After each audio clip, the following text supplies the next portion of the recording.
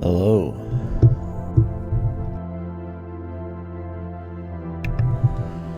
Ooh, the last stream for 10 days or so.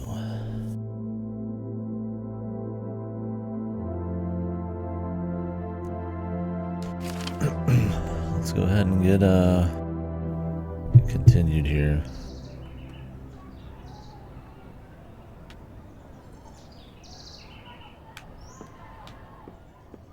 We've checked everything here. I already went inside, but I don't know if it saved that.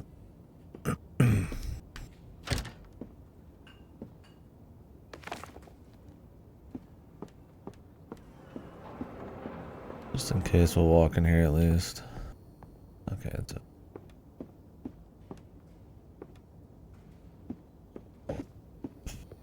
Anywho, I really like this one so far. It's a novel concept with cool kind of multi-perspective genre stuff going on, but on top of that, well executed too. Like it's cool you're jumping from like the first person into books and stuff, but the actual worlds are like have interesting ideas and settings, and they're fleshed out with like just enough little story and lore, and you know, like the last one was like, you know, what does the wand do? What is the headmaster guy? Is he like creating the undead dudes and all that stuff? And they don't even really give you like the answers. So it kind of makes it feel like there's a bigger world and more going on in the setting, and you're only in there for like an hour, right? So it's cool, and it's just paced well. I mean, geez, we've only played like 4 or 5 hours, and you're already going through like 3 worlds. So I think the game reset its volume. Maybe? No. That part is just insanely loud.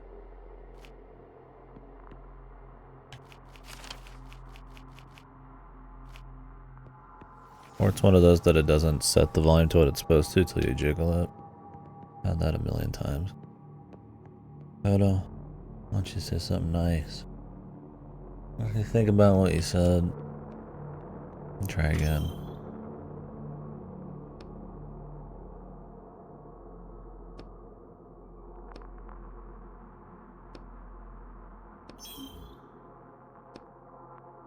Thank you.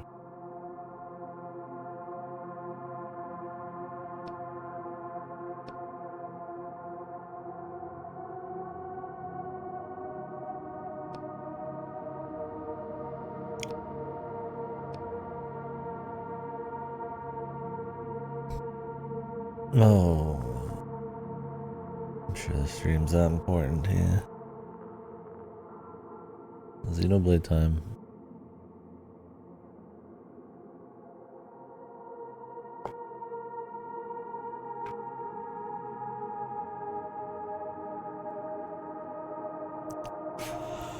Have you started? Yeah. If you do have requests, you'd probably have plenty to do over a week and a half.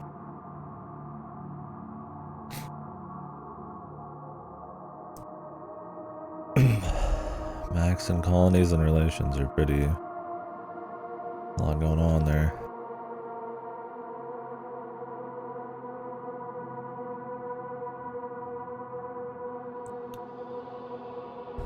It's fun to do though, to a certain extent. It's good background stuff too.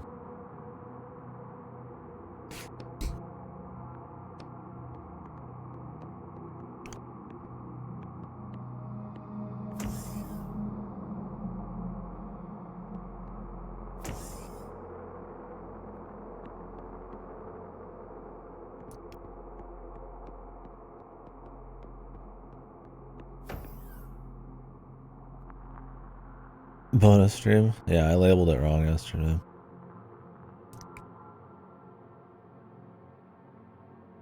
Said I wouldn't stream on the 19th, but I didn't take into account that I would be awake before I had to go to the airport. And I'd planned on streaming before that. Yeah, I want to finish this before I leave. Should have time. I need to leave in 7.5, 8 hours. I need like 20 minutes back probably.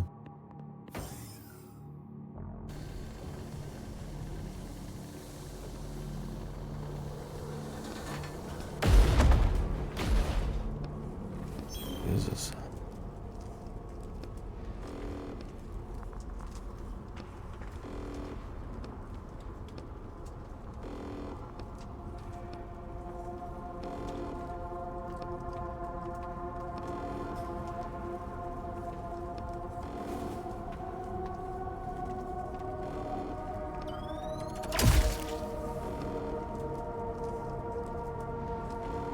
Jeez.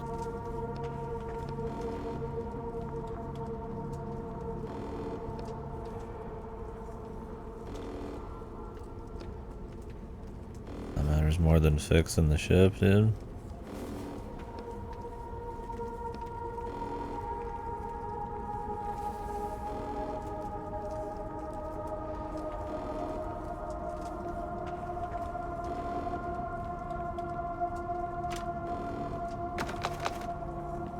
Silver bar. Oh, because it's future stuff. We're gonna get like future crowbars.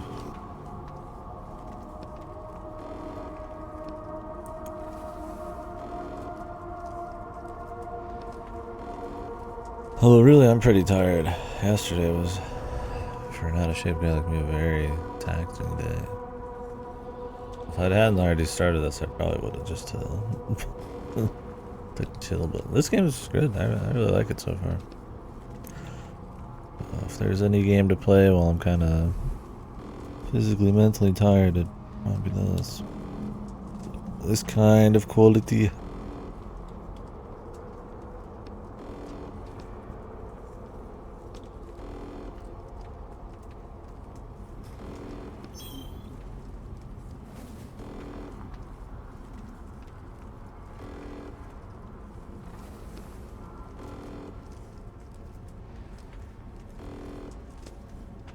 It will be done. To become a fucking...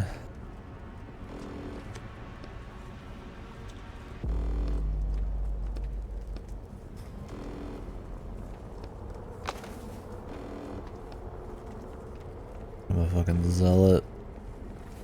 Yeah, has anybody seen anyone talk about this game? Basta mentioned it like once. Or is this just another one of the many games that got lost in the deluge this year? Hopefully it did well, assuming it continues to be fine.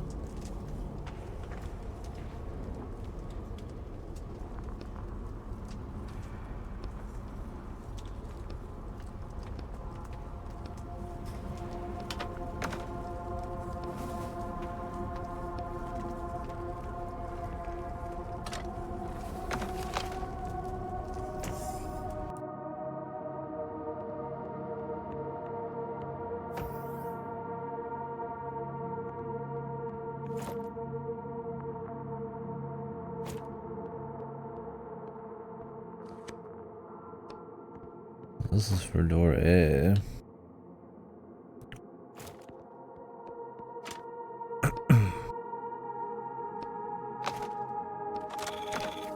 I can just completely like fix shit. How does it even know what it is?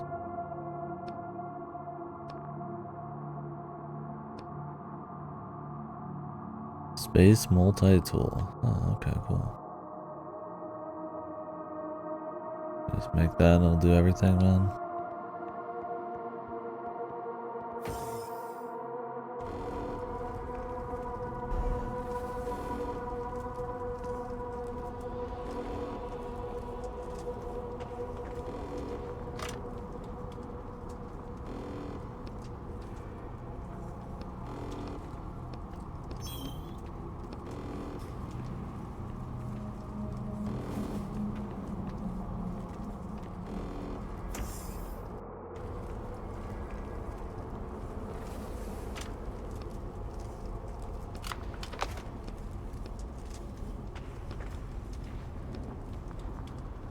Monolith.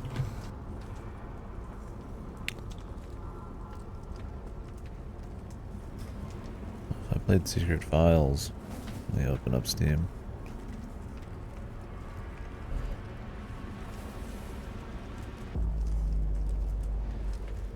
Secret Files.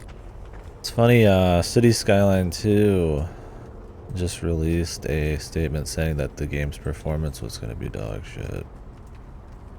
That gets me pretty hyped to play it on fucking Game Pass. I think it's got, I don't know if it's recommended or required 3080. I'm like, holy fuck. Oh, yeah, I've seen some of these, but not played any of them. There's a lot of them. I don't know if they're all very good, but there's a lot of them.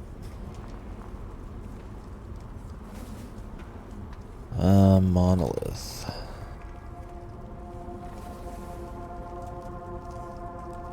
Well, people seem to like this. Tunguska. I'll add that in this. Why not? I do like me a solid point and click. I've been looking about doing a Stasis Bone Totem at some point. Watched a little mini review on that. It's been on my list forever, but kind of threw it up the list a little since I didn't really know a whole lot about it. I don't think I'll play the first one. But let me add Tunguska. I got so many point and clicks to do as well. Do like the longest journey and shit. I've been wanting to do the longest journey since high school. It's like over 10 years ago.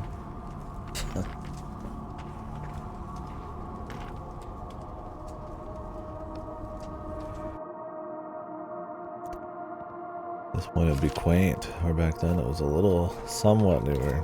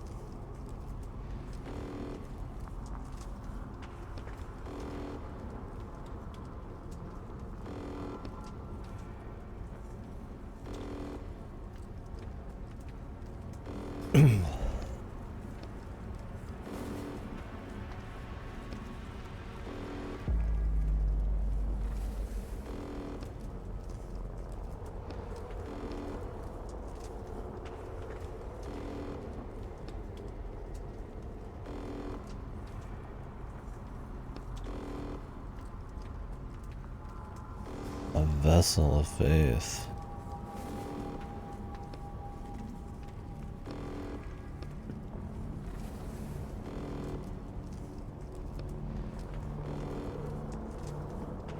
Blood. Well, I guess we're going up, man. We'll just leave this on fire.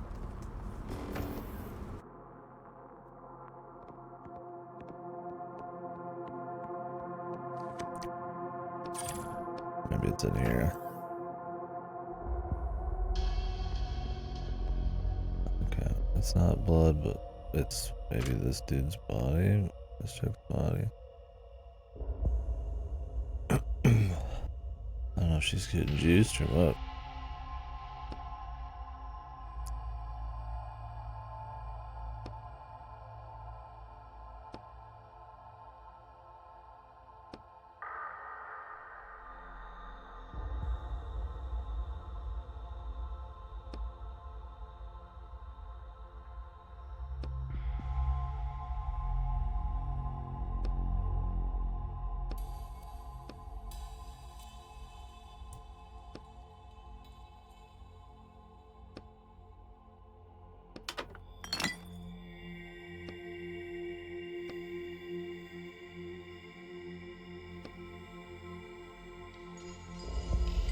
These are cells.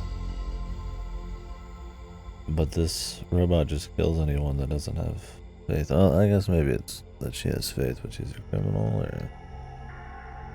Though I don't think anybody who's a criminal in this probably even is. All I know is they're all getting juiced.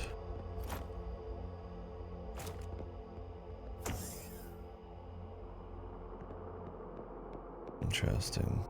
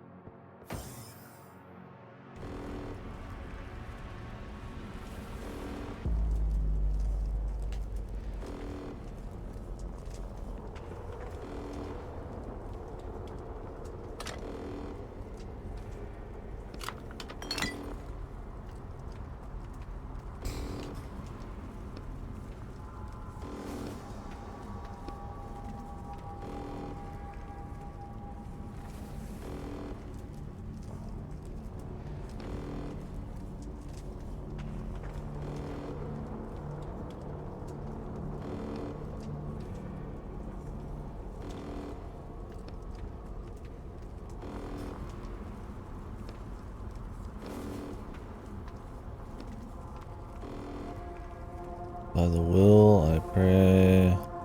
Obey my will and act as mine.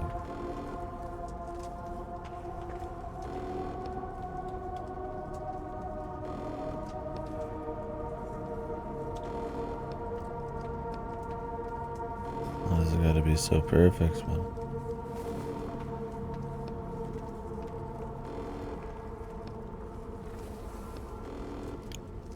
That's what these motherfuckers, man.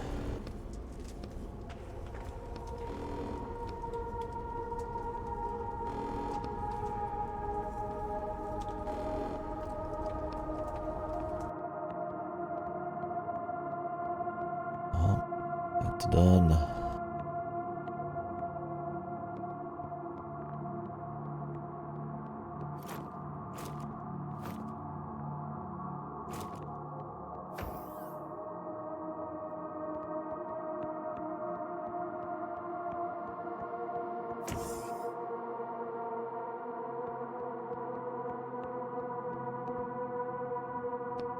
Oh, okay.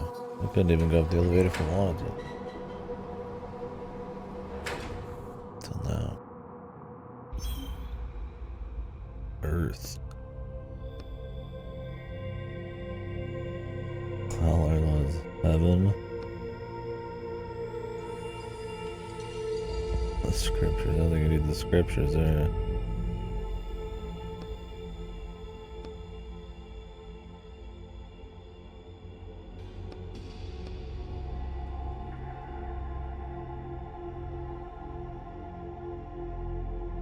I view it.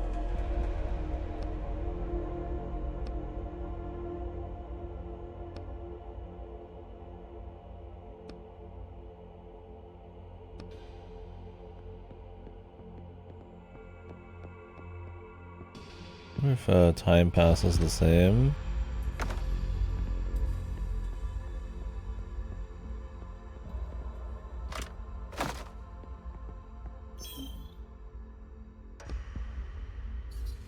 In this, in the book world as it does in the bigger world, or if you could spend 5 years. I mean, the mental damage of spending 5 years in a place like this would probably not be quite worth it.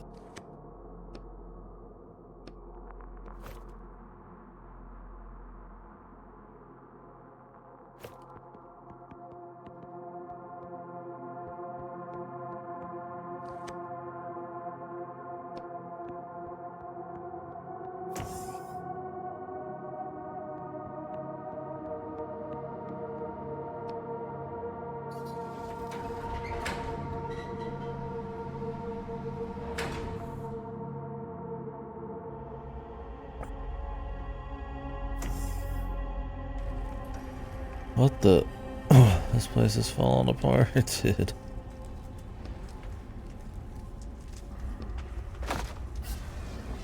I want to learn more about this world here.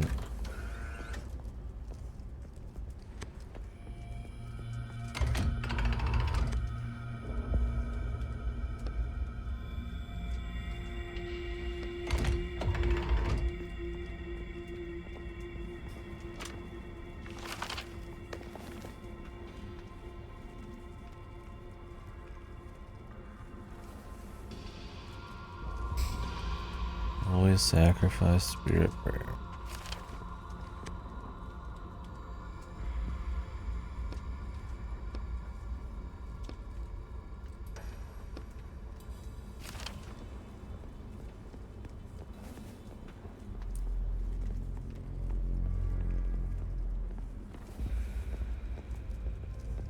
You play that one?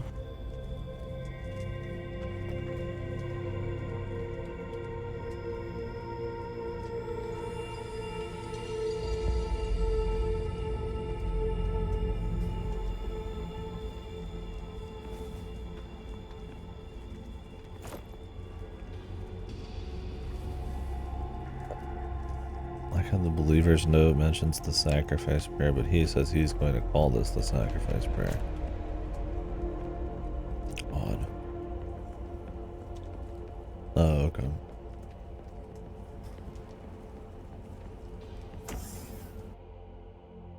Yeah, my throat's pretty fucked too. I guess we were outside doing a bunch of shit. And I'm weak.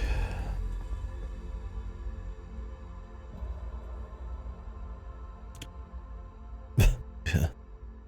I wonder if that's the same event. In game there, maybe.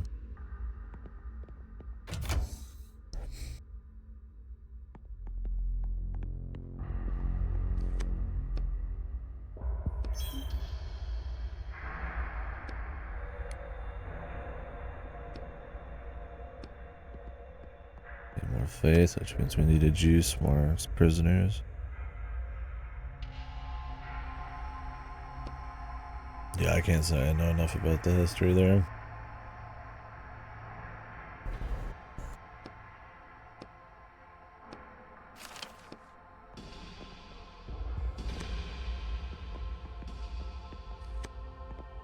These are all locked. The faith. Jesus, man, this ship is falling apart.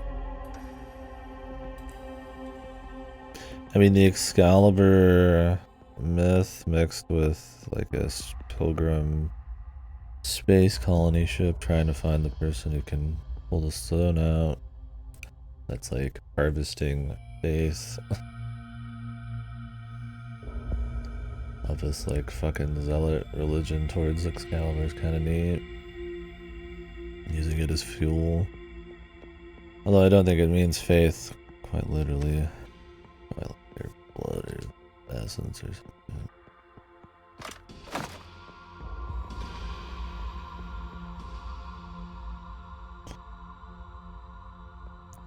Yeah. It'll suck to leave the stream for 10 days, but I'll be in Discord and watch some of you guys a little bit. Yeah, I'm just like tired. If I hadn't already started this, I probably would have rested today, but I'm leaving in like 6-7 hours. Then it's another 5 or 6 hours till I finally am on the fucking plane.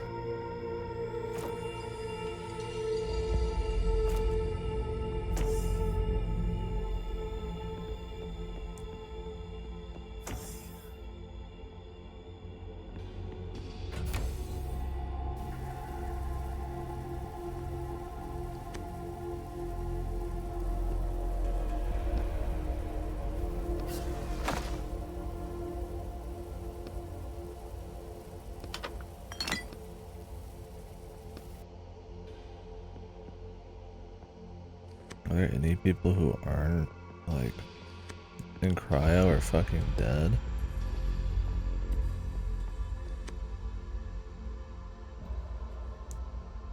Writhing in pain. Getting fucking boiled alive.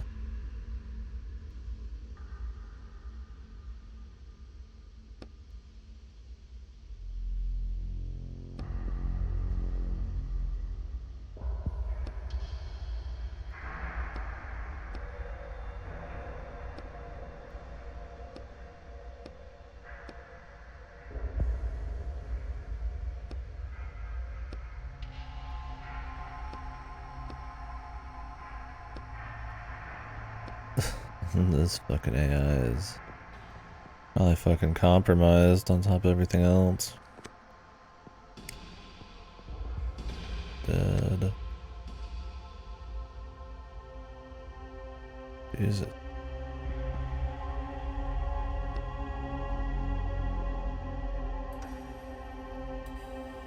Oh, I don't have a syringe.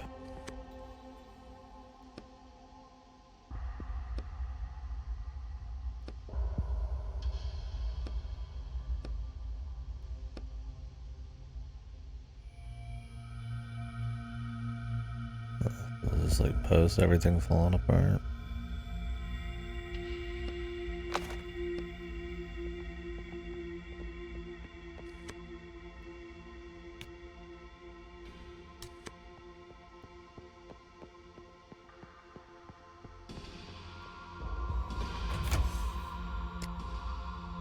Let's head on down to the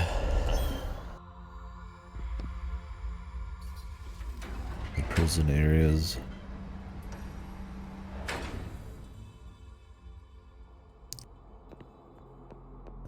Yeah, it's like some of these worlds are interesting enough to be like their own game, but you're getting like at least 6 of them in like a less than 10-hour period on top of like the general concept. It's real cool.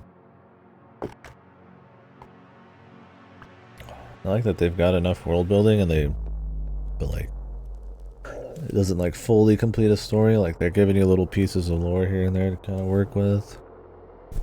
Possible things going on. To kind of give it this bigger, more, let's say complicated feeling, but more rich, I guess, feeling. Like, you know, good lore kind of shit. Just enough, even though you're leaving pretty quickly.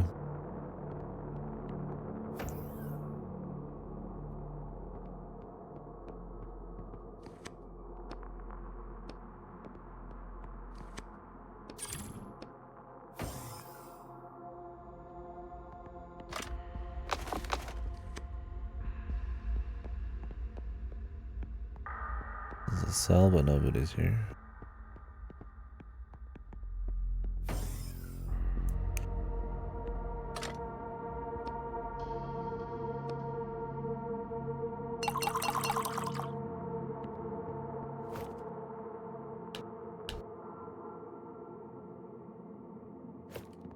I don't know. We have some faith, we can use that.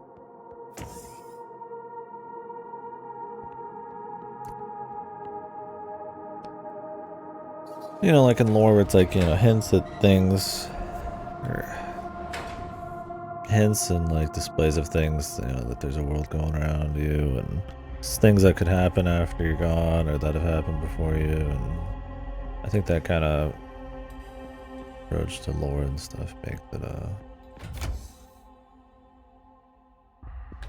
more immersive. It adds some air of like mystique or like scale or something.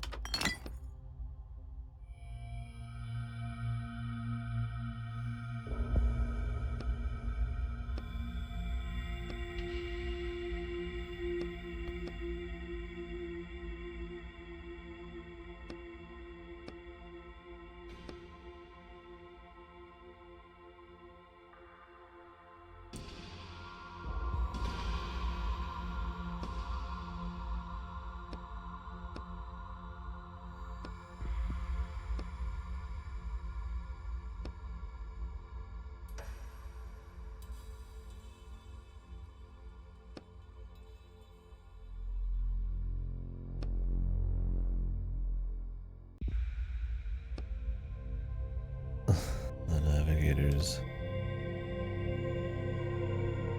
fucking throttling the whole thing despite killing them.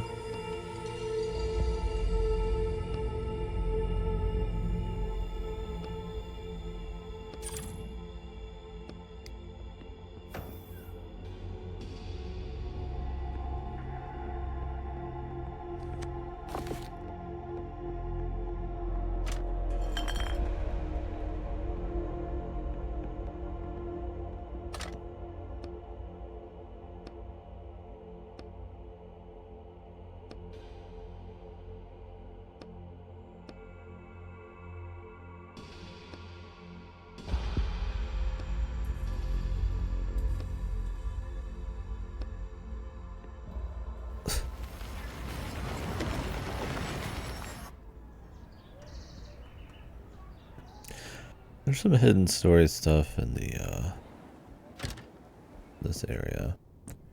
It's mostly just there's one point in this, you know, each book where you have to come out and ask your neighbor for something, but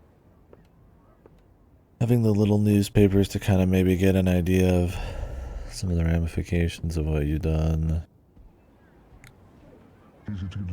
It's kind of hidden on the side. Kind of cool. Definitely a lot of that, like, they don't specifically tell you everything, like, from like context clues and being thorough, you can kind of broaden your view of what the world is, which is cool.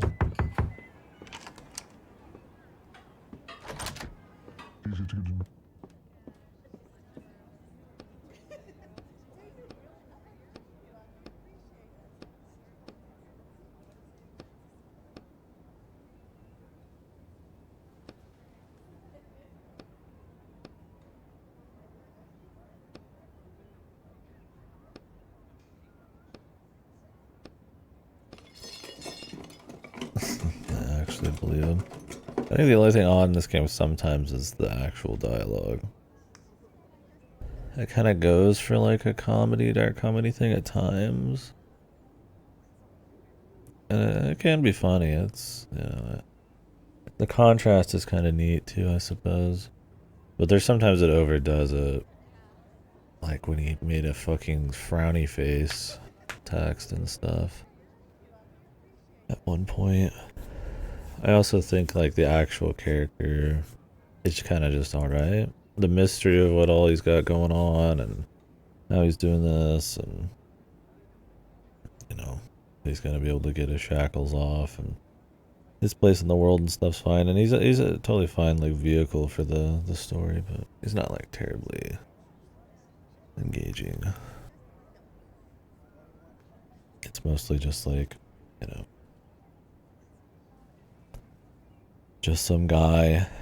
He's not like ultra worried, but he's still got some of his wits, humor, kind of doing the job, man. It's cool, but I think sometimes it goes a bit overboard. And we'll see how the story kind of ends. They're kind of building it up.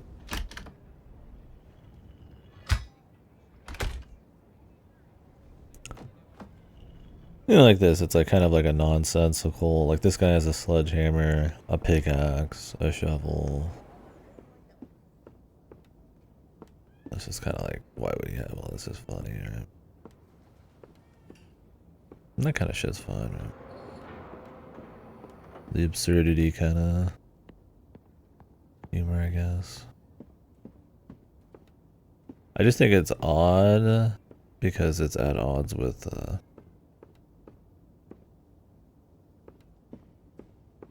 the kind of surreal, dreamy feel of the world and the music.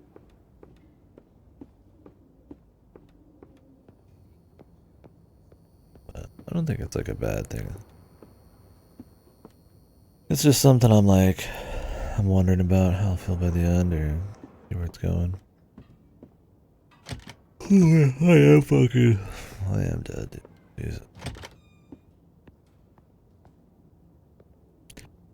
Not dead enough, I can't play, but speaking hard.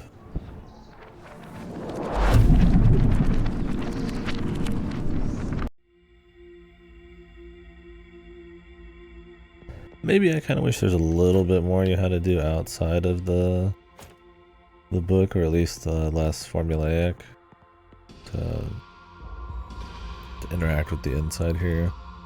But I don't think it's a big deal because the worlds and everything you're doing inside of these is fun enough. And you do spend a lot of time before and after each story and fucking around out there. I think maybe if it wasn't just one time per and almost the same answer every time, where you just, go talk to your neighbor, it'd be better.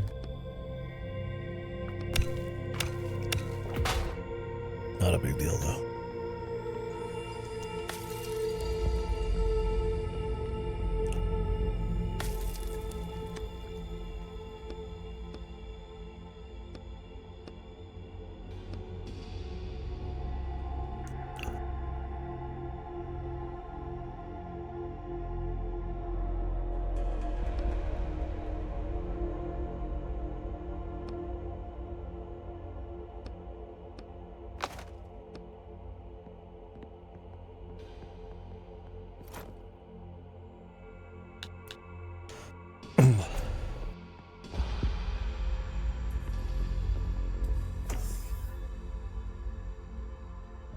I think my sinus isn't better. Doing a number on me. Damn. What are they fighting in space?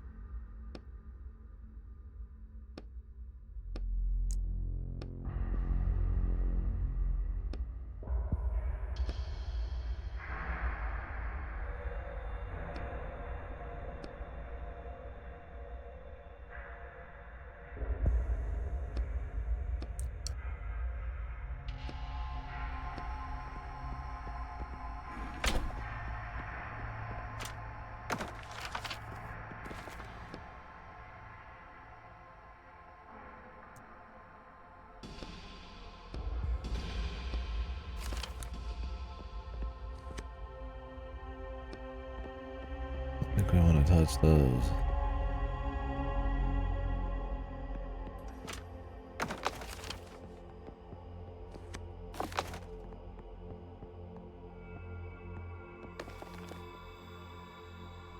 Yeah, there's just multiple layers to it's an interesting world in its own right, but how it's using myths because there's a limited, I guess, pool of creative almost proper nouns, I guess. From what we've gathered, I don't know for sure, it's kind of neat. And so it's kind of how is somebody creatively writing using a limited pool of stuff, and how does us taking it and apparently affecting the actual real story inside and the story other people would read of the same book, kind of there's a lot of layers to it. It's not just the world, it's how it affects a bigger thing, and maybe some themes here and there. It's at least just novel on multiple levels.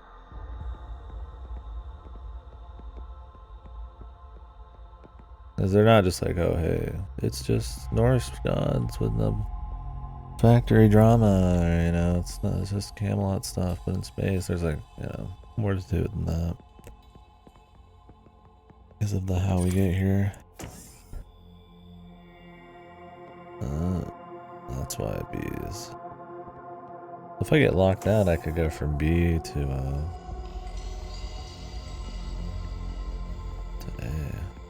Or not to A, but upstairs.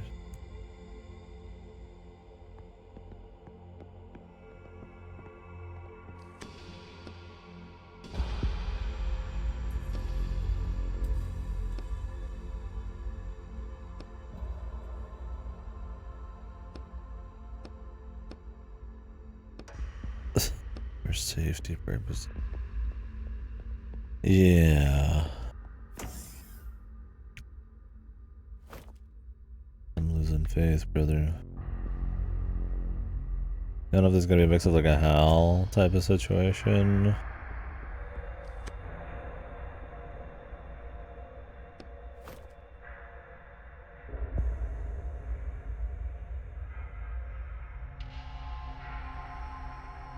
Can we play that in reality? Oh, we can't take it out. Take shit in.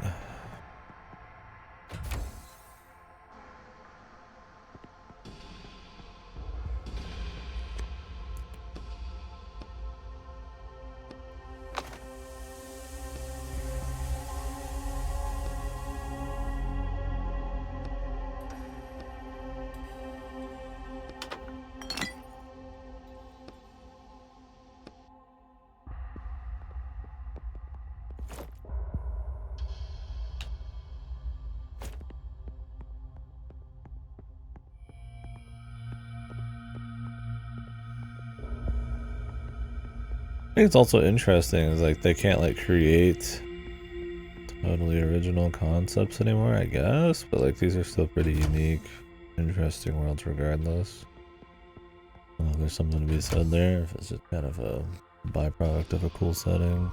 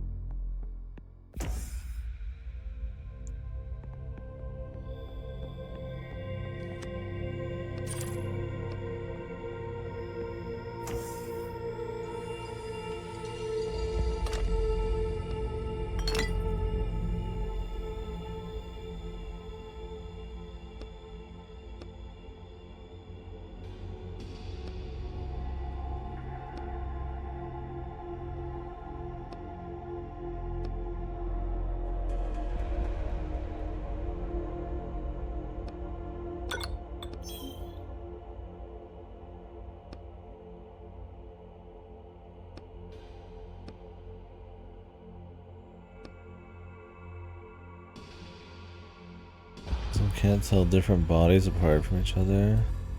Anything's a threat. Jesus, man. Yeah, I wonder if it was always like this or if it's because things have like deteriorated. It's essentially just killing off its crew. Requires way too much resources to even run the thing. Full of fallacies and contradictions, and now it's just fucking blasting everything in space.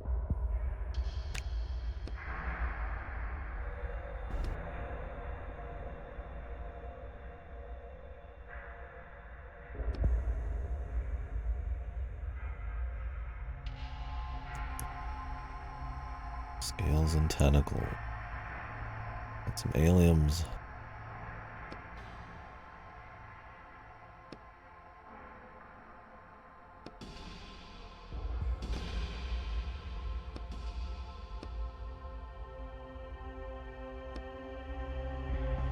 Can destroy planets.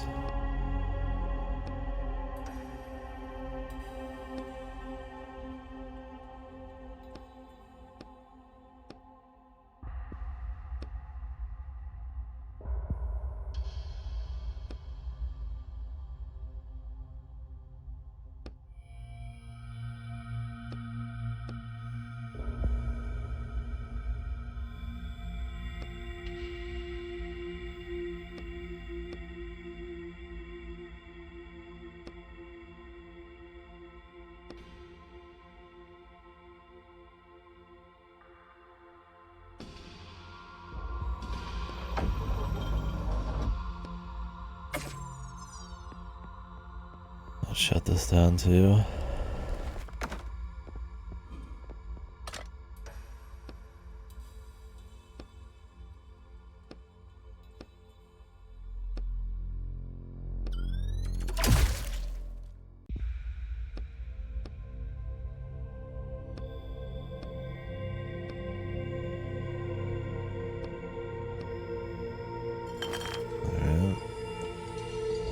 Multi-tool.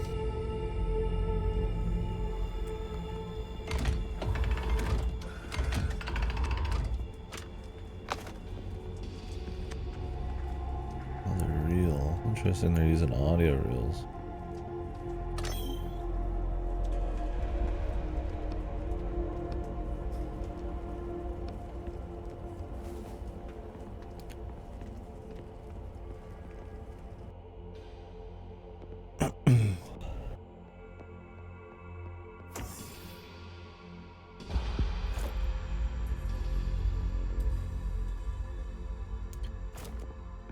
A lot of these reels.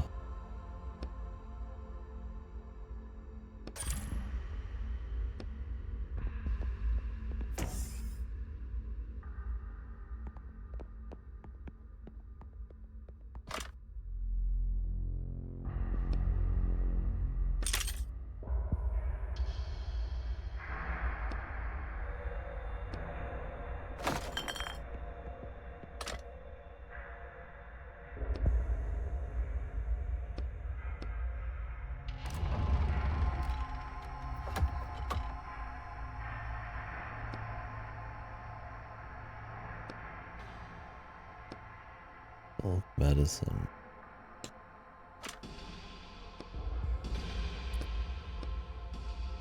Is dandelion leaf used actually for anything? I doubt for medicine, but I wonder if there's any use for it.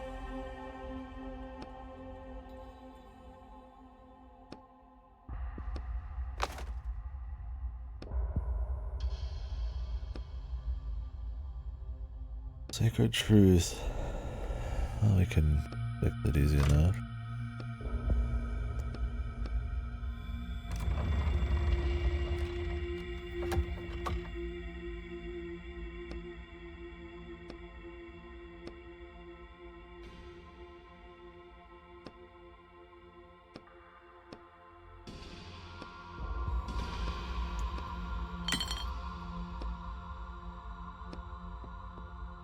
Oh, you haven't talked to.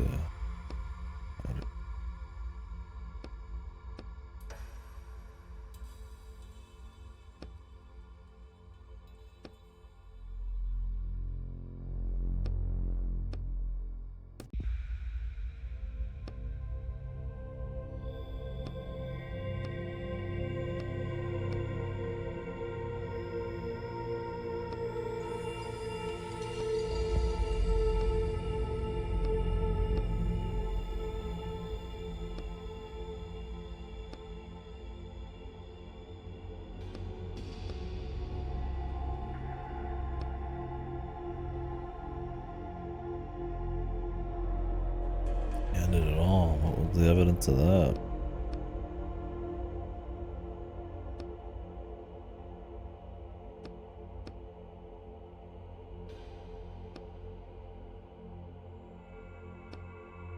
I gotta wonder if there's like multiple endings. Maybe I fuck some of them.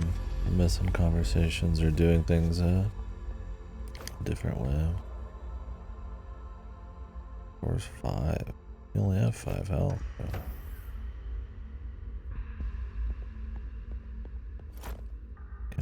Can I have more somehow? I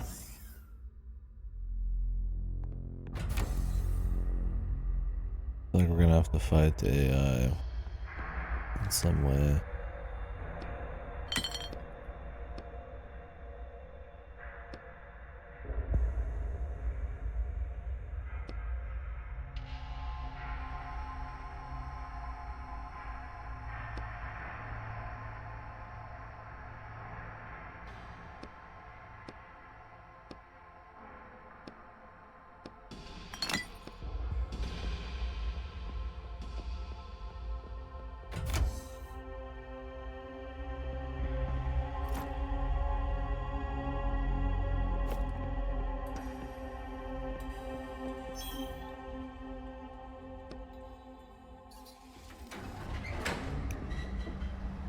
Let's repair the reel and then we can listen to all those. Let's see what's up.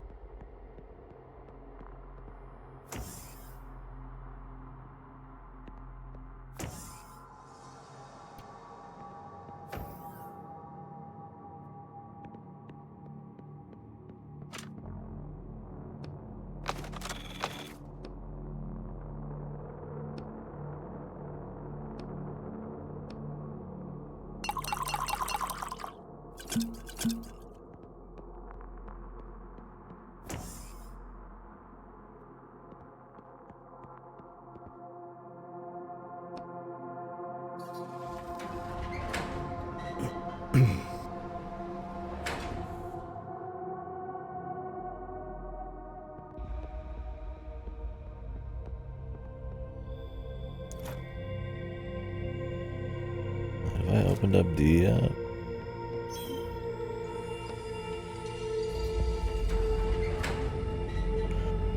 I don't remember.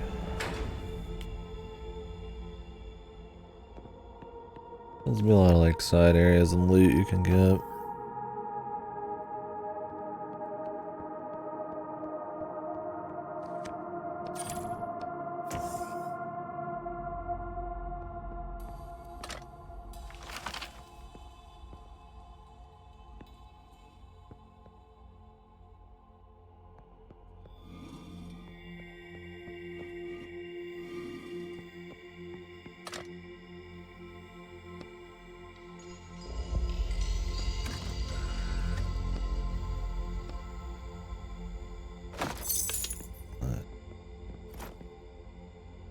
I don't think we have any. Oh no, we do.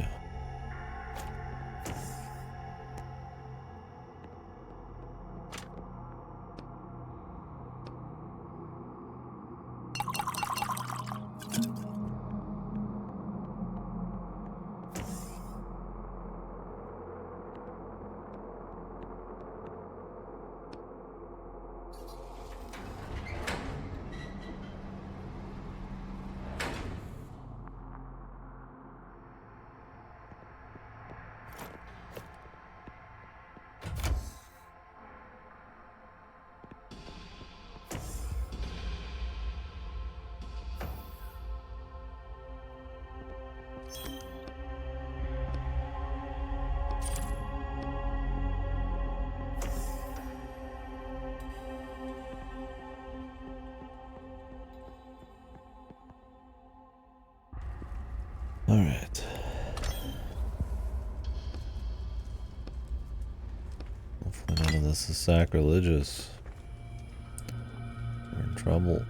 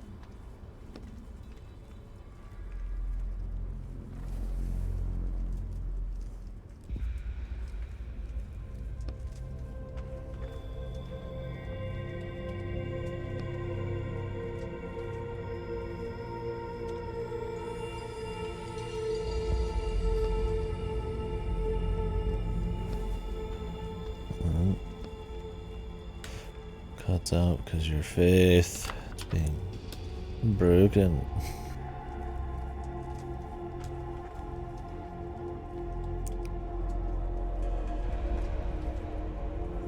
From Earth.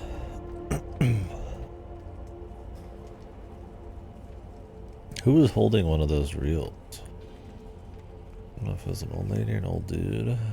She recorded it, or if it was somebody's wife or something.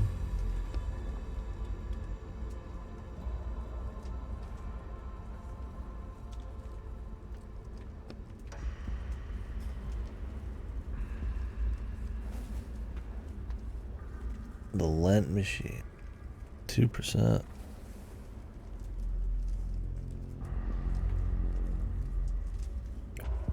quite a bit for every single thing that the machine does.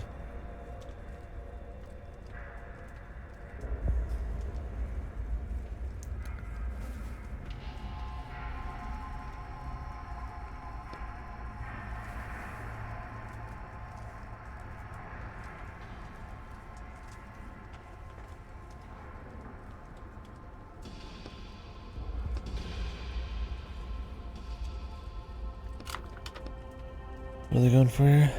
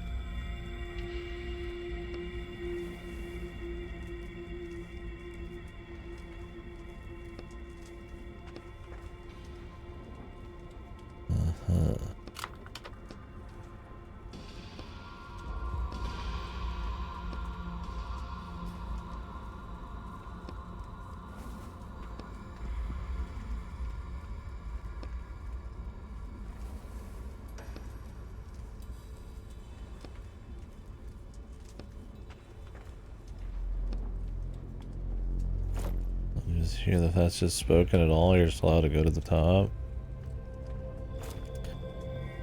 It tells me they're not truly some ability to test faith and all that, which is it's just like codes, essentially.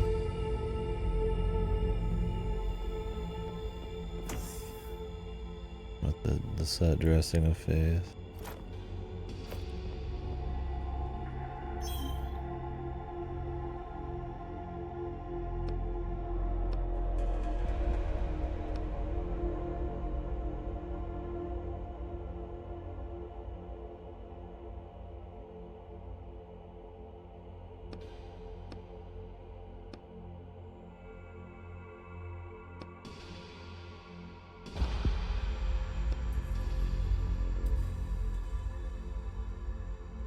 Let's go.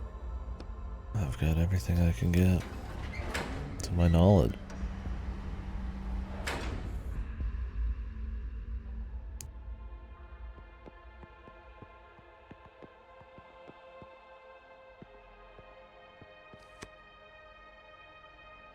The Supreme Navigator's in there, huh?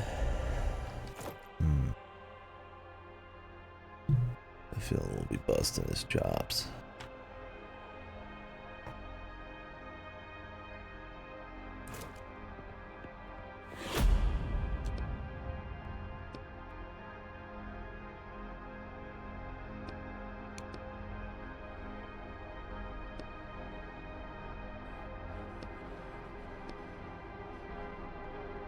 A more important task than possibly being the worthy one.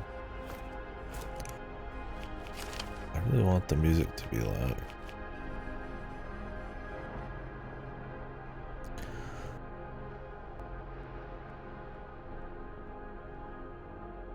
There's not much I can do. If I turn up my volume, the sound effects go up. So if I turn down the volume in this, the music goes down. Like,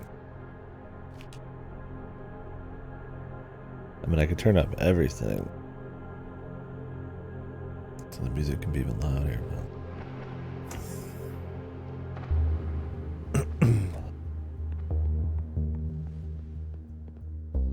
it's like a fight.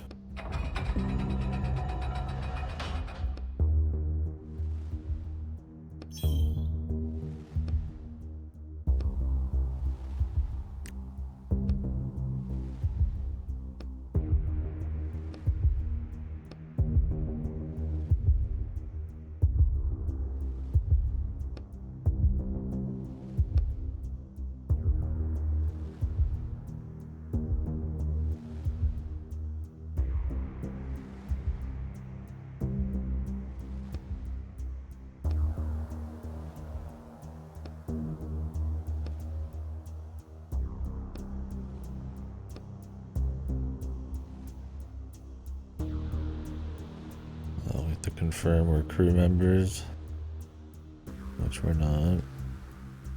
Like how it seems a lot less faithful here. Talking about killing people for economical, like optimal reasons, regardless of faith and shit.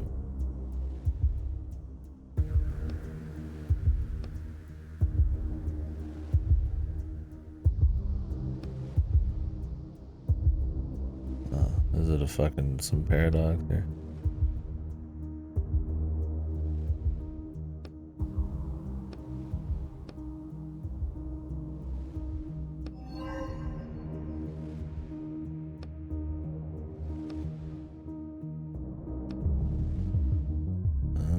Summon.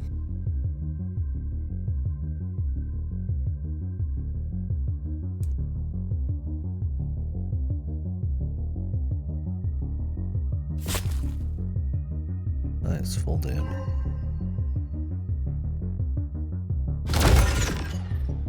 Jesus.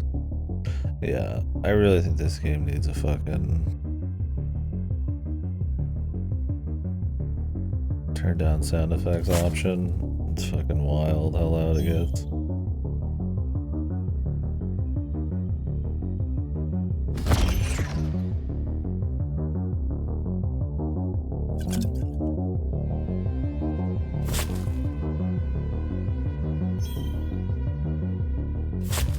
And full damage every time, dude. Easy. The worthy will punish your soul. Yeah, it's not like completely being unfaithful or anything, but there was like an element of optimal AI bullshit there, I suppose.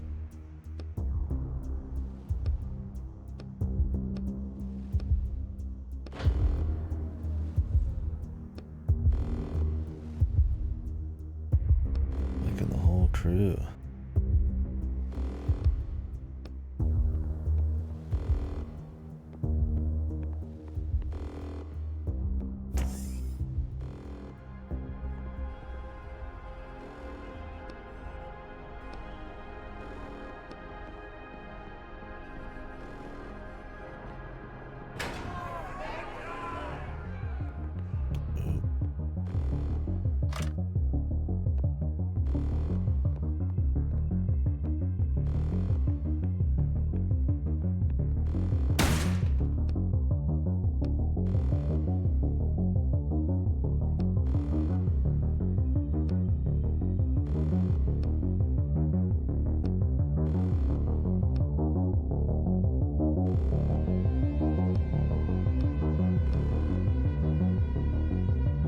He's gonna use his aim.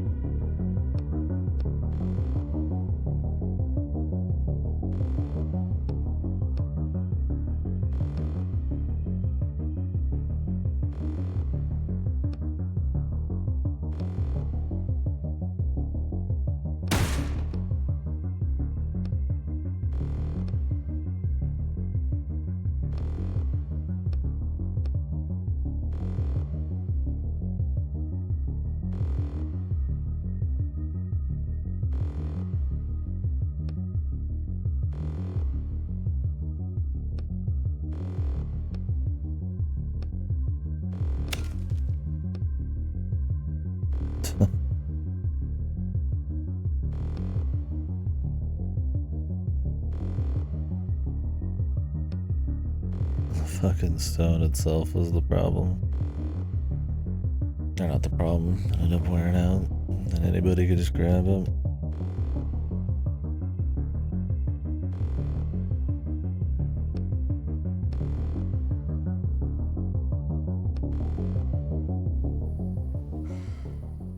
Well, there wasn't much morally bad we did there, and went pretty smoothly, all things considered. Hell, I'd even say it was the first fully successful mission. Hopefully they don't mind there being a stone on it. I don't think that's a big deal. They can just chop it out a little bit.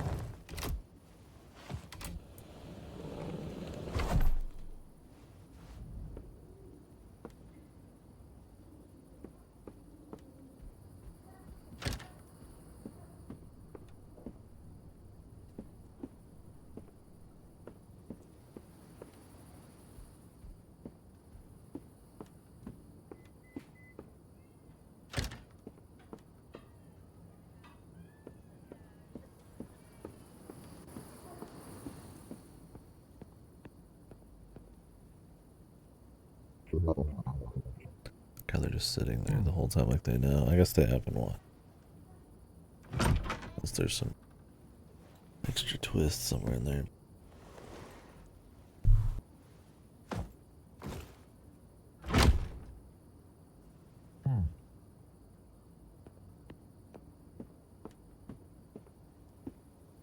God, there's light coming in through the window.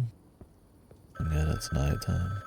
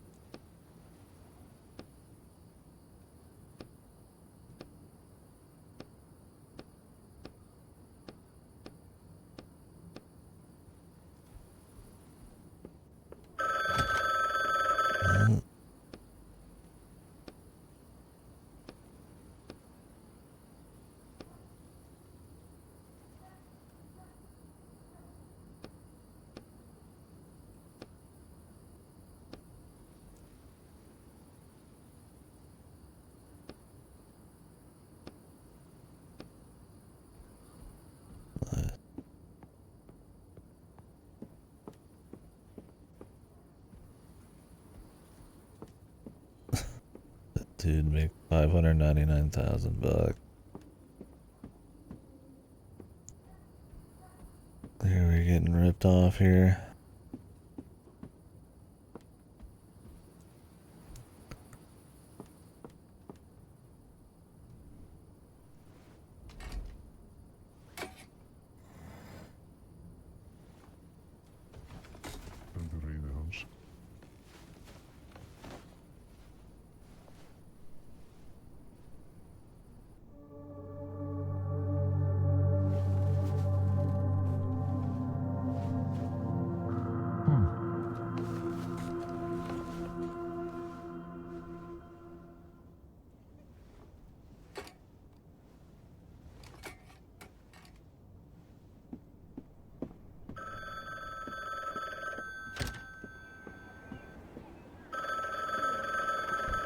Not even a fucking second's break.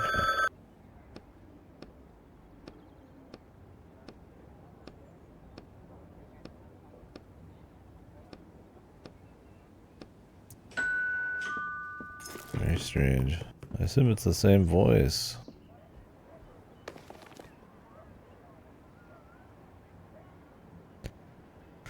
Increase damage on the stun or interrupt enemy action. What does that mean? It already interrupts it, does it not? I mean, it's fucking stunning them.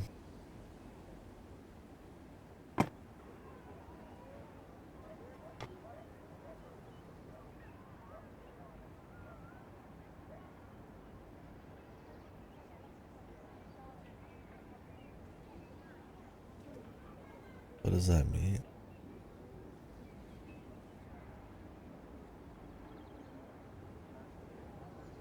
I mean, adding 1 damage to my AoE is pretty fucking gnarly,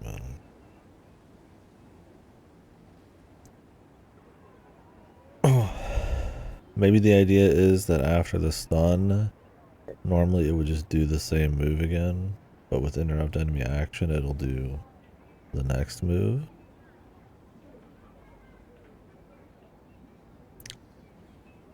There is none of those.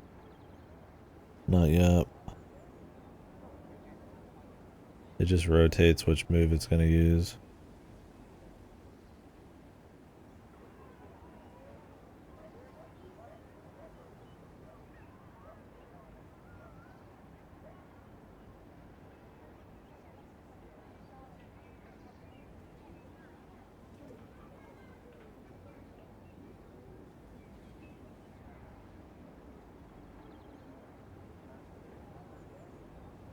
Gonna do damage. More AoE damage is good. Like in that last fight, it would have just killed everything outright.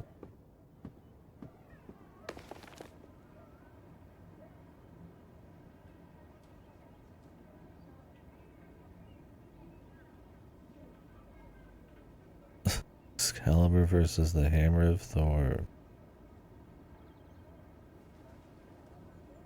Like how these books were fucking, looking at it always like so trashy.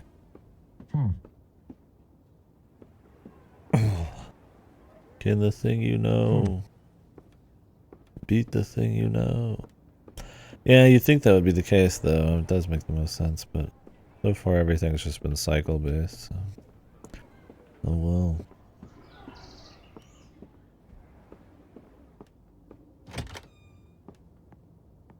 Either way, the combat's pretty easy. It's more just kind of there for variety's sake. I think it'll make a big difference.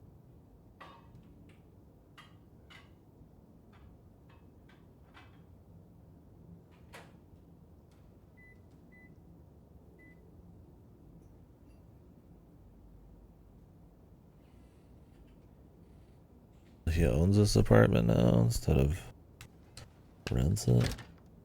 How do you get that money?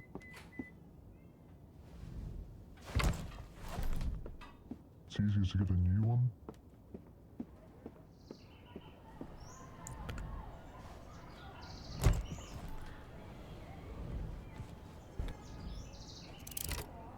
Imagine these last two are gonna be a bit more wild. Timeless Mansion. Ooh. So they've ripped off authors' photos and stuff before. This one's crossed out. Or why? Russian originals always. This is the only, I think, glowing review we've ever seen. The Cursed Claw.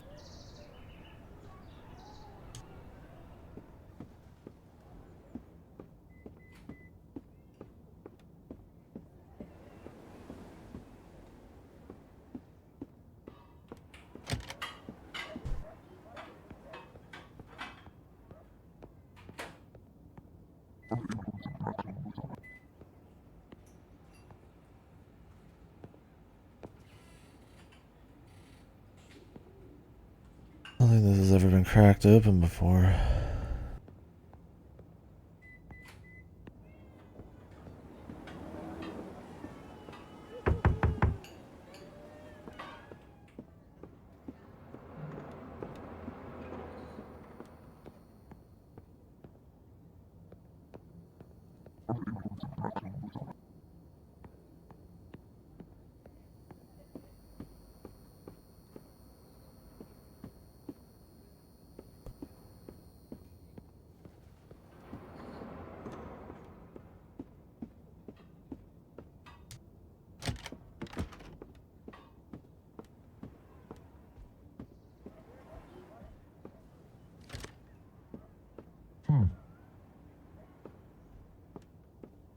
So he has been buying plants and wardrobes and shit.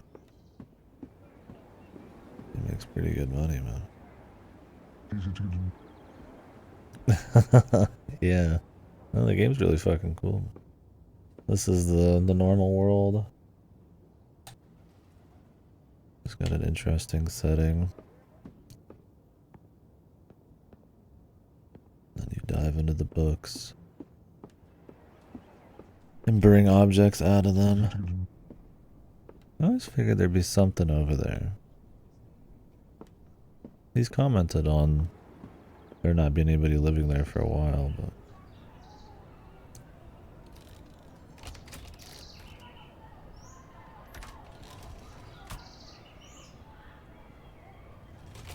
The 93 on Metacritic? What did? What got a 93? That's apparently super good. I mean, if Metacritic says it's not good, it's not good. It's just the facts. I'm out of my league compared to the big reviewers working on a high school grading scale. Oh, Mario Wonder got good. I mean, Mario's gonna get a fucking good review anyways, but I actually hope it's good. I could go for a solid 2D Mario platform. I need like a tropical freeze situation for Mario, like 2D Mario games. I think New Super Mario Bros. Was really weak. So hopefully it's like Rayman, Origins Legends, and Tropical Freeze. It's brain dead easy. Okay, so maybe it's not going to be like those, but as long as it's still fun. Did you 100% up? I'll be playing it when I get back from my trip after Spider-Man, I guess. Oh, that's true. You go pretty hard. Still, I mean, there's not many hard 2D Mario games. Even Lost Levels is whatever. I find most Donkey Kongs harder and probably Rayman Legends to 100%. More satisfying.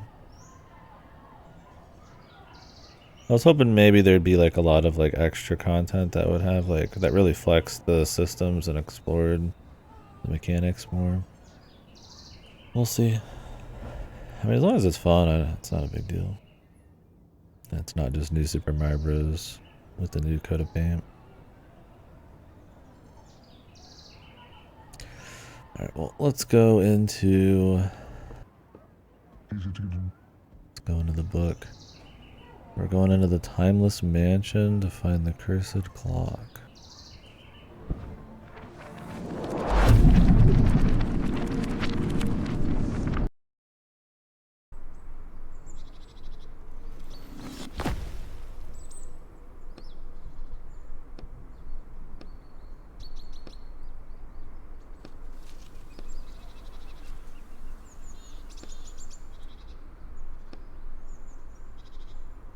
I doubt this one's gonna be easy.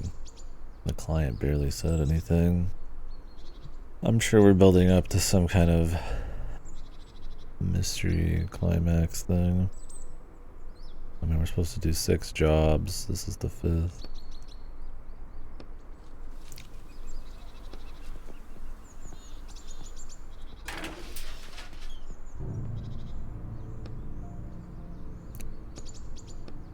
Cute place.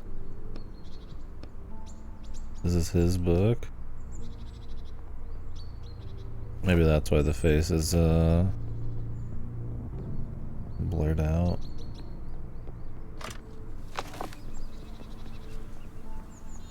Wouldn't he know the name of his own book though?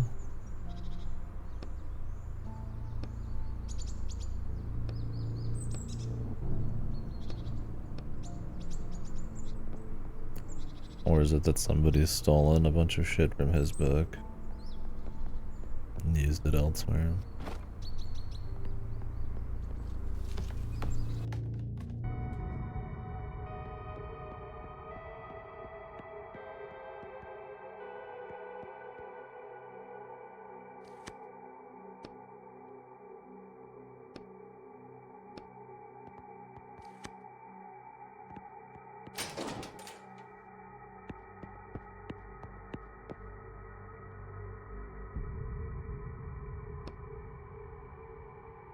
Is he supposed to be like a werewolf?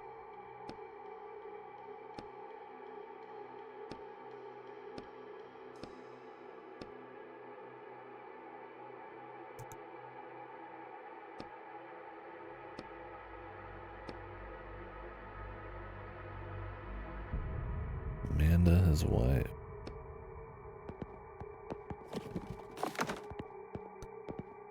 Is this dude a character or a real person? Maybe this has something to do with the job that landed him 30 years of creative shackling.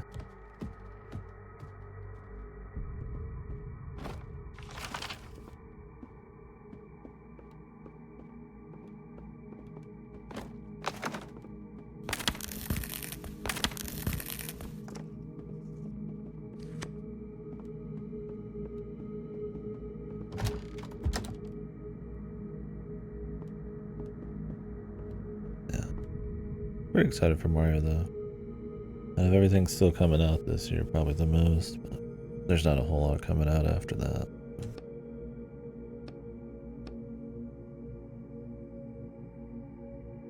Well, he did write the book. How did he not know? With the title.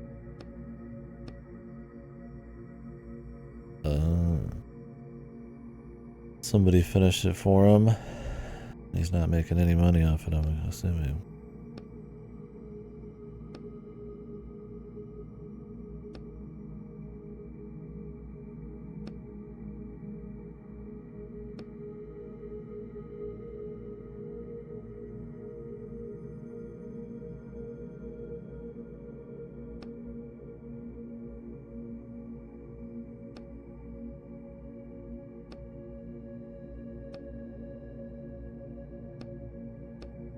So do the characters you write, like, know you, the author? I mean, that wouldn't make sense, because then they would know they're in a story. Unless to write stuff, you, like, physically get in there and become a part of it. I mean, you can't, like, manipulate everything.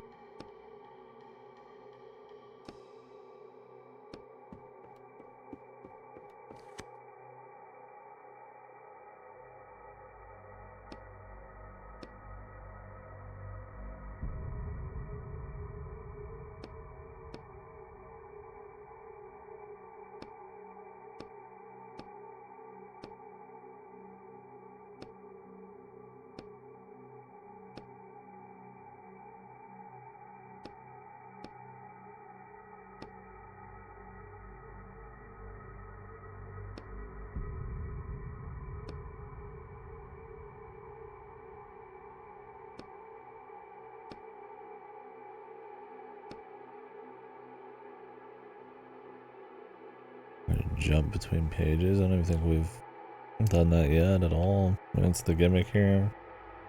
Or maybe he can just because he knows about the story, and the other ones it doesn't really matter.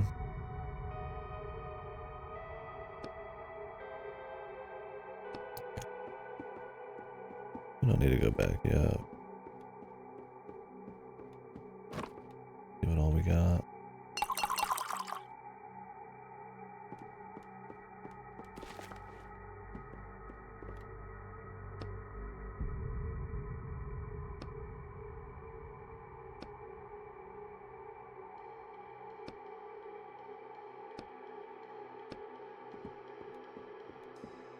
It's supposed to be some Beauty and the Beast thing.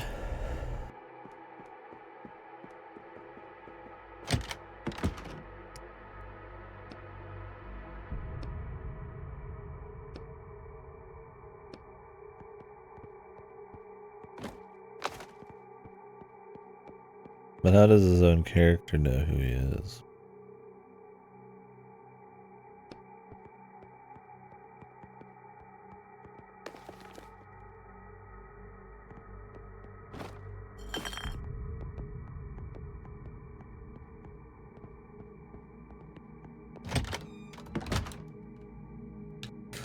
Did I check the table?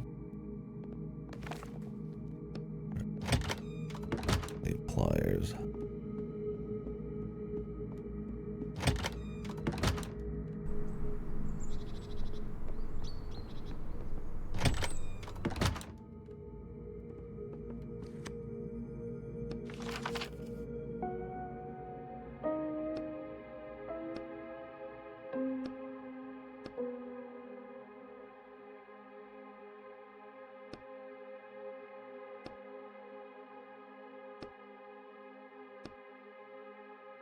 Yeah, I don't think the client cares much about him unless somebody's flexing on him.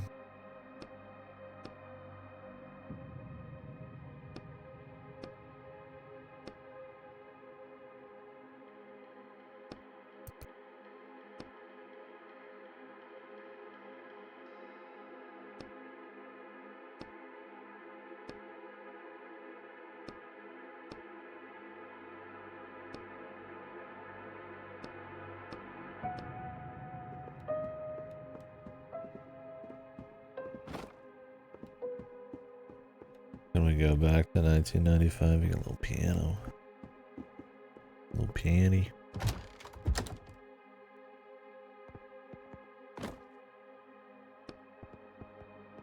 The log.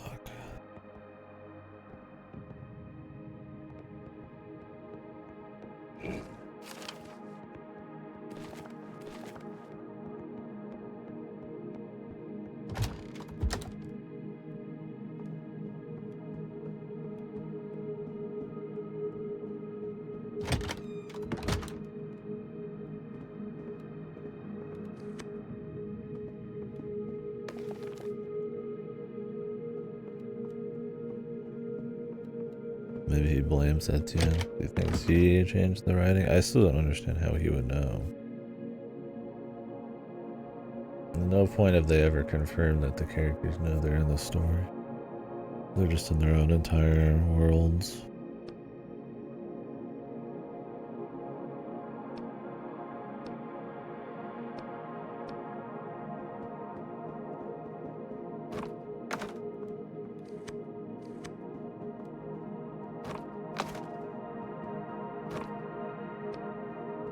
Definitely need a lockpick.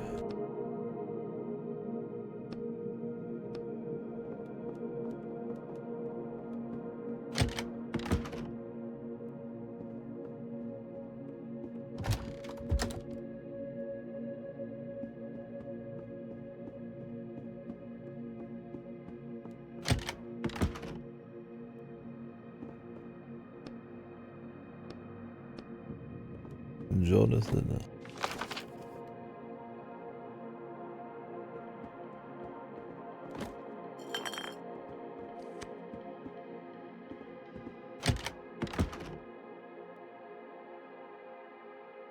Is she locked in here?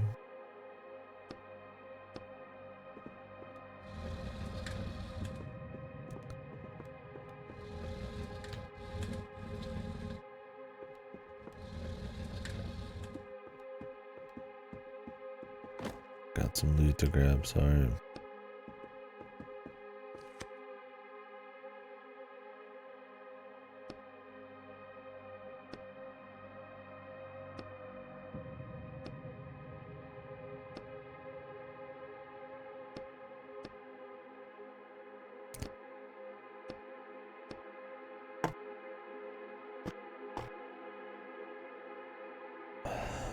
Searching the study upstairs.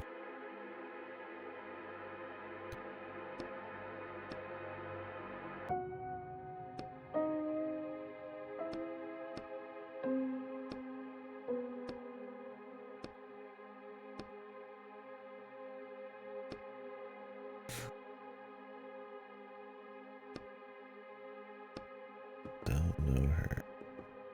I wonder if he knows who wrote this.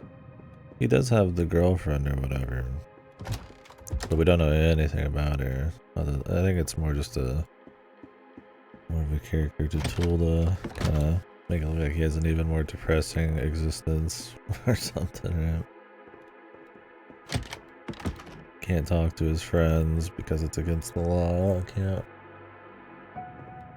be creative because it's broken the law. And his girlfriend's gone. Sort of. They had a falling out.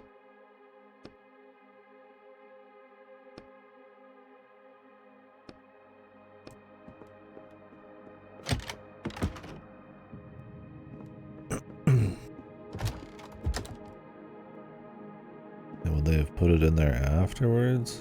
Maybe, I guess.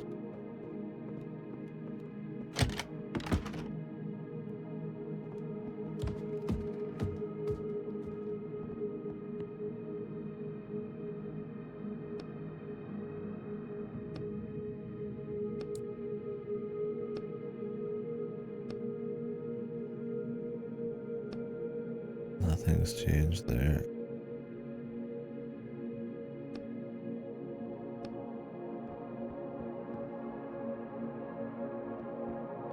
We always hated him. Crowbar. Still don't fully know what caused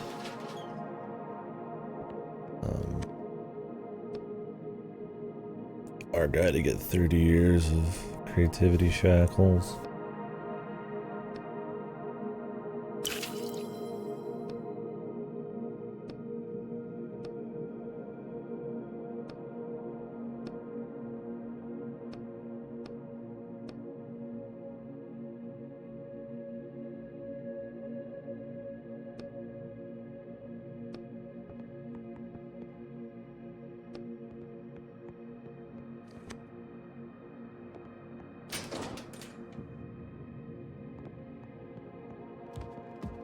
I do like the tune.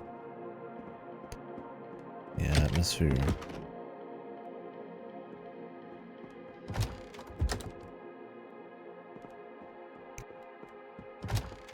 Look at the classic.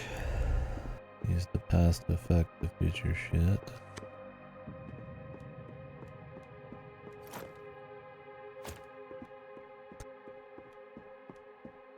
I think the lockpick gives me more stuff right now. Do the pliers later.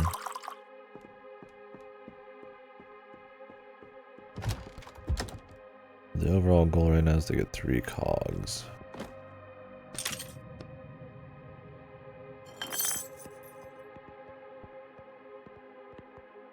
feel like we can move this, but I don't know when. I don't remember what else we could lockpick. Kinda already forgot. Might not have been in this time.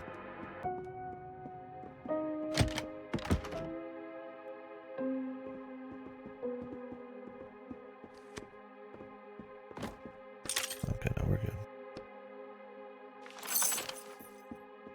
Loot. So I guess to explain, there is small combat in this. Which is what some of the loot's for. Healing items. Little bits of crafting stuff just to create tools that you can use on the during the thief episodes here.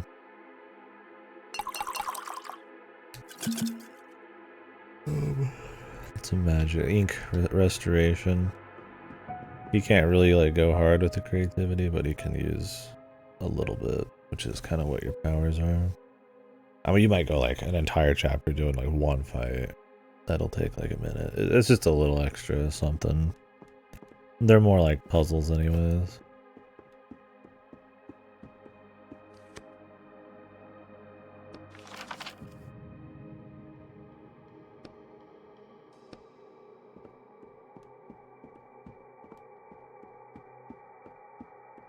I don't think we changed anything here. We need pliers and a crowbar.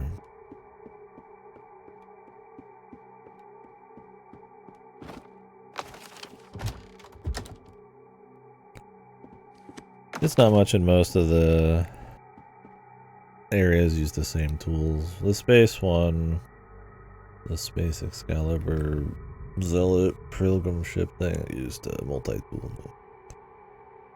You get a bunch of different key items. It's very much point and click kind of game, but with a lot more simple logic. It's more about being paced well and kind of showing you a bunch of interesting different world ideas. I guess kind of building up the, I don't know if exactly the mystery, but world building of the overarching world, and I guess the anticipation of what's to come of the mystery of what he did and shit. So we're just exploring like a cool concept.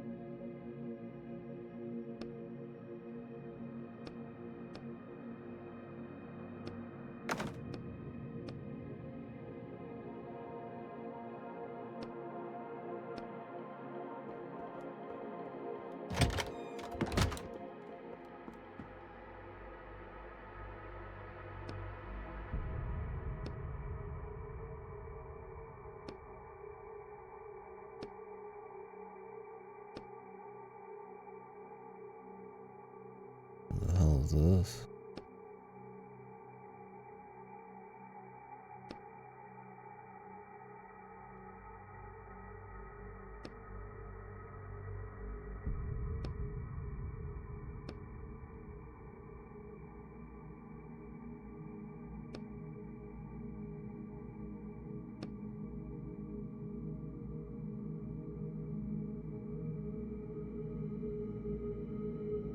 So there's like different police officers or something, like law enforcement who go between books. I guess stealing concept is like a big thing that would make sense.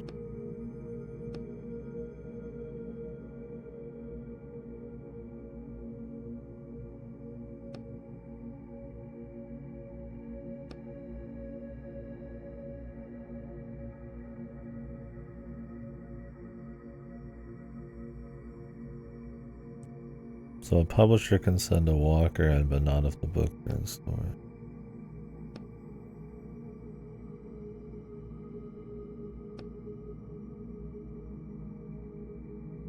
Mariah?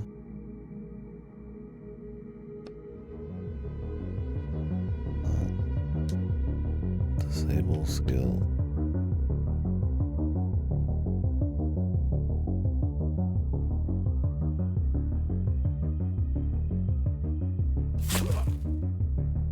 Only 3, man. Not a big deal.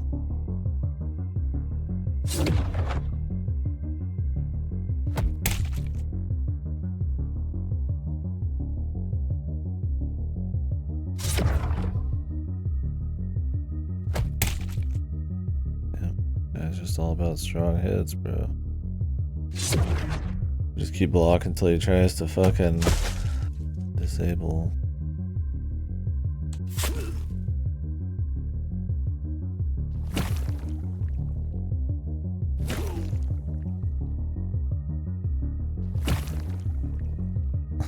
Okay.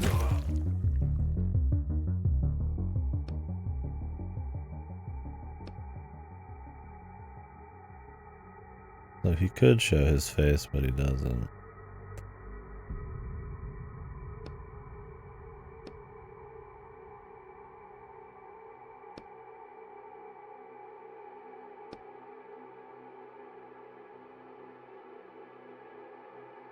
This would only cost 5 to 7 years. What the hell cost him 30, man?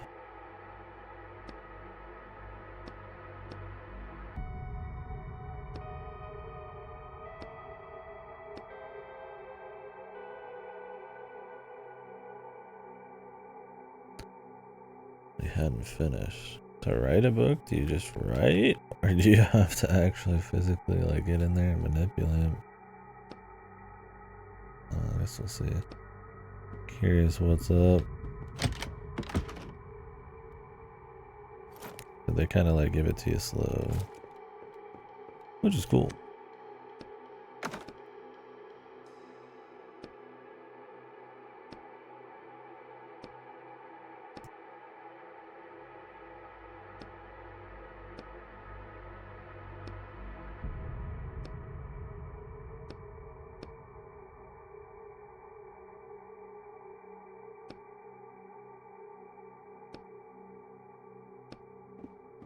Go even earlier.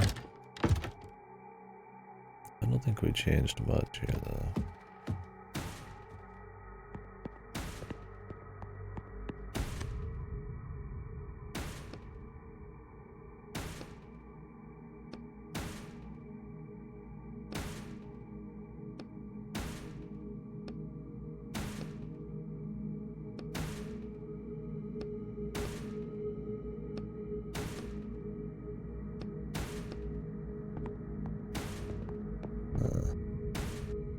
Maybe that has something to do with it. Maybe he was able to learn. Who knows?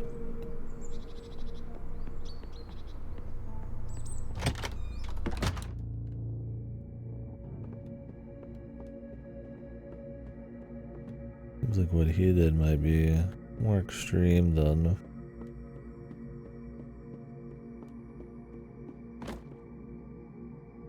Oh yeah.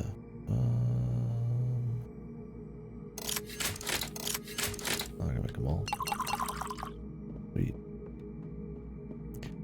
He did might be more extreme than somebody bastardizing his book.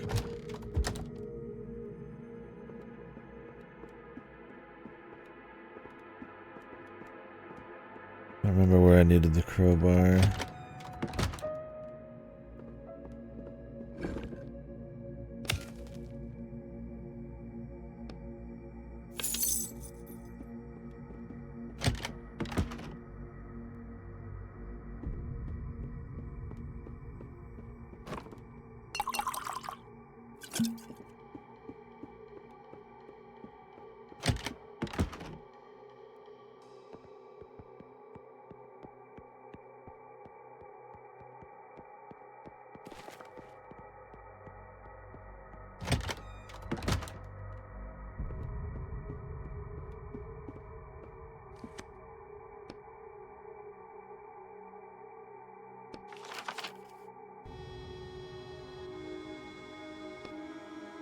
music.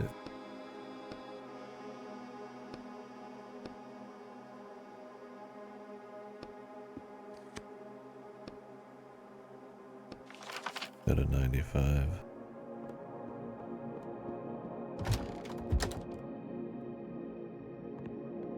I like the music dynamically changing.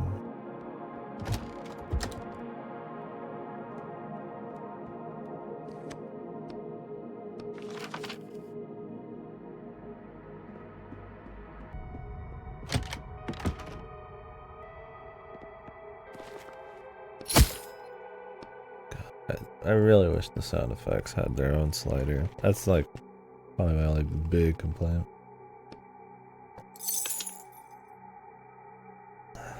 Because the music's really cool to have cranked up a bit.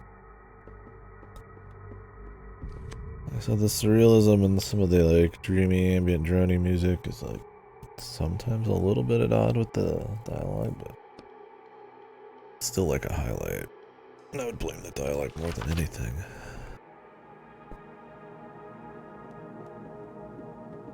I wouldn't mind the music to be nice and loud, but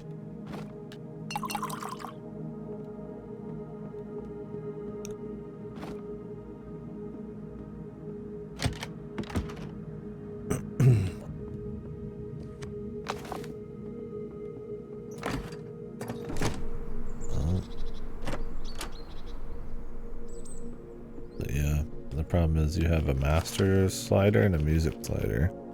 Like they thought you'd never want to turn the sound effects down.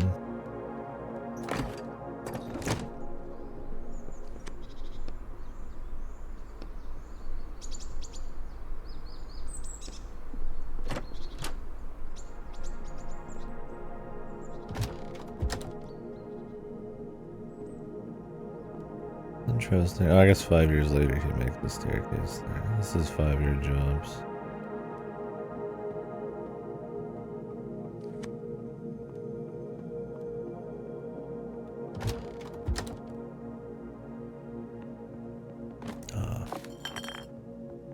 There it is.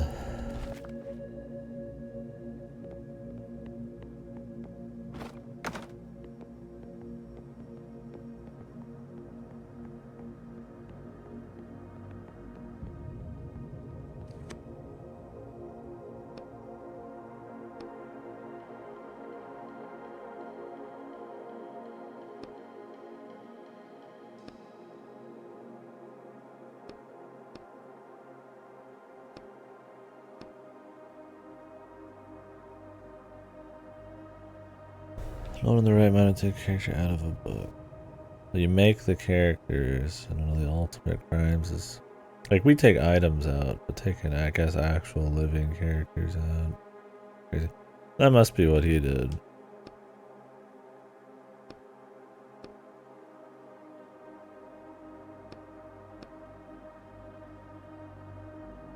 Maybe he took Amanda out.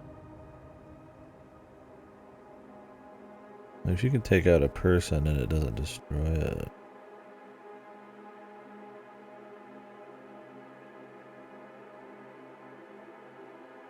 Maybe you have to have writer's powers to do that? How does he take out stuff like Excalibur but not the sledgehammer and shit? I guess because he brought the sledgehammer in?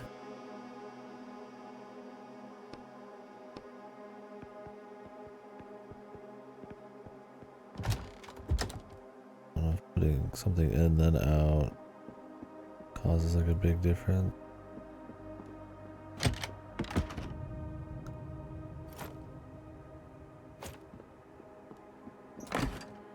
Assume he took Amanda away. It's better to erase them, essentially killing them, than not move them. Well, there's some ethical problemos with essentially creating life within the story and having like god powers over them.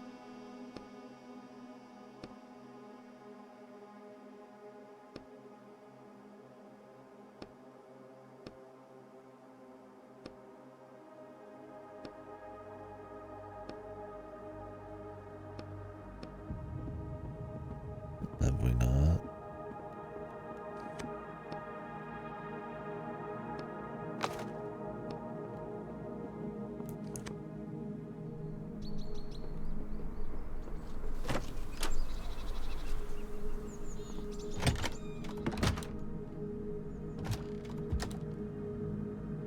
I suppose we could check that room in the future.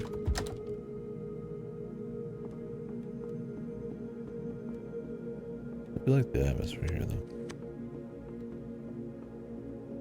The general, like, vibe they're going for, where like a well-off kind of happy dude. That's something out of his control totaling him.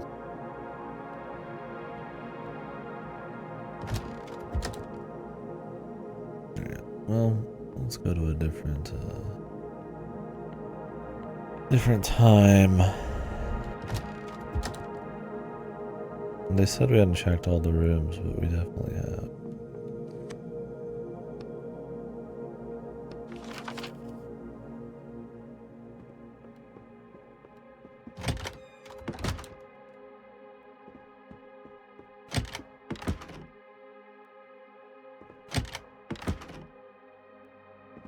Wrong one.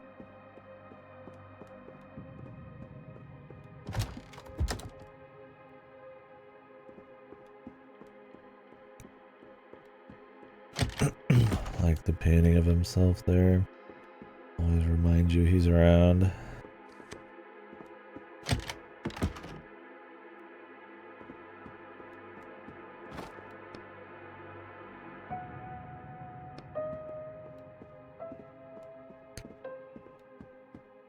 What is the benefit to this key?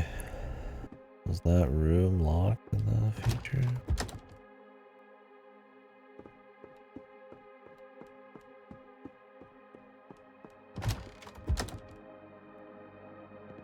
I don't remember.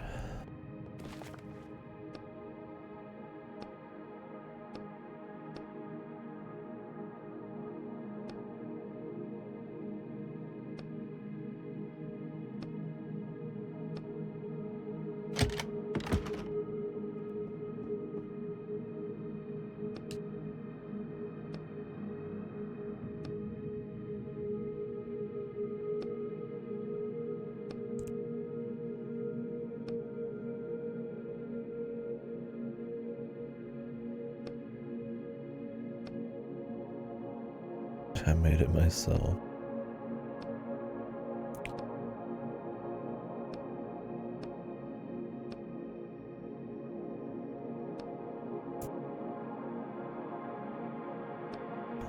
Six. Oh, so one's dead, two are found, and three are gone.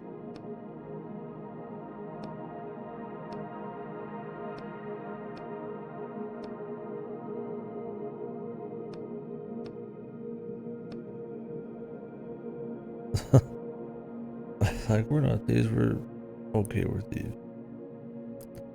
I'm something of a thief myself.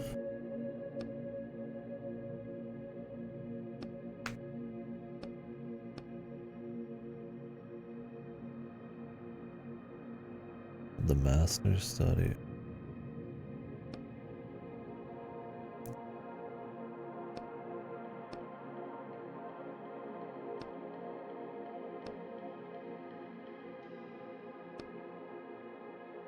The double false bottom. Who the fuck wrote this shit? How many false bottoms can you have? I guess that's the joke. Somebody like fucked with the story in there. Schlock, man.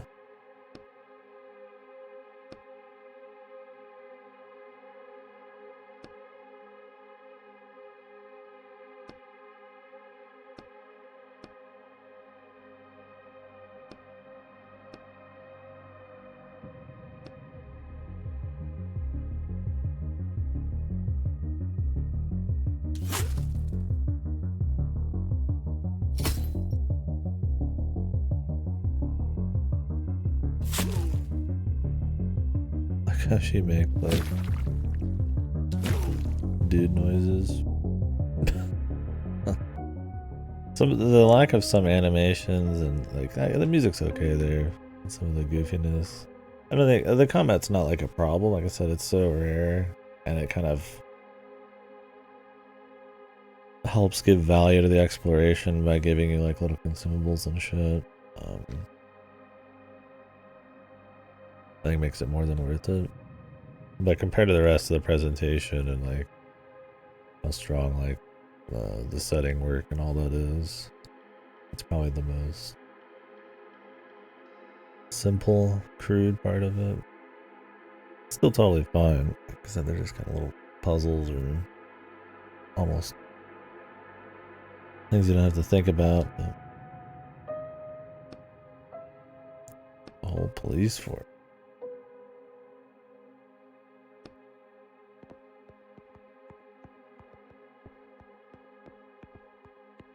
He's like going for big damage. That was a good call.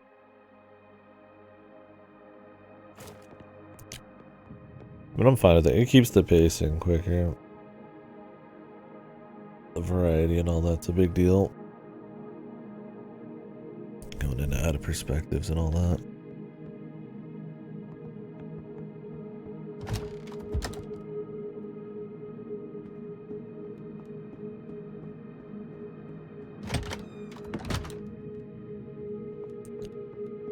But I'd like a more robust combat system. You might spend a lot more time with it and have to have more systems that kind of feed into it.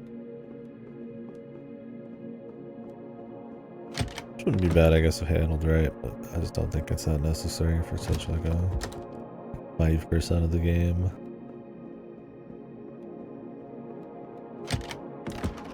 I think when people find out there is combat, they might expect more, but I really shouldn't. You just accept how it is.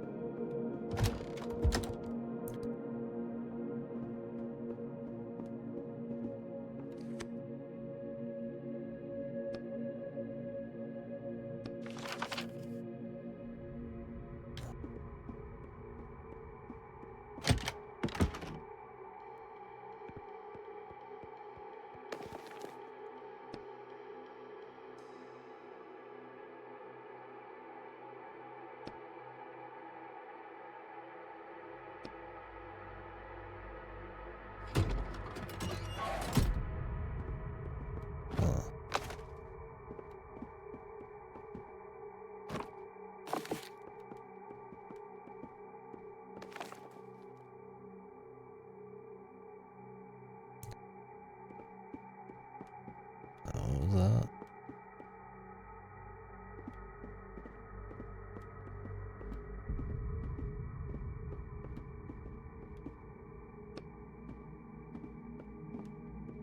Is that a charred letter to Amanda or from Amanda?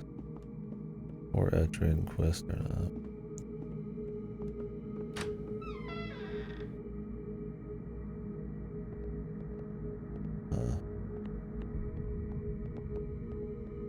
I wonder if he like fell in love with his own character and then pulled her out. Maybe that's the girlfriend he was talking about. I don't remember if they said her name was Amanda already. I remember the details. Didn't put much stock in it.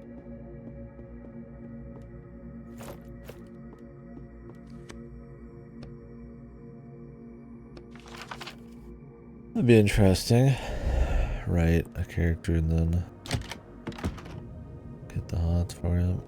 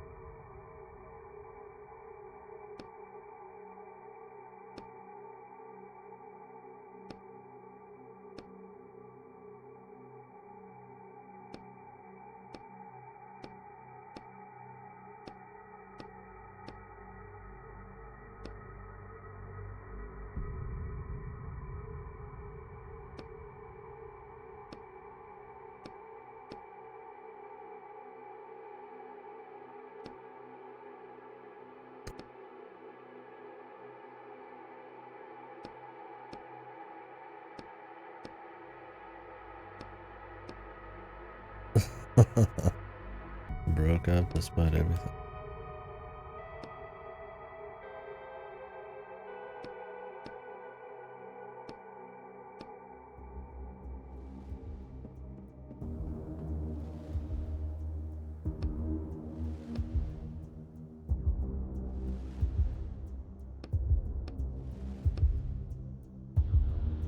Dude's got just been cocked, man.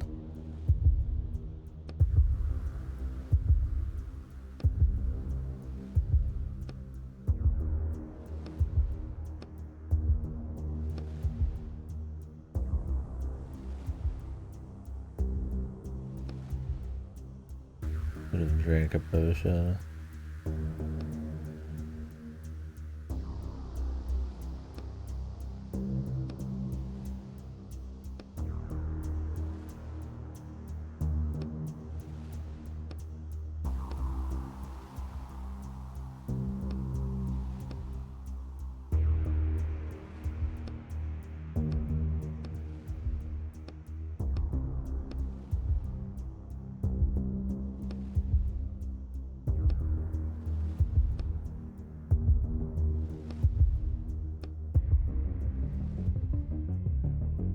Okay. Low roll, man.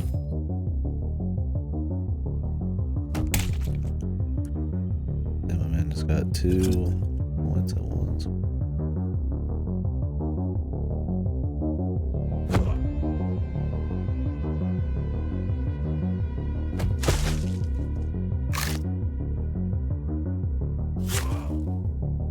Russian, bro.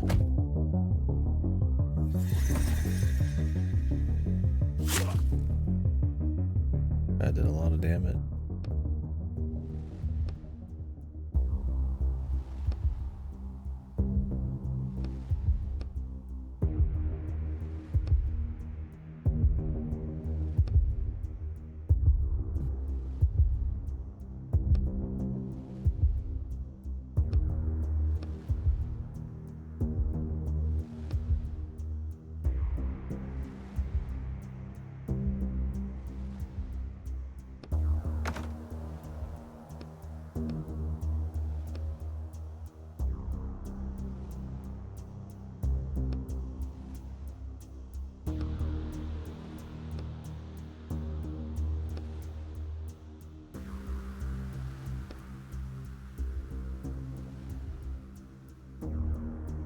All of the fights he's had, Jesus, rapid aging.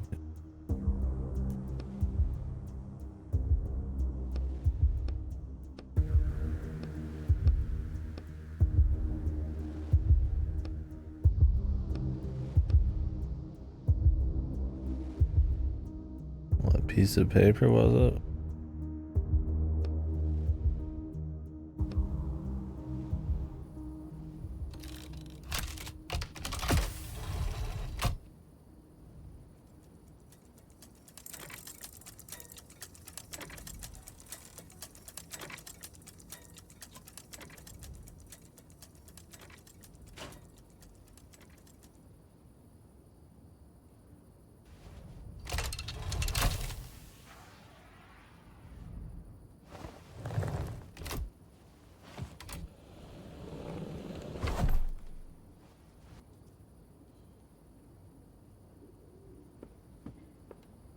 Well, they explained what happened there pretty clearly. Easy to get in. Oddly enough.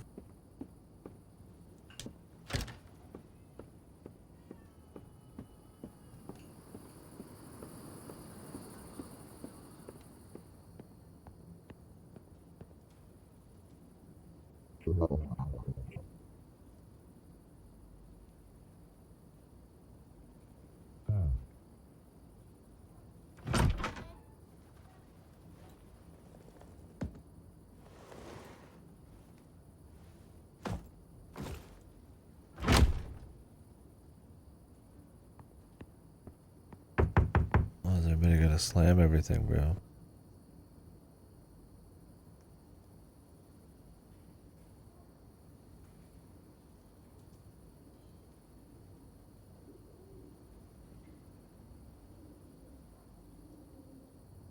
to raid the house.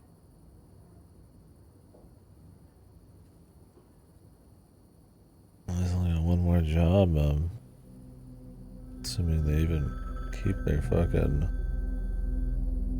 side of the bargain.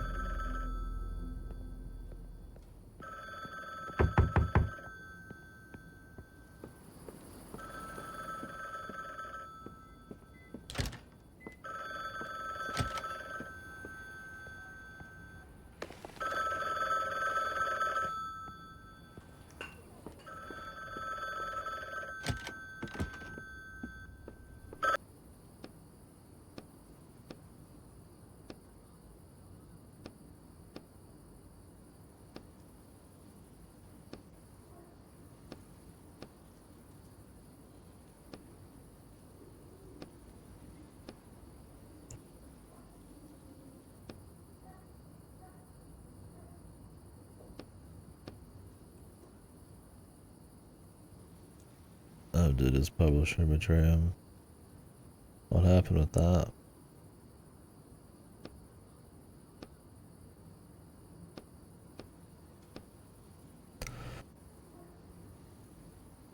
So do we need to trust him to remove the shackles, or will it just happen with the job over time? Yeah, my man's immediately going into another job. No week, no month, wait. It's easier to get a new one. I don't even think we had to leave. Do that last one.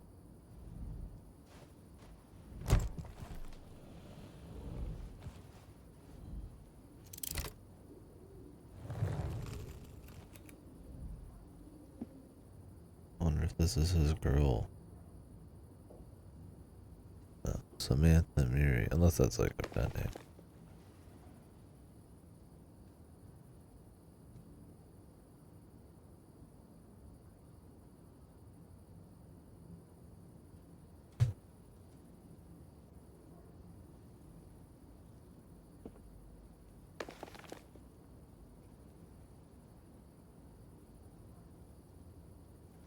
The weather controller.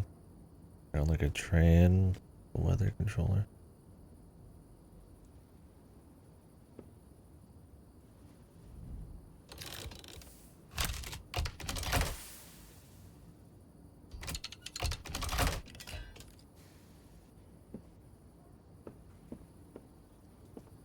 Right.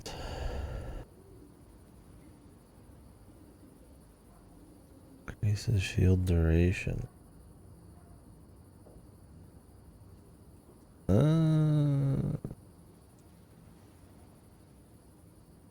You usually go through the whole fucking shield in like one use. I would have took stronger shield, but I mean, I could do heal on use. But I usually have so much healing it doesn't matter.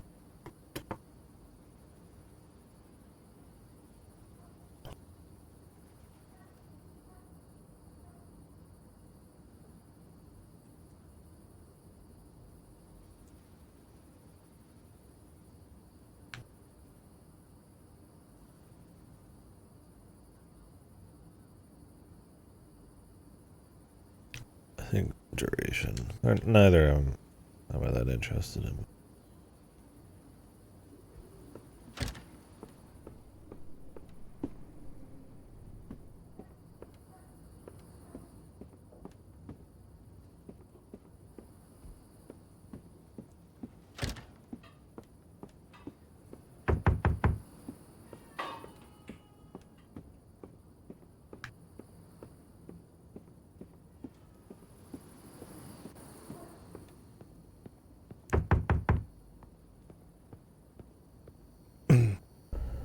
Alright, well. Let's go. Hey, thanks, Weeb. Yeah, it'll be chill. It's like taking a break from the stream, but good to hang out with some fam and all that. Appreciate it.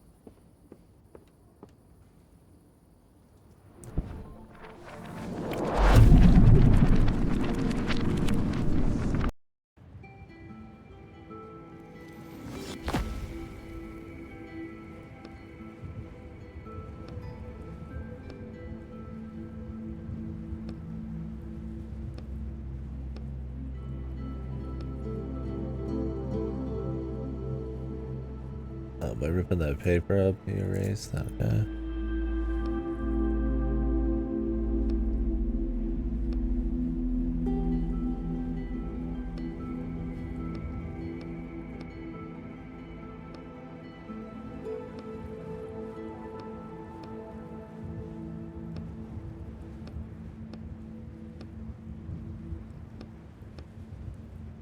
So what are we gonna do about helping the caged character? And also, just beat up a bunch of police.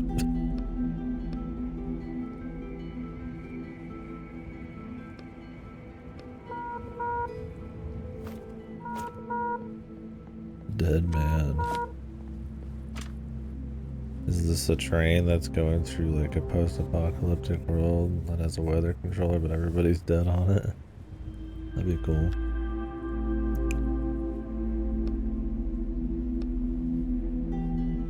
Well, this is what I'm assuming from the cover and what they want and what I'm looking at here.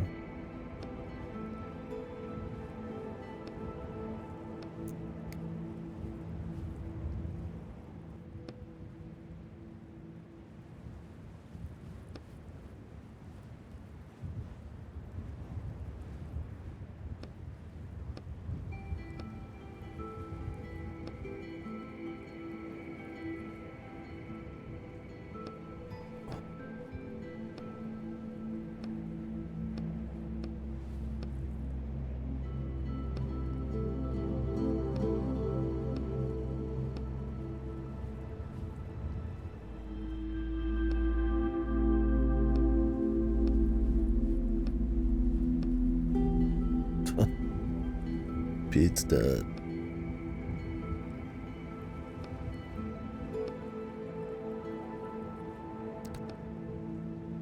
A death storm.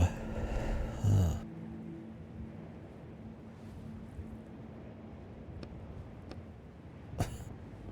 Let's hope the death storm doesn't get us.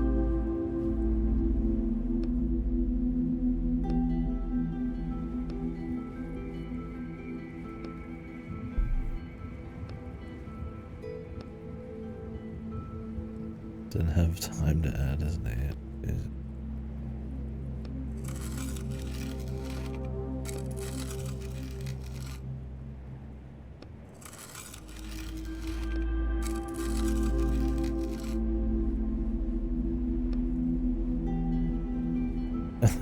Yeah.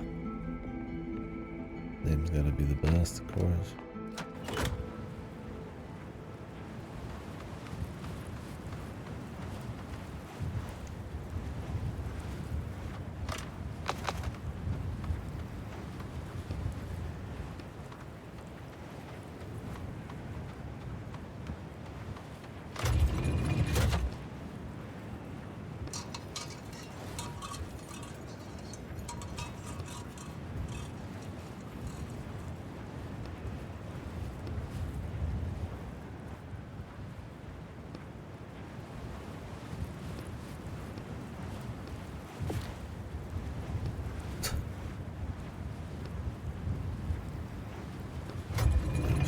Bug. Giant bug that eats oil.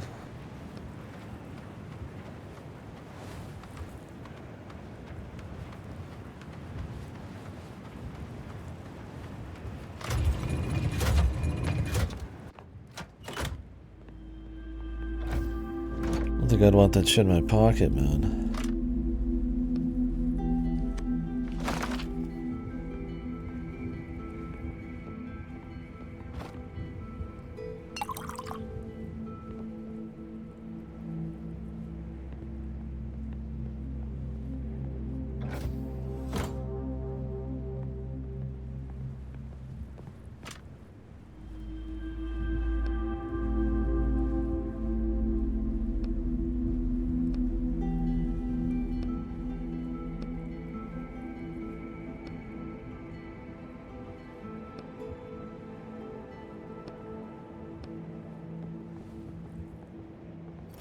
I don't have any oil.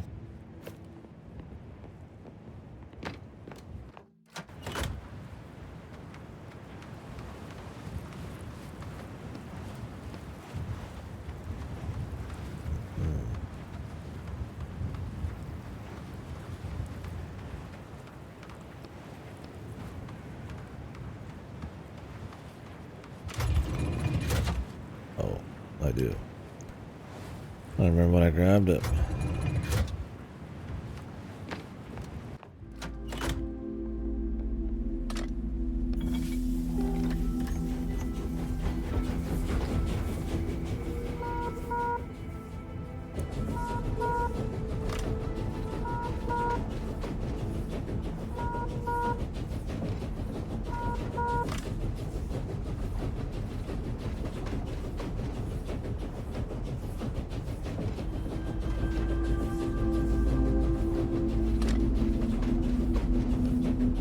Cylinder 3.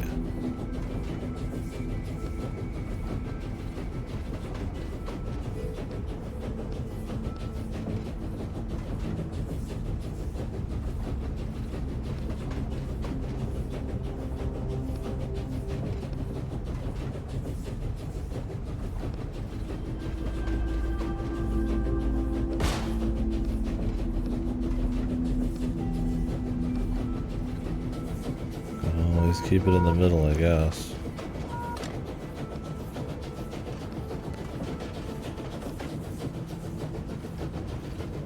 Sorrow Storm.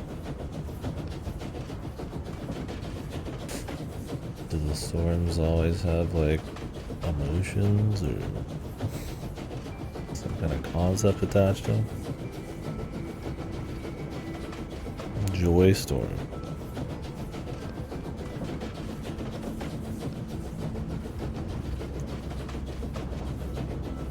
Oh yeah, we are after the weather controller.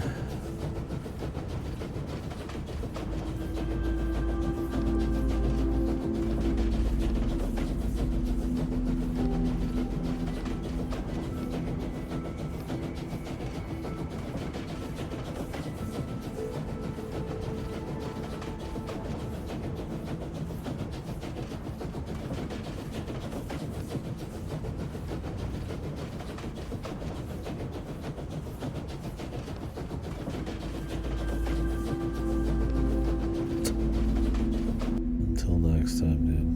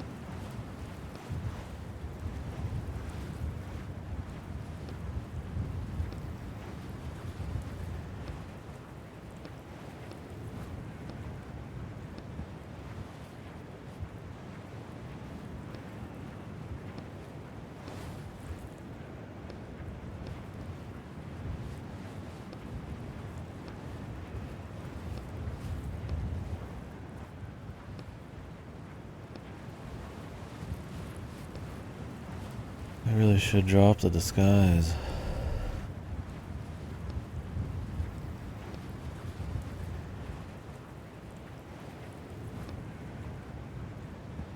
Oh, goodbye, guy. I guess he's dead. Should have let the guard handle it.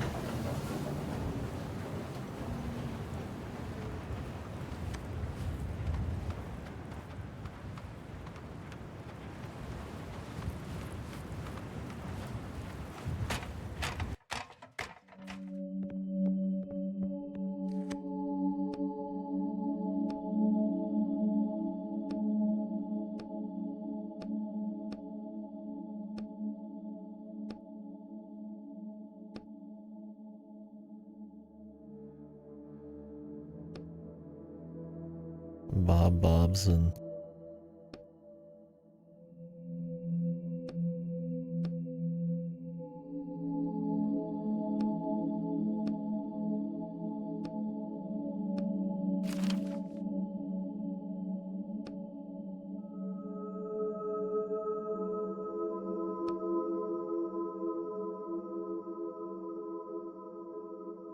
Sell all former possessions.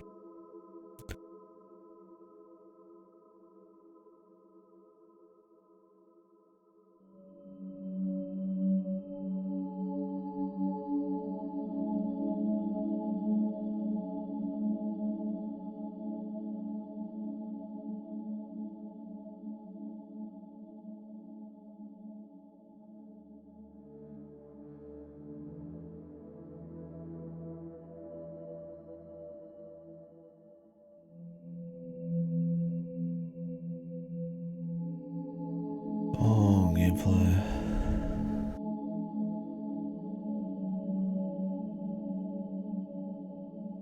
Are they not letting me self-return anymore?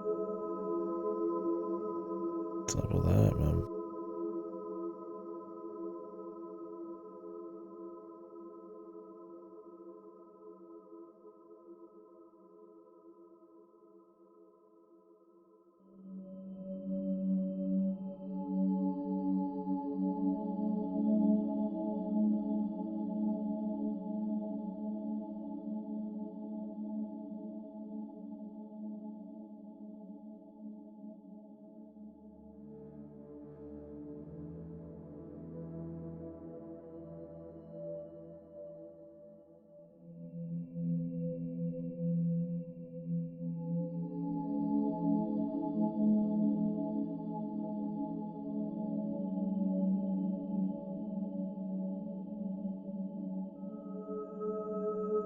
Whatever.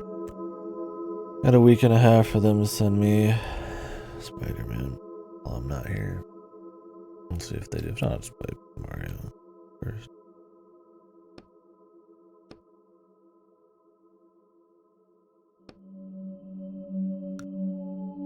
Train is yours, the possessions are the people.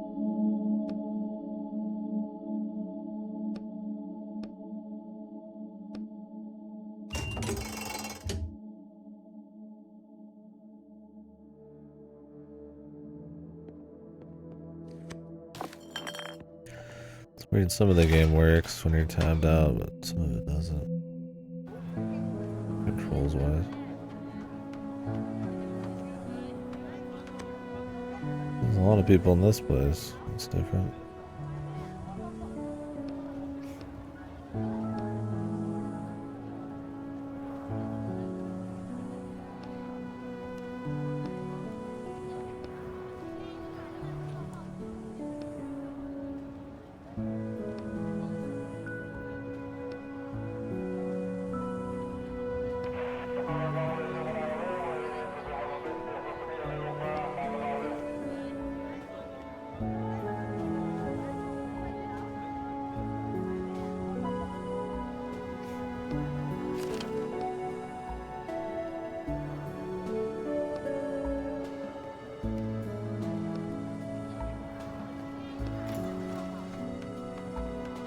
Two hours.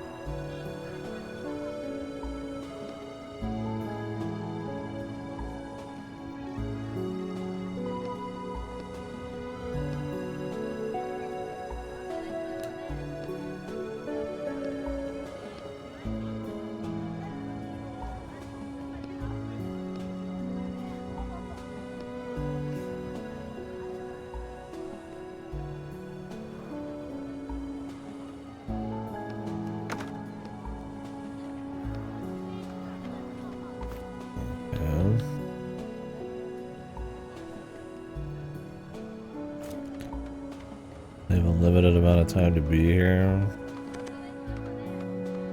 I didn't even realize they were inspecting. Like they were fucking with people. I don't know what the hell's going on there.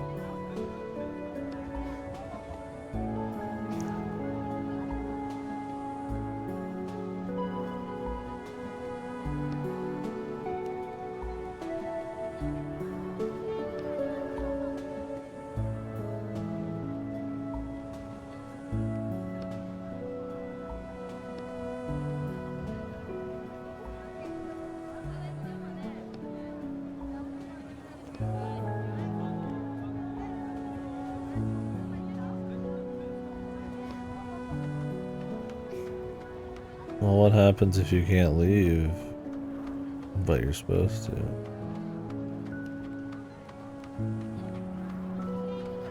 Interesting setup. A world with like emotionally driven storms. Everybody has a train, but all the belongings are the people's. What is this, like super? I guess we're in some kind of big superstructure here. And I don't know if when they mean the people, like other train conductors, or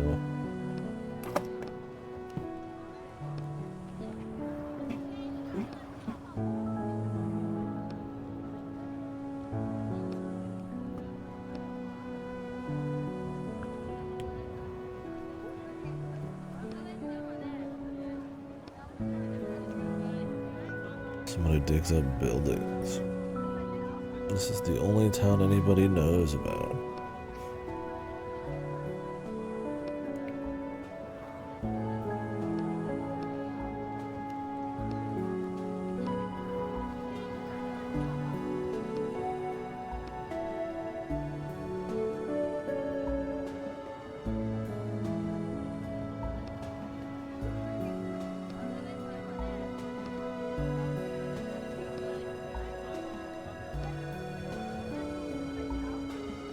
A gun store.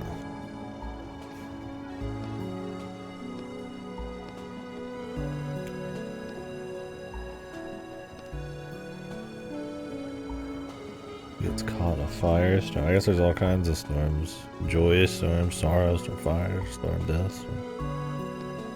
That's a cool idea though.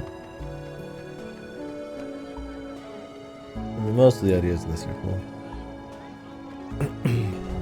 Like some hyper desert storm apocalypse. But they still have like some kind of like culture and society in a way. I think that's kind of the cool part about a lot of the lore of these places is there's like some kind of rule, some kind of depth to it. It's not like, it's cool concepts, but you know, you could make like a whole game on most of these. But it's just like an hour.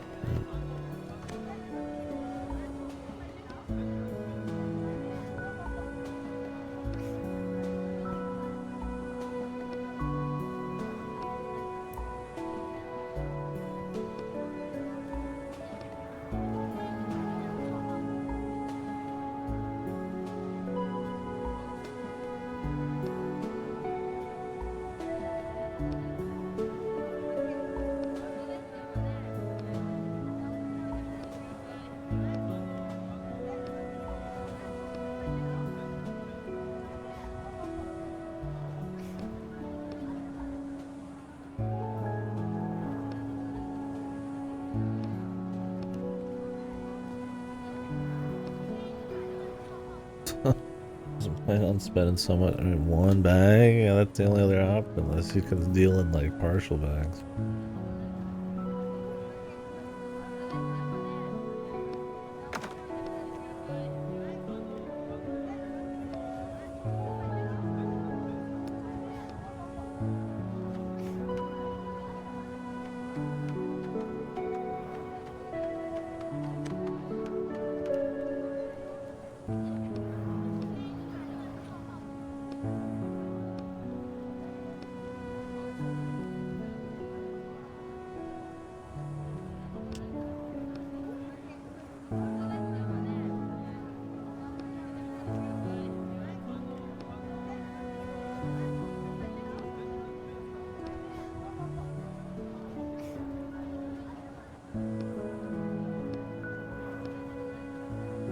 I wonder if they're gonna want to be taken out. That would be a big risk.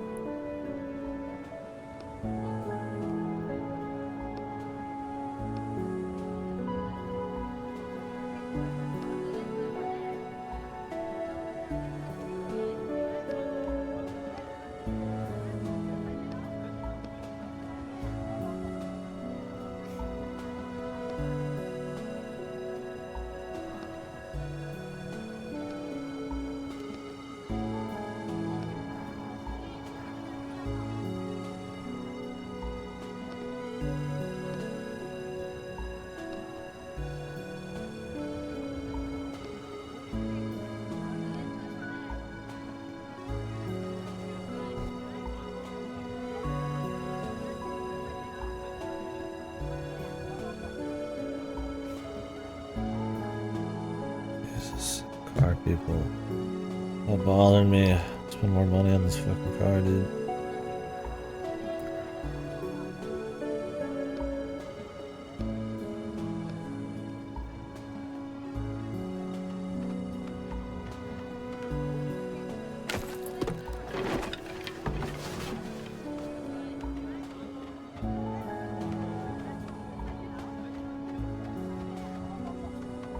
This is just kind of like a scavenging society all based on trains.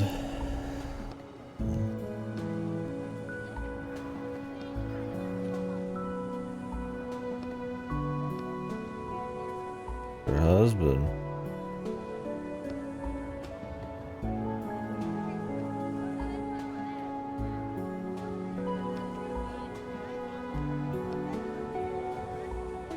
Abraham, he had a kid.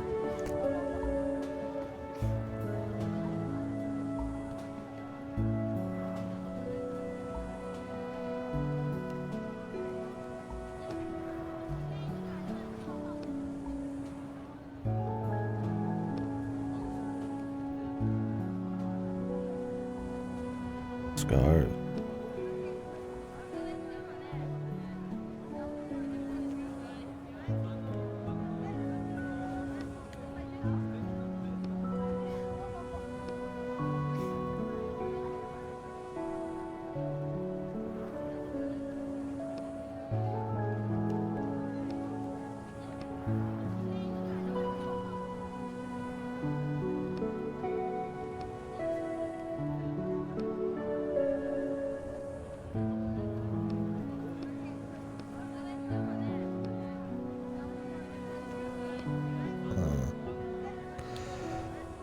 Well, we already sold it anyways, so.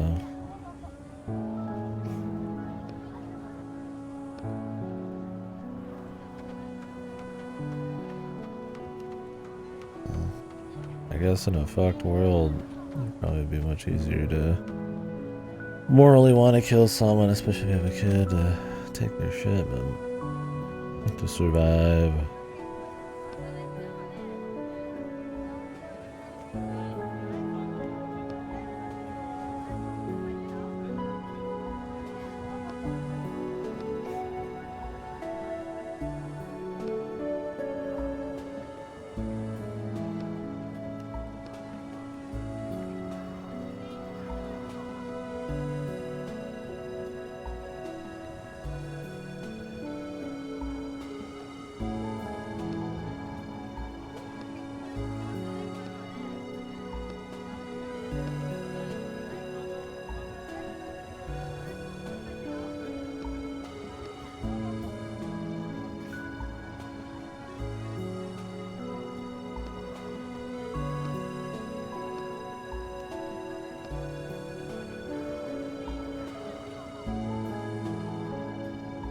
So what's in the old trailer then? Totally.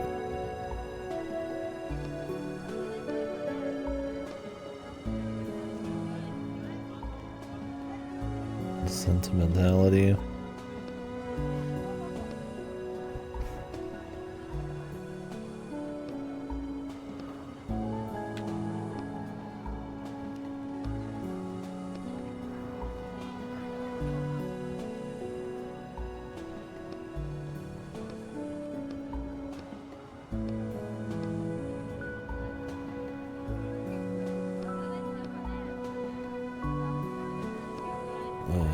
Thanks. Enjoy your oil eater. Is that just gonna be like her friend, or maybe it's used for plants?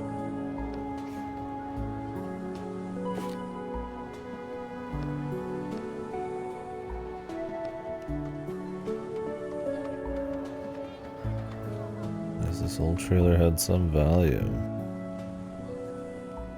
Plants and shit. If it was like religious, or like a kid, or if somebody lived there, or pet. It's not there anymore.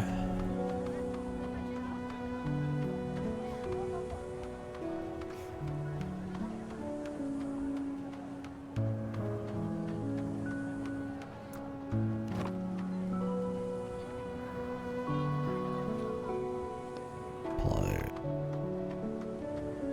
Right.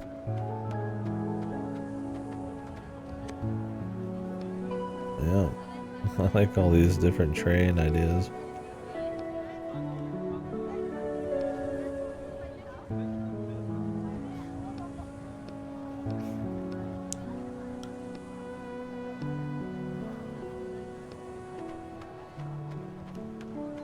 See you later, dude.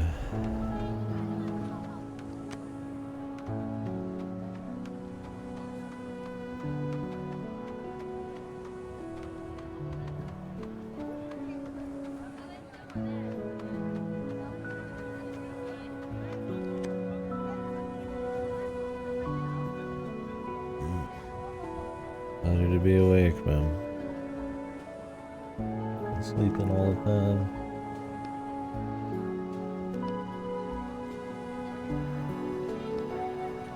I wonder if there's like monsters out here.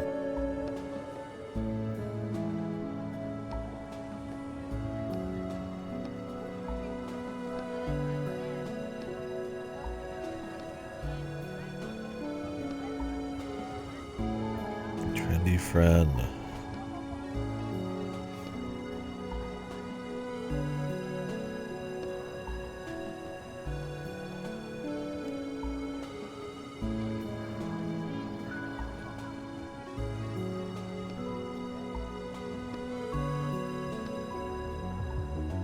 Time to kill.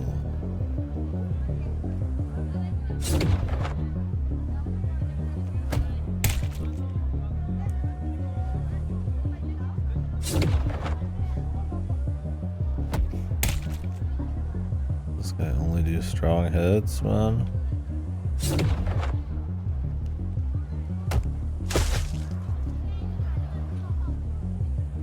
I guess so, bro. Just gotta hope he misses, or I just get to eat shit, man.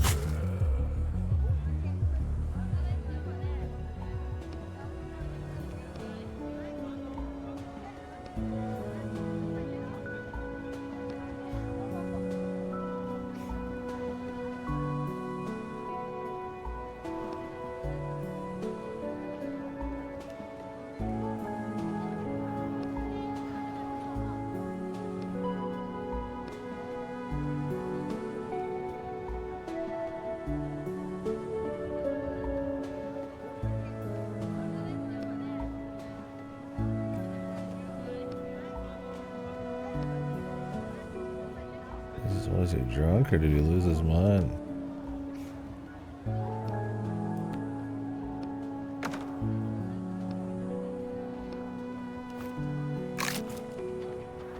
Well, at least there hasn't been this like big morality thing we have to carry past the first two. I don't need that to be some kind of overarching goal every time. It's just kind of his little theme, I guess. There's something going on the first couple.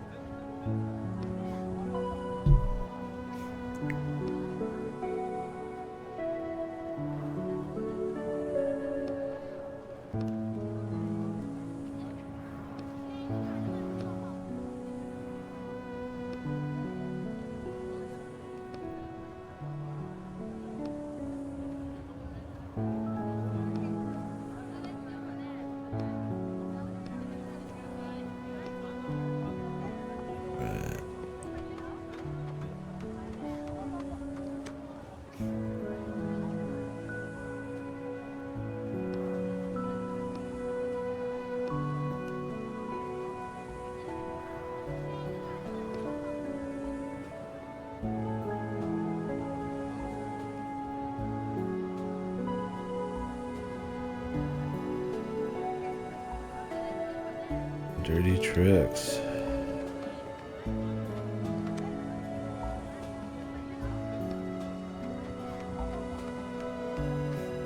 Oh, was he gonna like try to rob you or something?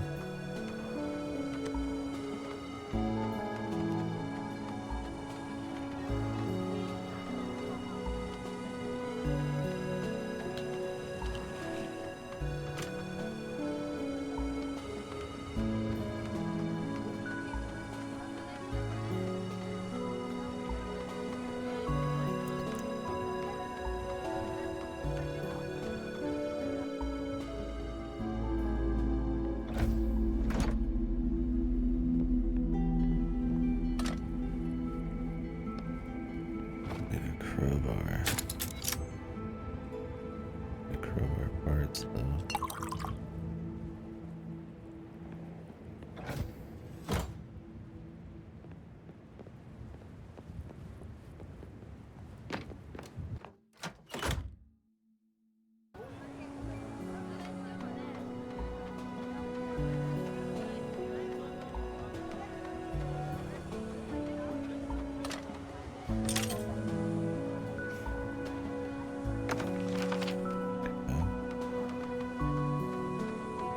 I remember where else the lockpicking was needed.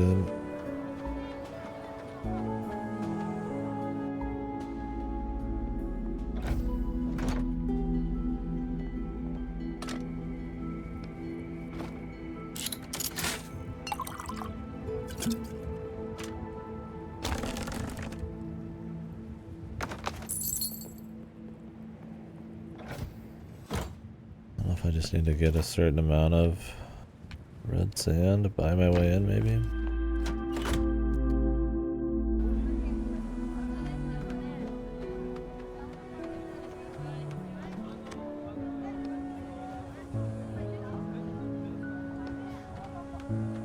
Let's wait until I've explored a bunch.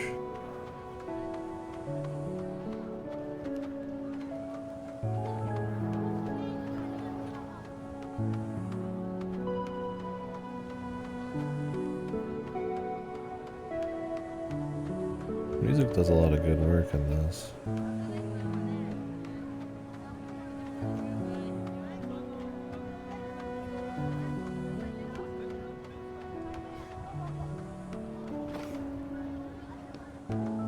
Pliers with that one. Alright.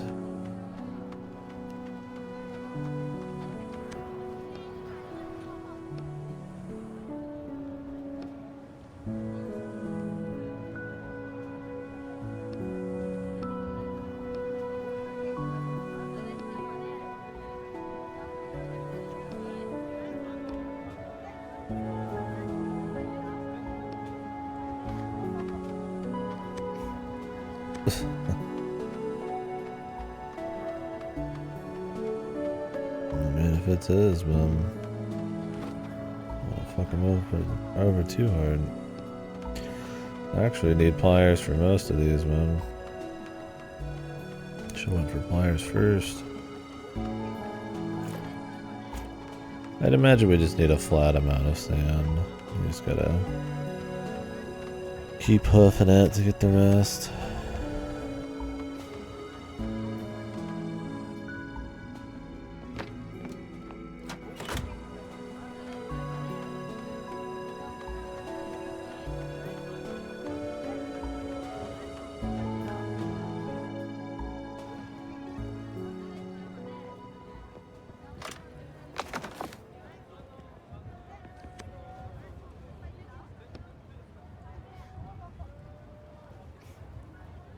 Okay, so this is like a post technology time.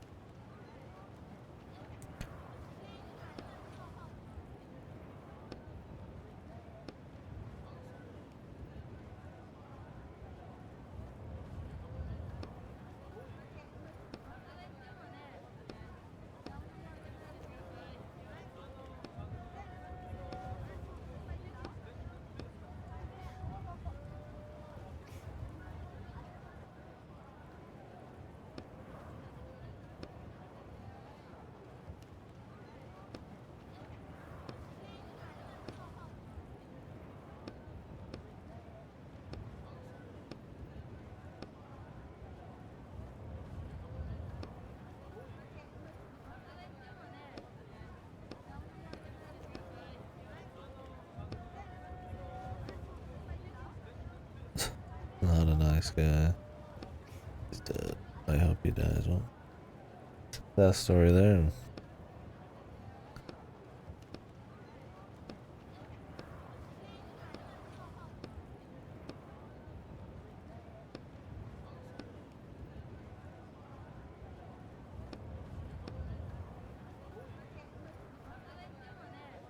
I also like that your partner just like knows everything about the book, or can at least find out things about it.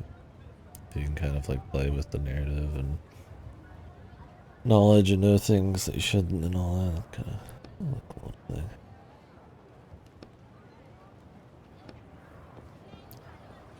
They won't let us through.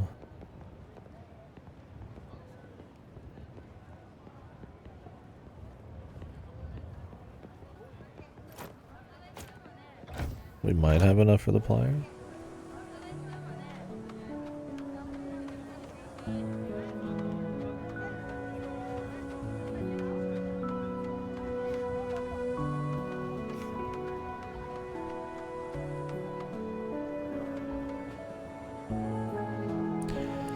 In the past ones usually get so much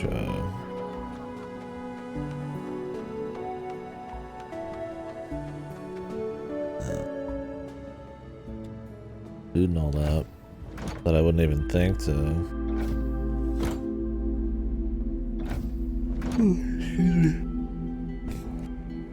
like upgrade the shield to give health, but in that last fight it would have been good. When I attack I'm gonna take 2, but then I could just shield up to get max health. So in a way, it is a way to kind of like have infinite healing, just depending on the kind of damage coming in. Probably should have done it instead of 2 turns of healing, or strength, or shield duration, is what I'm saying.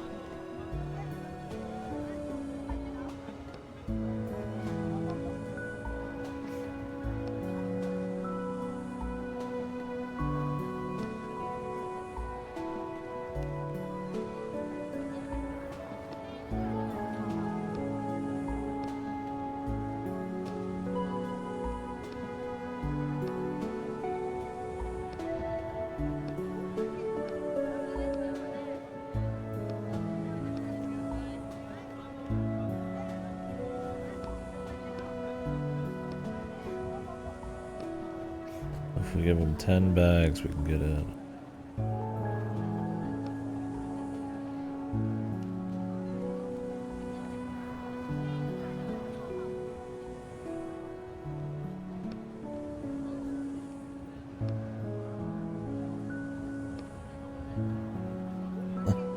Does this guy even go out? Or does he just stay here in his fucking train, man?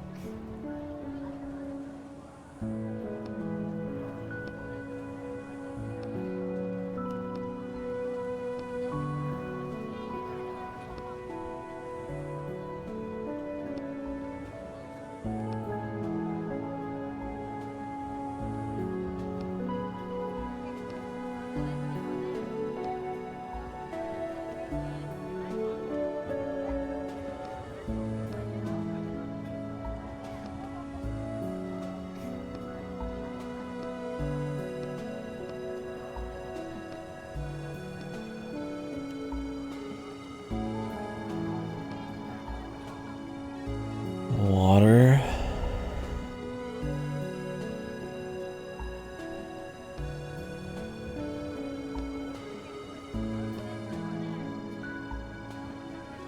Oh, there's plenty of water apparently.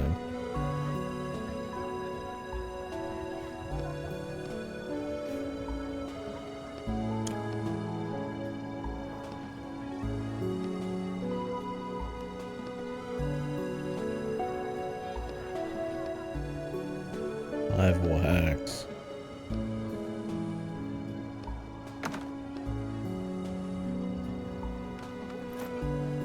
Oh, I got 14 now.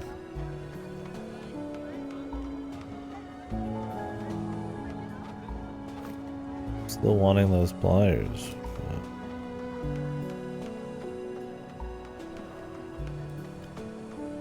Oh well. Suppose it doesn't mean we can't come back down.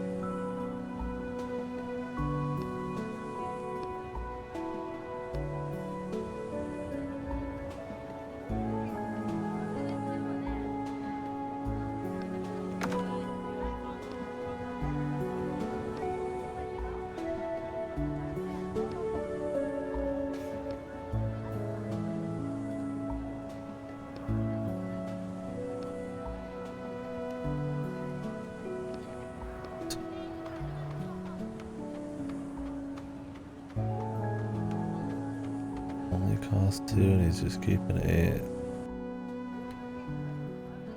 Why doesn't she just run the business, man? Is he like a fucking pimp or something? What the hell?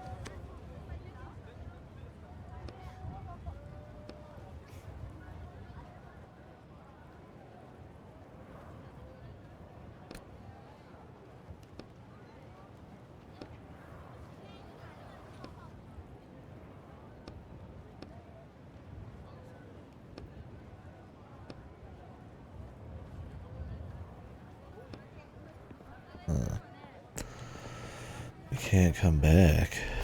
Can I even get pliers?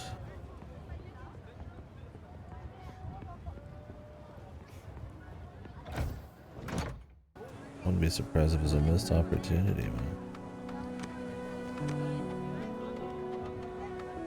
Outside room.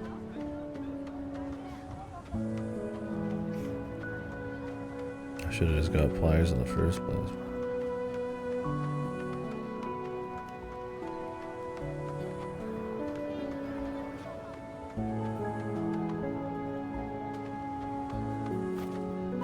We'll have 4 back.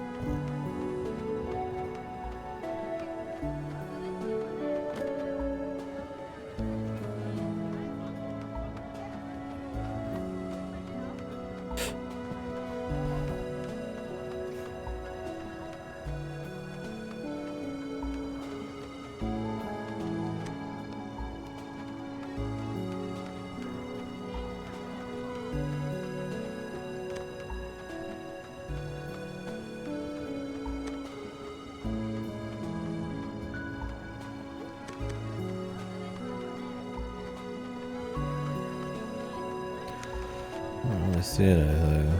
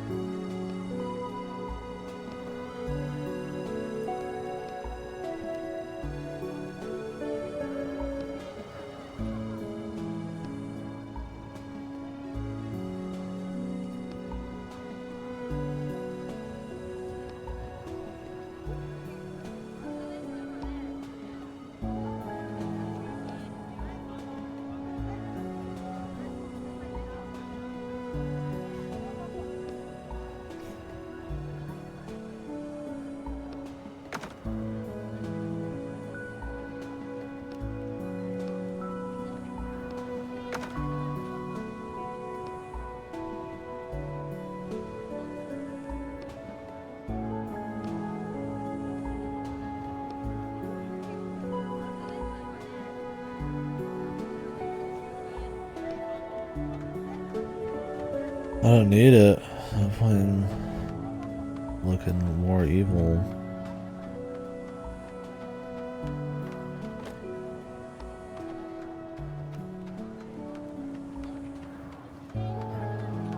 Well, I think we just don't have the opportunity to get it, really.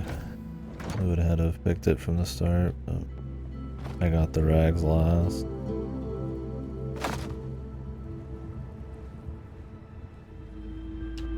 Unless there's a pair of tools hiding around.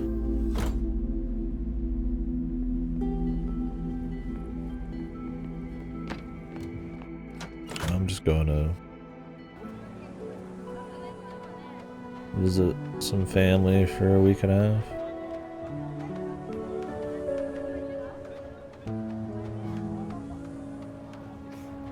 In Colorado. Yeah, it'll be chill.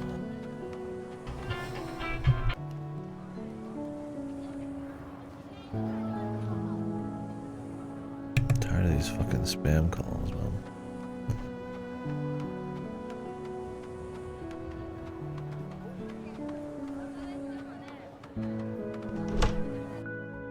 Yeah, thank you. Alright, let's head to the upper level. Almost a little loot, but not a huge deal. I would really like some more healing, though. The only time I feel like I'm actually dry. Oh well. We could fight that one guy. But it probably just gives you,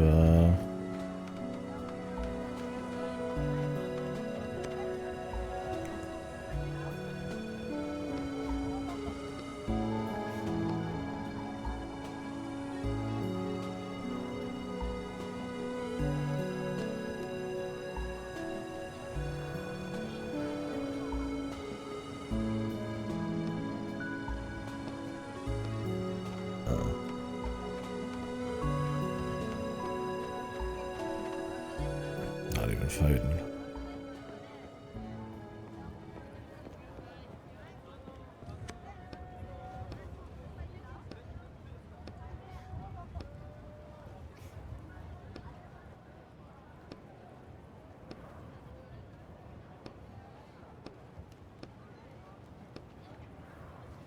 Hilarious.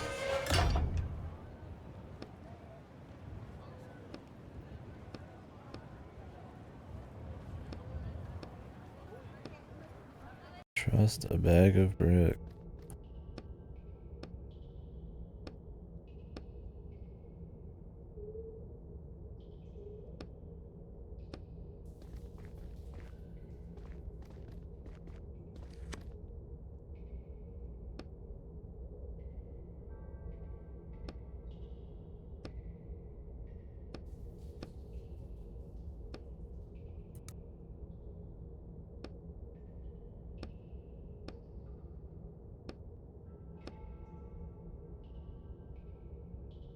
The back brick.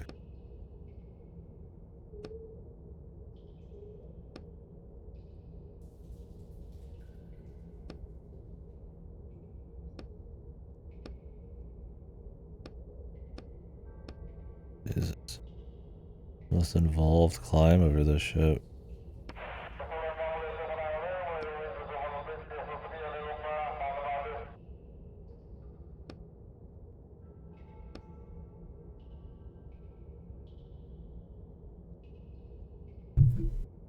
So they can take your train, but what, they won't fuck you up?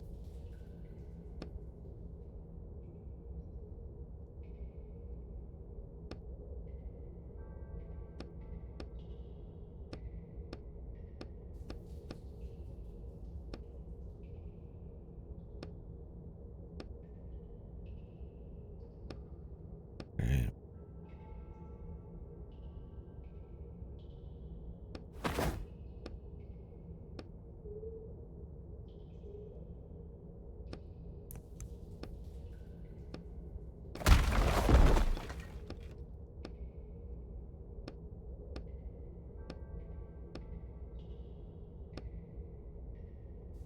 More health gone. The one where they actually damage you a bunch, the one where they don't give you any healing.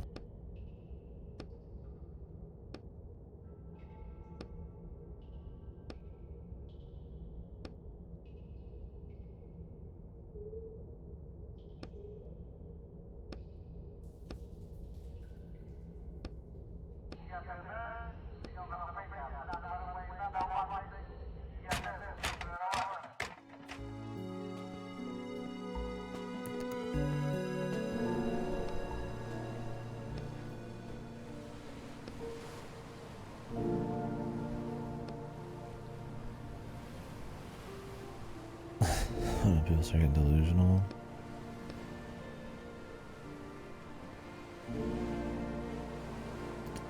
His sister. She was in danger. 10 brothers and a sister.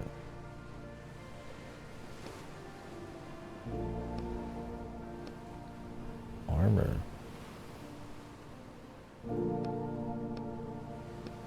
Was that the war they were talking about?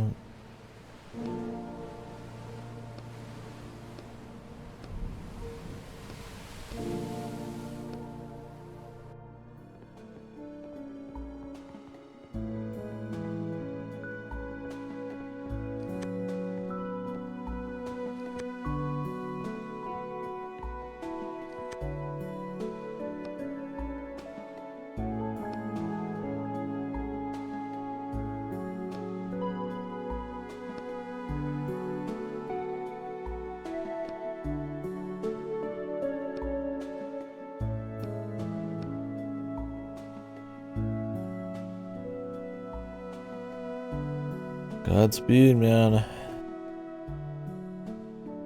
Good luck.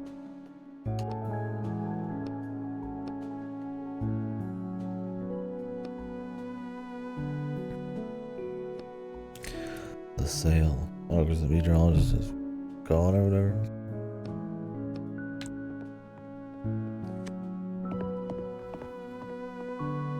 Maybe we can find some healing.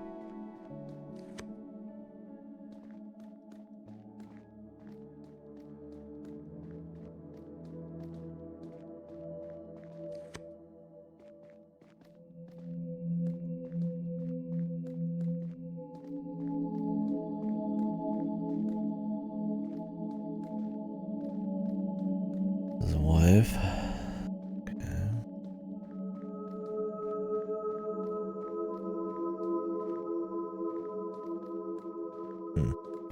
There's like nothing else here.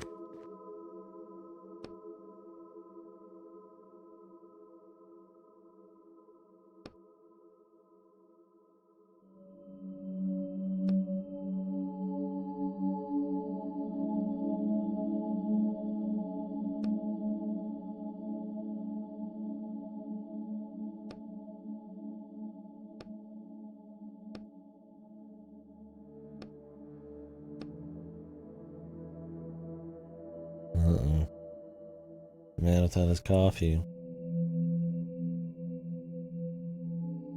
Hopefully you get a chance to pick some up. Or make some. Oh yeah, I've got some coffee in the fridge. I might guzzle some of that. It's pumpkin.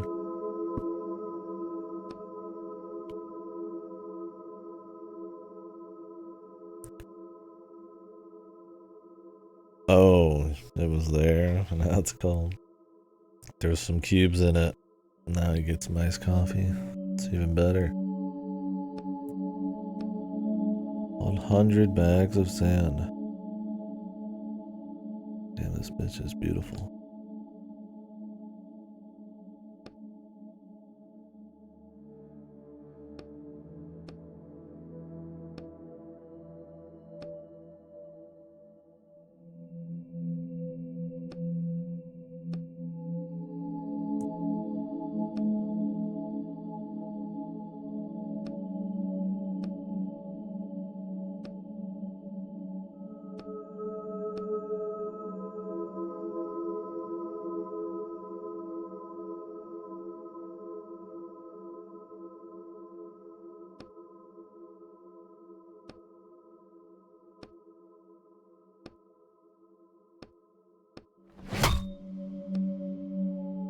Jesus, why didn't he just steal them and go? The absolute jobber, man.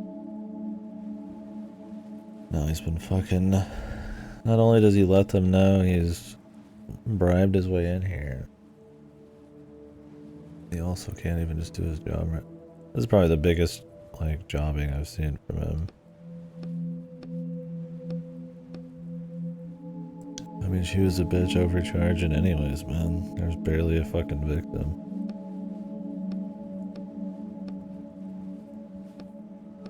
Alright, he took Roderick, yeah. The absolute state of this guy right now, man.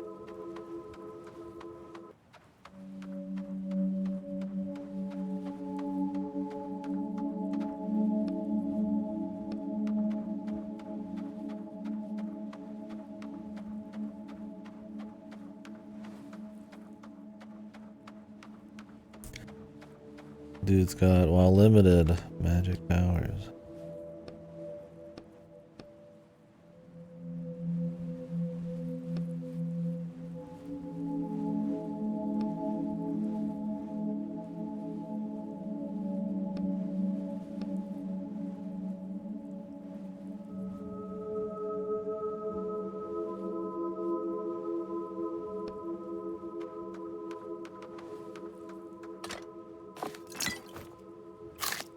Was he another Bookwalker?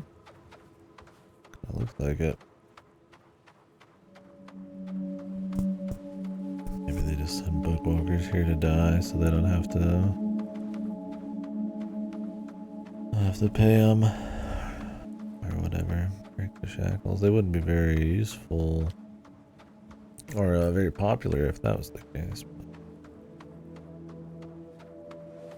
But maybe they hide it well.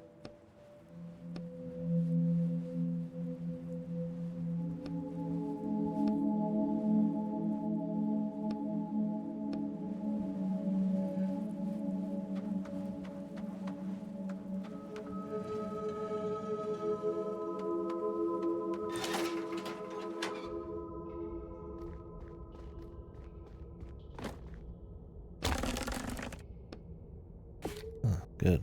Well, the crowbar came in handy. Again.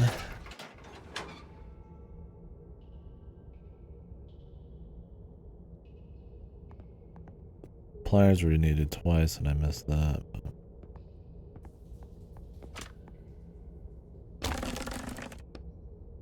Nice one. Well, there you go. There's a shitload of food.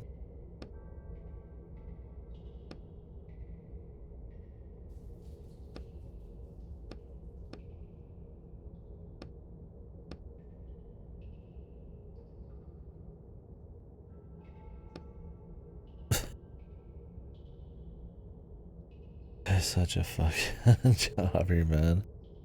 Not only did he fall for all that shit and get fucked over, he forgot he even has fucking power.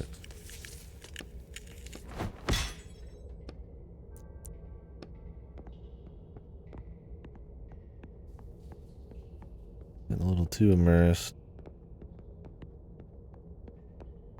Yeah, I was wondering. I mean, this one's been really cool so far, setting wise and like just the scope. But the big question is like, how is this the final job, right? Like, what are they gonna do here? It could be that he jumps into another book after this, but like, what is it about it, right? If Roderick got stolen, then that would probably be a pretty big thing. Oh yeah? Oh, nice.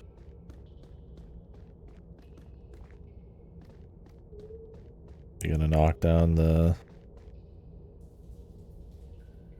in-progress game list if you already got some new shit starting.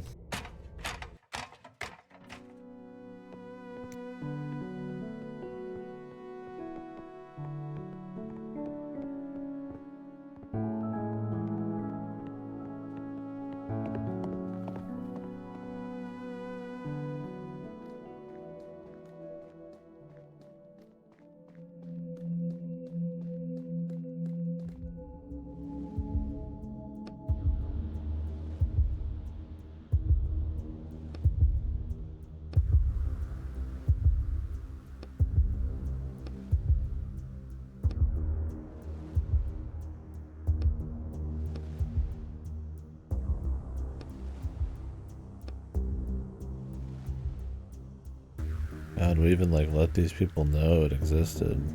The absolute fucking. Couldn't think of like a worse chain of events and just sheer incompetency from our guy. Like, all he had to do was window shop.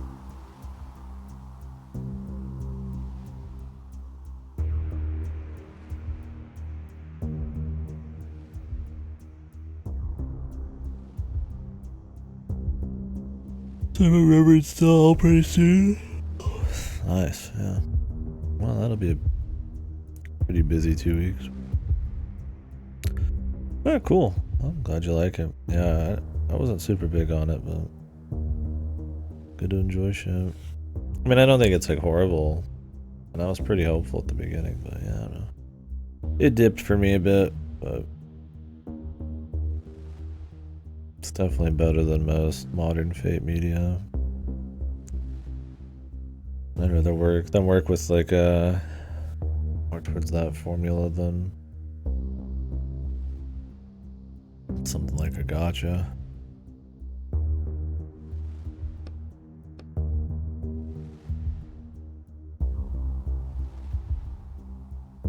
How'd I break a radio?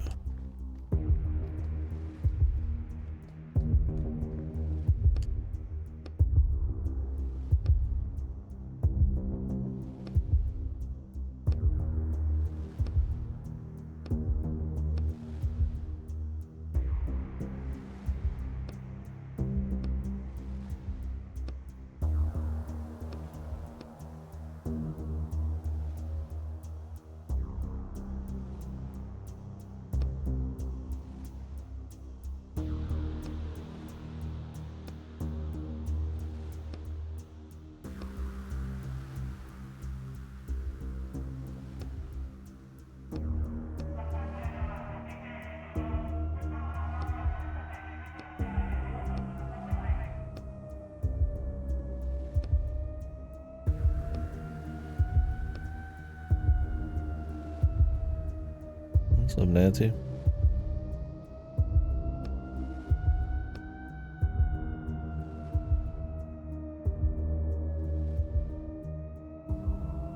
Doing good. Just trying to finish this up before I go on a trip.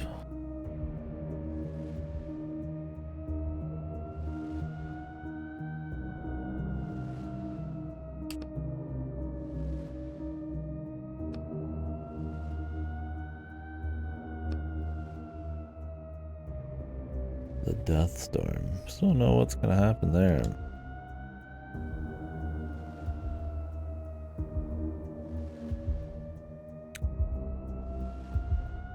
Oh, America. Sat in the South. I don't quite have a hillbilly accent.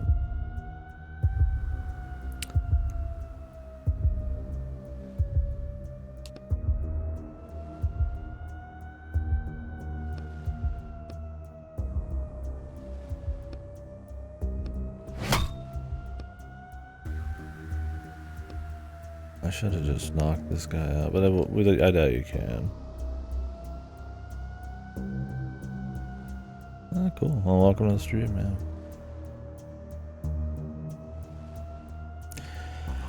I haven't been to the UK yet. I'd like to someday, but I can't say I'm flush with cash.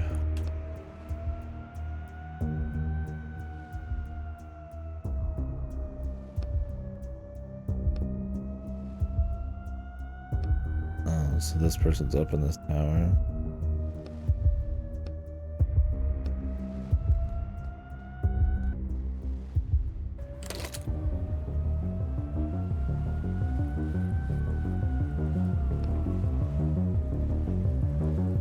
Time to just knock these people out before we fucking die. Yeah, I stream daily, although in a very, well, I try to, but in a very uncharacteristic, I guess, turn of events. I'm going on a little trip for 10 days here, starting later tonight. But normally, yeah. I've been streaming for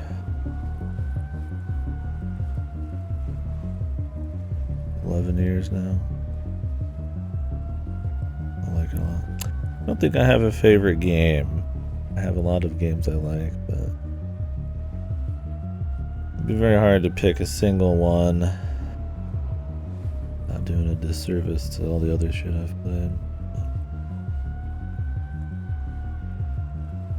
Nothing wrong with having a favorite. I've just played a lot of shit.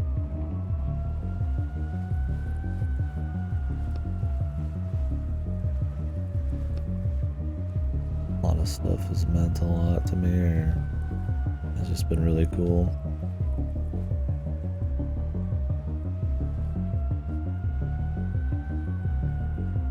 Oh, cool, yeah. I assume you'll be excited for GTA 6. I know they canceled the Last of Us multiplayer game, but I'm Pretty sure Neil Druckmann said he wants to make a third one. Maybe we'll get that. Yeah. I like things about both of those. I thought Last of Us 2 was a great looking game. I really enjoyed the environments and the kind of rainy, northwestern kind of setting. And it's hard not to have fun at the Grand Theft Auto games. So.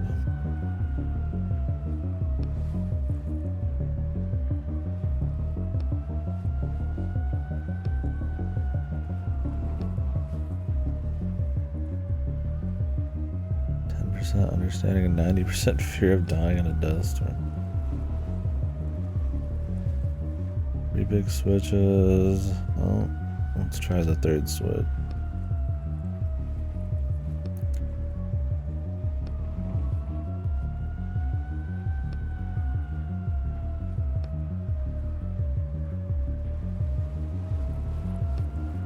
Burnt metal.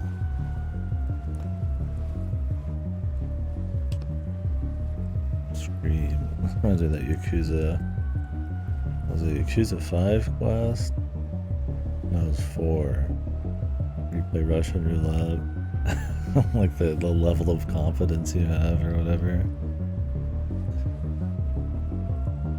Dictates whether you're, how you deal with it.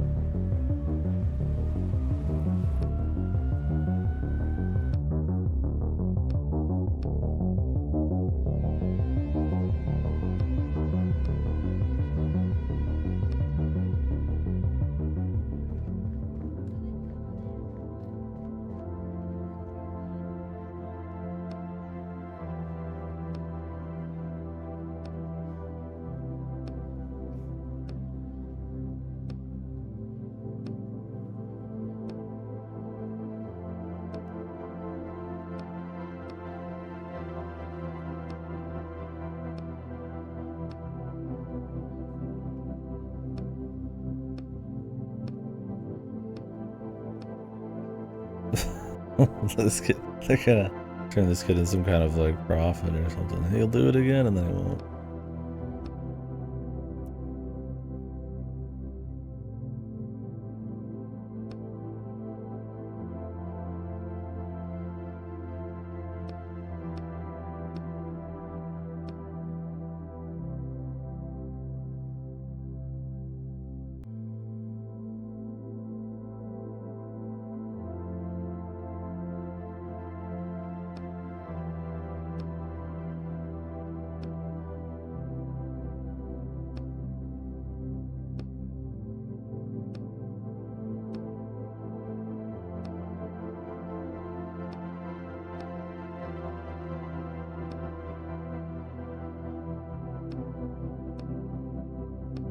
Alright, bud.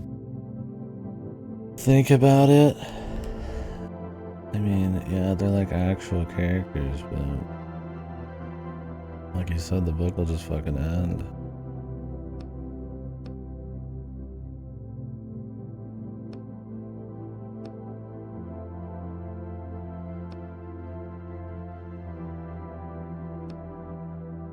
And they're not even like that great at people.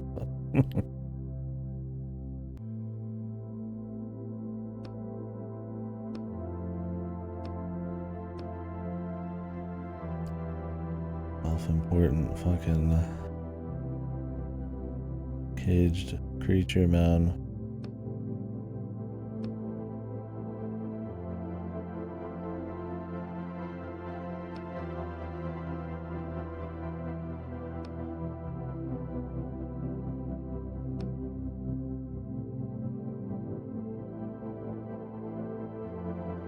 I mean, they probably want me to say, I mean, they might as well be people.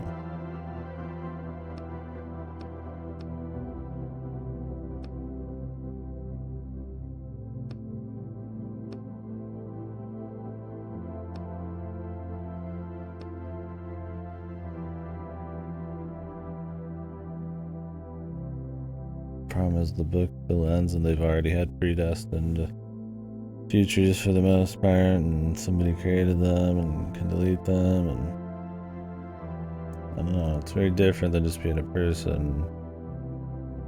I think the ethical issues of even like creating or manipulating them is more than just interacting with their world and leaving them to a fate or something. But okay. Like, I mean, you make a world full of people and then you make the world a fucking hellscape. You blame the guy who could, like, get them out of it, or the one who fucking made it, right? I guess both.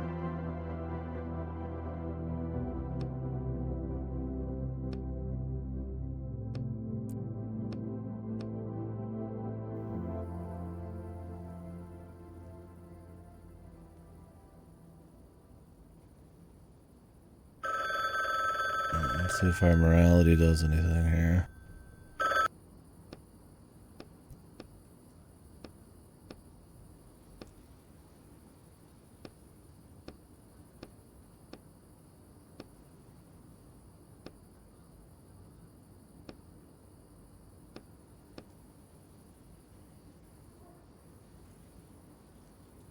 People. What does this happen often is the idea? And it just takes them a certain amount of time.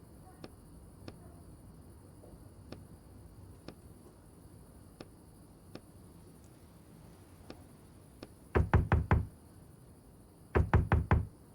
don't know how that guy knows. It'd be funny if we were in a book.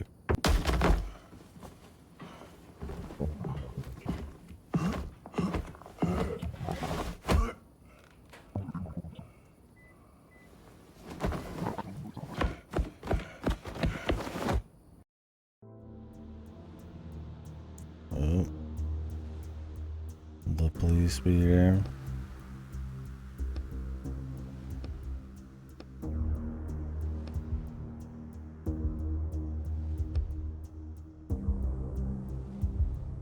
The collector.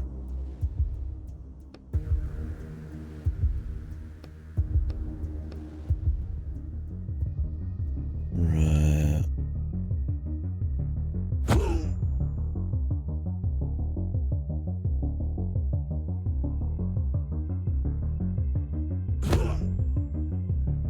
Time to AoE him down, bro.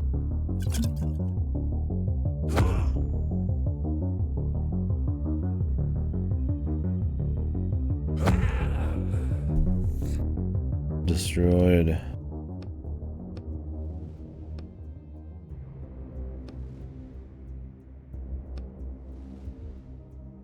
They wanted to throw him into a book and take him to the collector.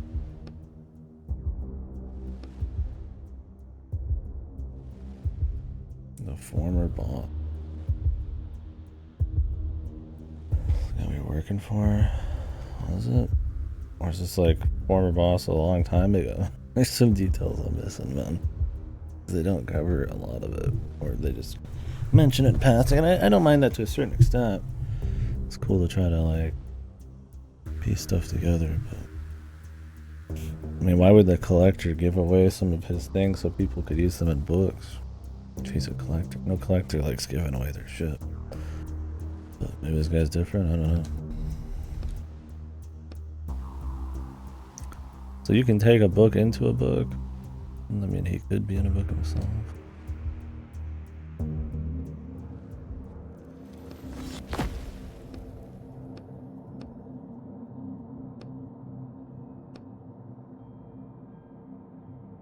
Oh, what are we starting to see his face? Oh, the collector's in this book.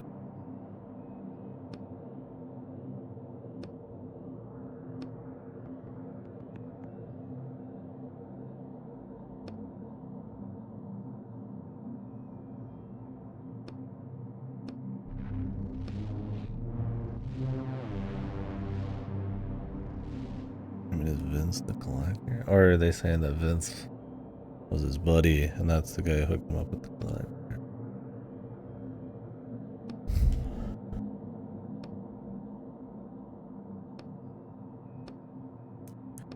The voodoo doll, yeah.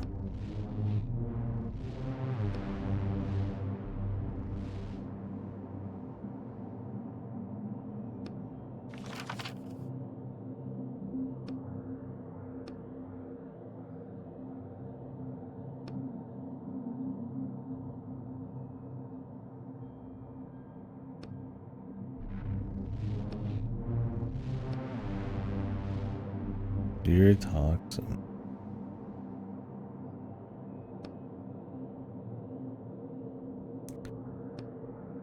I'm gonna take it all out.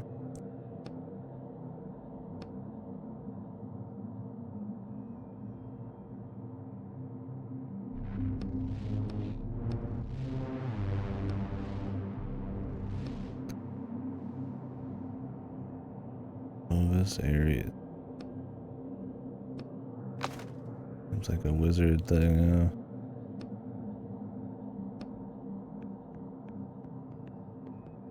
Guess we don't need the oh, we have the Necronomicon. The only book you would never want to jump into. Let's go, bro.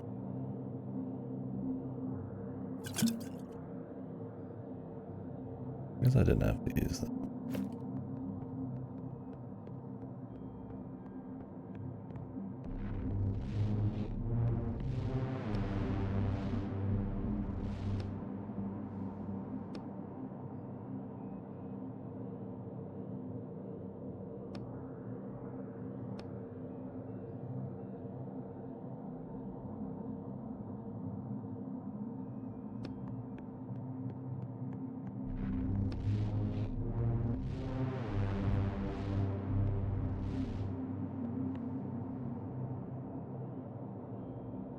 I mean, is there loot in there? Is that the idea?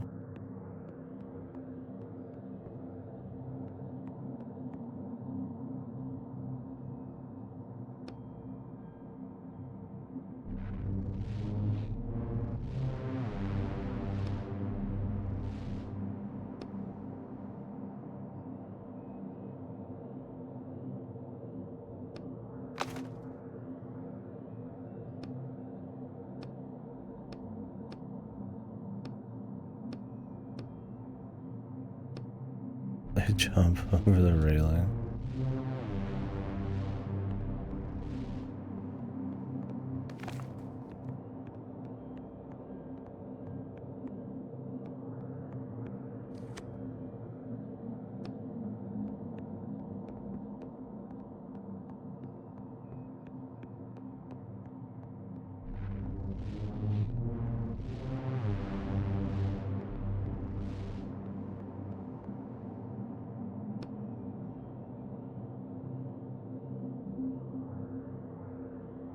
Why didn't we just fly up to the top?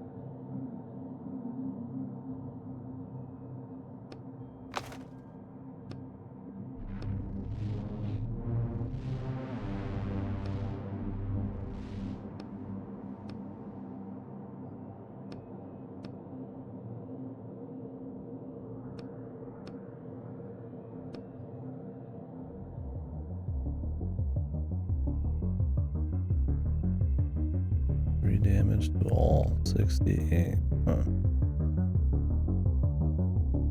Not that good.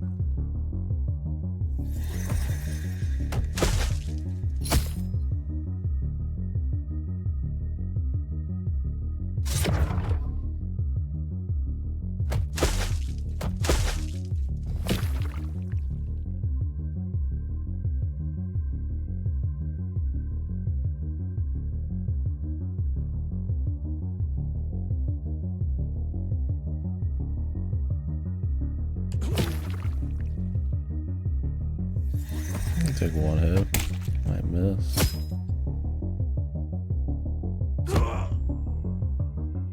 That'll get him low enough to finish him off.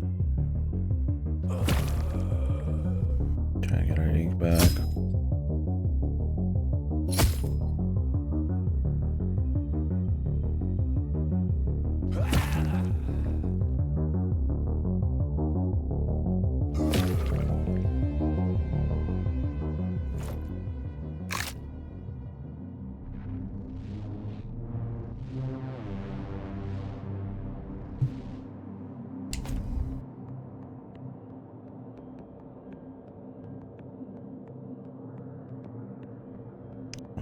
fly up here, man.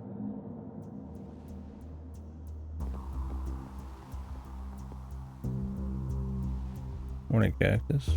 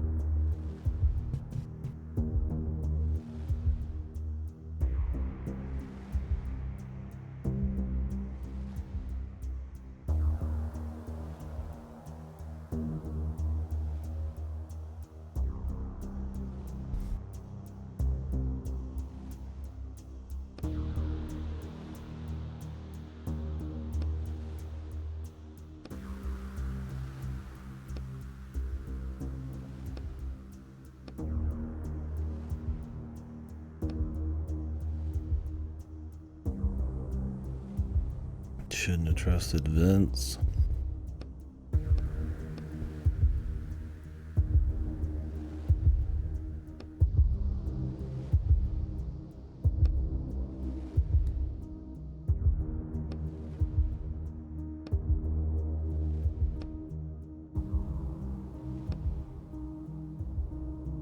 He's a character in this book.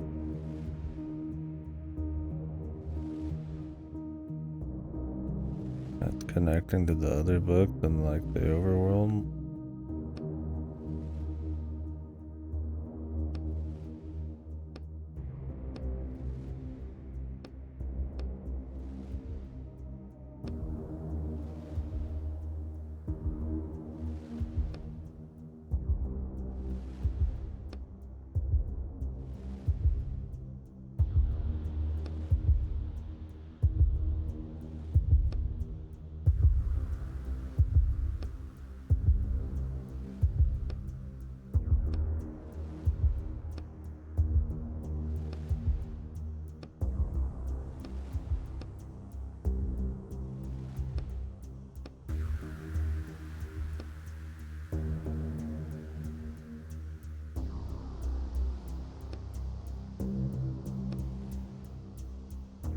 We're gonna pull him into the book that we came inside of.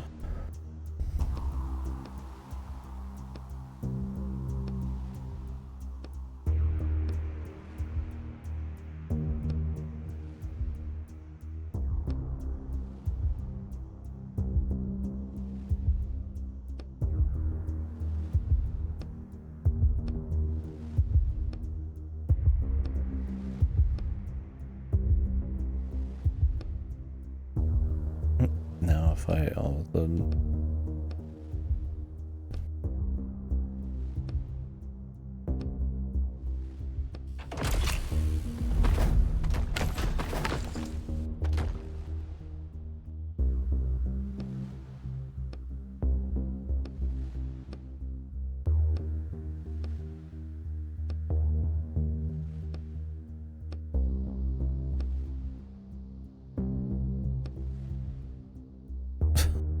this guy's a fucking total idiot. The main character's just a fucking super dumbass.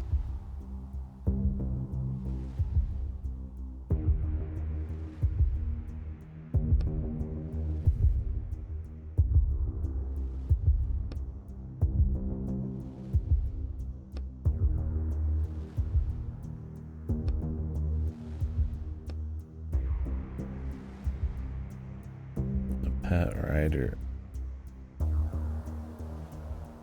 Guess I'm just not anybody can ride if they've got like a specialist back there.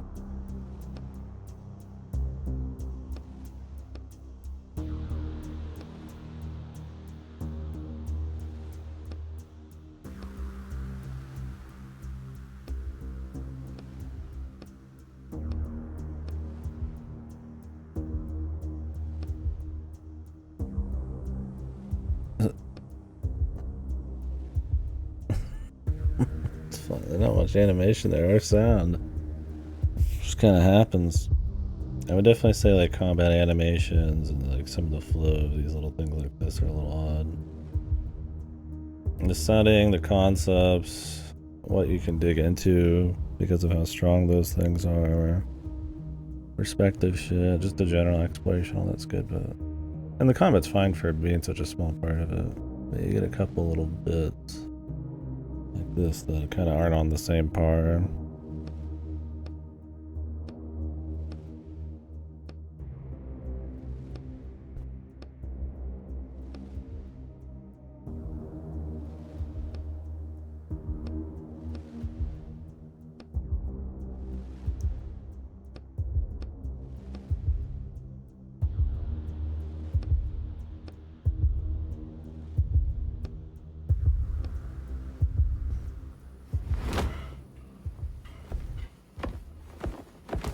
Oh, the actual people. Damn it. I'm beast mode.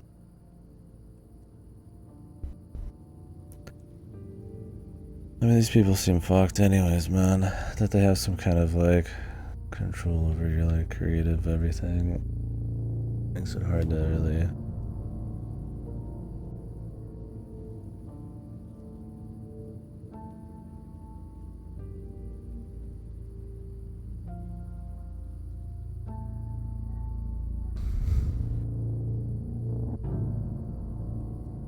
Oh, he hid the stolen character.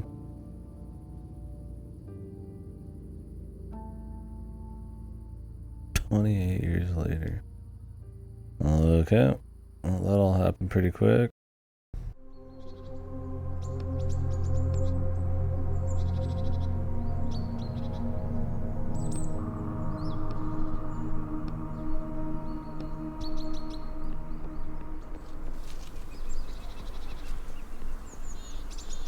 Okay, you look the same here, though.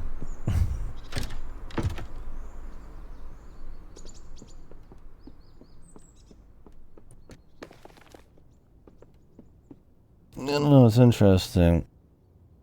I mean, the ethics of even making some of that stuff seems a little suspect. A lot bigger deal than I feel like taking somebody into the real world. But that's kind of hard to put a lot of faith in the law enforcement in this. What? He just hates shit. I don't know if you can change endings or... Feels a little oddly paced, so... Like, maybe not. Dude just pretty much lost most of his life.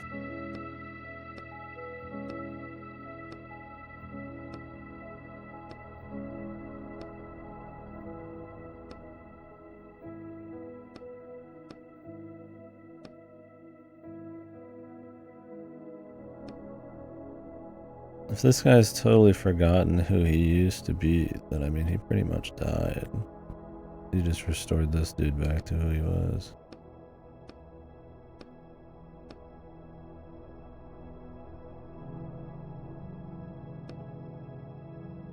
Baker Street. What is he supposed to be, Sherlock fucking Holmes, man? Or is it Watson?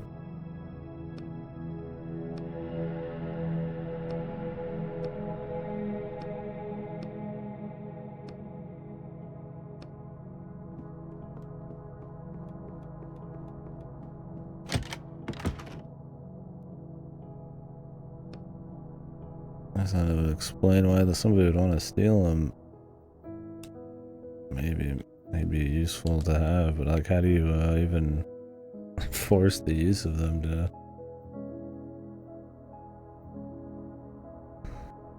Like, help you solve books and shit, puzzles and shit like that.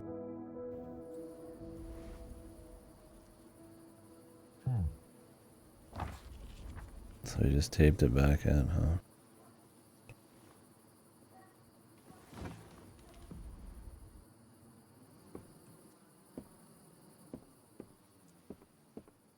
Same fucking apartment 30 years later, brother.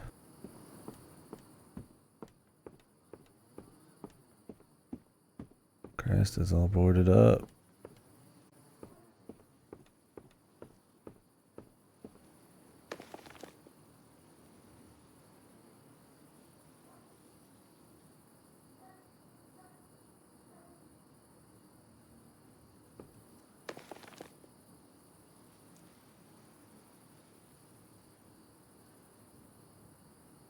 Morok Publishing.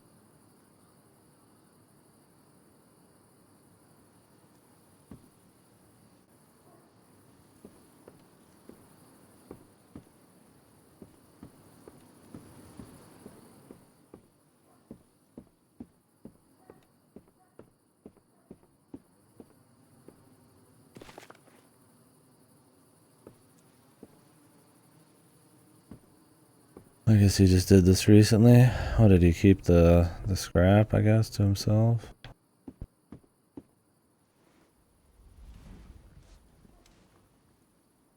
This looks a lot like the book setup that the guy who killed himself had.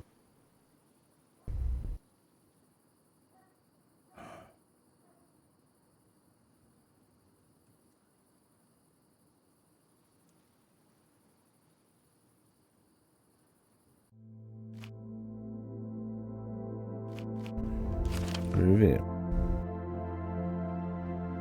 Interesting. Let me see if there's any alternate ending shenanigans.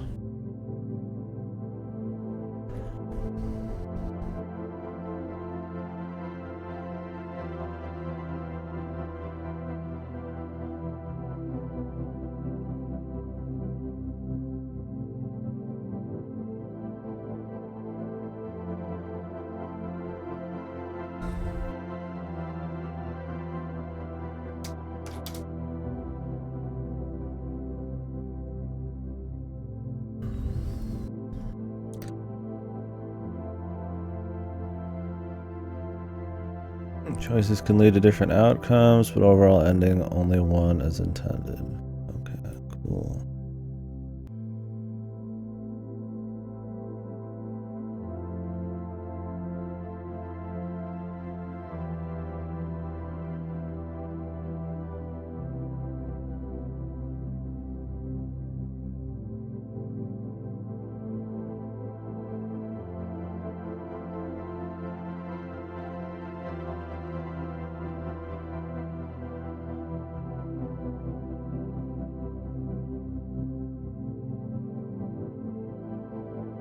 Well, anyways, so we could chit chat about it a little bit here. Yeah, overall, I'd say it was really cool. I think its greatest weakness is probably dialogue and character stuff. I think some of the ideas there are cool. You know, he's got like some kind of character that he brings around with him, and it's a mystery to where he's from, and they kind of, something they can bounce off each other and kind of maybe discuss the world and morality and all that kind of shit. And then obviously like a main character who's like a writer with a mysterious kind of like past, and kind of who maybe has a particular way to view his creations that may or may not seem ethical or not. But I think they kind of I don't think it's like the emotional side of things and like the character work, and sometimes the dialogue is like super strong. I think everything else is really strong, but yeah, those elements, I like that they kind of reveal them piecemeal, kind of not tell you everything. I really enjoy kind of piecing that together and kind of uncovering the mystery and all that. That he created like Amanda and then pulled her out of the book. and then he's serving 30 years for that, and what that means for the overarching kind of lore and setting, and that they, I guess, just broke up and shit. And then them kind of like trying to look into the idea of like, what is a character to him and stuff, but it never really felt like he thought the characters were just like nothing. For them to kind of try to make it this big final question of like, oh, are they characters, are they people?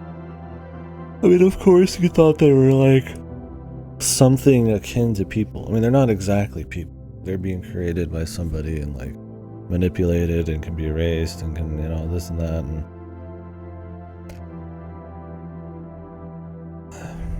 like it's not so simple, but they're like, in practice people, right, with their own thing going on, despite having a predestined kind of like path because of the books. But so for it to kind of be like, oh, are they people, are they characters? Like, I don't think they built up the idea of him being disillusioned with them being characters or people that well, considering like that being kind of like this final little choice thing. Are they characters, are they people? It doesn't really matter kind of deal. I don't think that really changes much, but it's kind of hard to be like, well, if they're people, like, but the guy can just write more, he can just make them exist and manipulate them. It's like, I feel like that kind of like God complex, it's like they're not really, so it's like, it feels like too much of like a gray, odd thing to, I mean, I guess you could still say they're people, but like, that's not as interesting of a topic to explore as like the ethical like manipulation of them, regardless. Assuming I even understand everything, right? And they, like I said, they kind of have to read into what's going on in the setting and all that. But I also think that sometimes this somewhat kind of comedic sometimes is overboard, like this frowny face shit and all that. There's times where I feel like I don't mind that it has like a humor or like a a variety of like kinds of emotions on the characters. Like, he doesn't need to just be this brooding, surreal, kind of person or something, just because the rest of the game kind of has that vibe. I mean, that worked in like Disco Elysium, right? There's serious stuff there. It's really funny, dark humor and all that. But sometimes I don't think it quite hits. I would say like the bigger thing though, instead of just like the flavor of dialogue, was probably like I just didn't feel enough about the characters. I mean, I was invested in like, like, damn, he had to actually spend like 30 years, and it's supposed to be a process a lot of people don't make it through or something. I mean, there's a lot of like, is it allegories? Let's say allegories, parallels, I guess, to real life. Like, they're stealing things and it's plagiarism, and something happens, so he has to like work it off for 30 years. I imagine it's more like, maybe it's like he has to essentially work for fucking, a soulless fucking book writing studio publisher or something for 28 years, so he's not getting to be creative. I don't know exactly what it is that he has to do, but yeah, so that kind of, you felt something about that, right? And then him going back into his book was kind of cool. I mean, it was cute. It was like Watson and shit. Sucked that he didn't, remember him, but that's emotional. But yeah, I feel like maybe just the quality of the dialogue. Like I said, the beats, the ideas, I don't have a big problem with that. Even the tone, I just feel like, ironically enough, when he was talking about writing realistic, like believable characters and all that stuff, he doesn't come across as someone you can completely get behind. It's still more than solid enough. It's always engaging. It's not like bad dialogue. It's just compared to everything else, it kind of stands out a little bit more because everything else is really good. The settings are really interesting and creative. You can make a whole game or story out of any of these, pretty much. And how they kind of borrow concepts from like myth or like other stories And not just as like a, hey, that's kind of cute, we got Norse people, but like it's literally like the concepts, because there's like a limited pool or whatever the fuck, right? Of like ideas or something going on.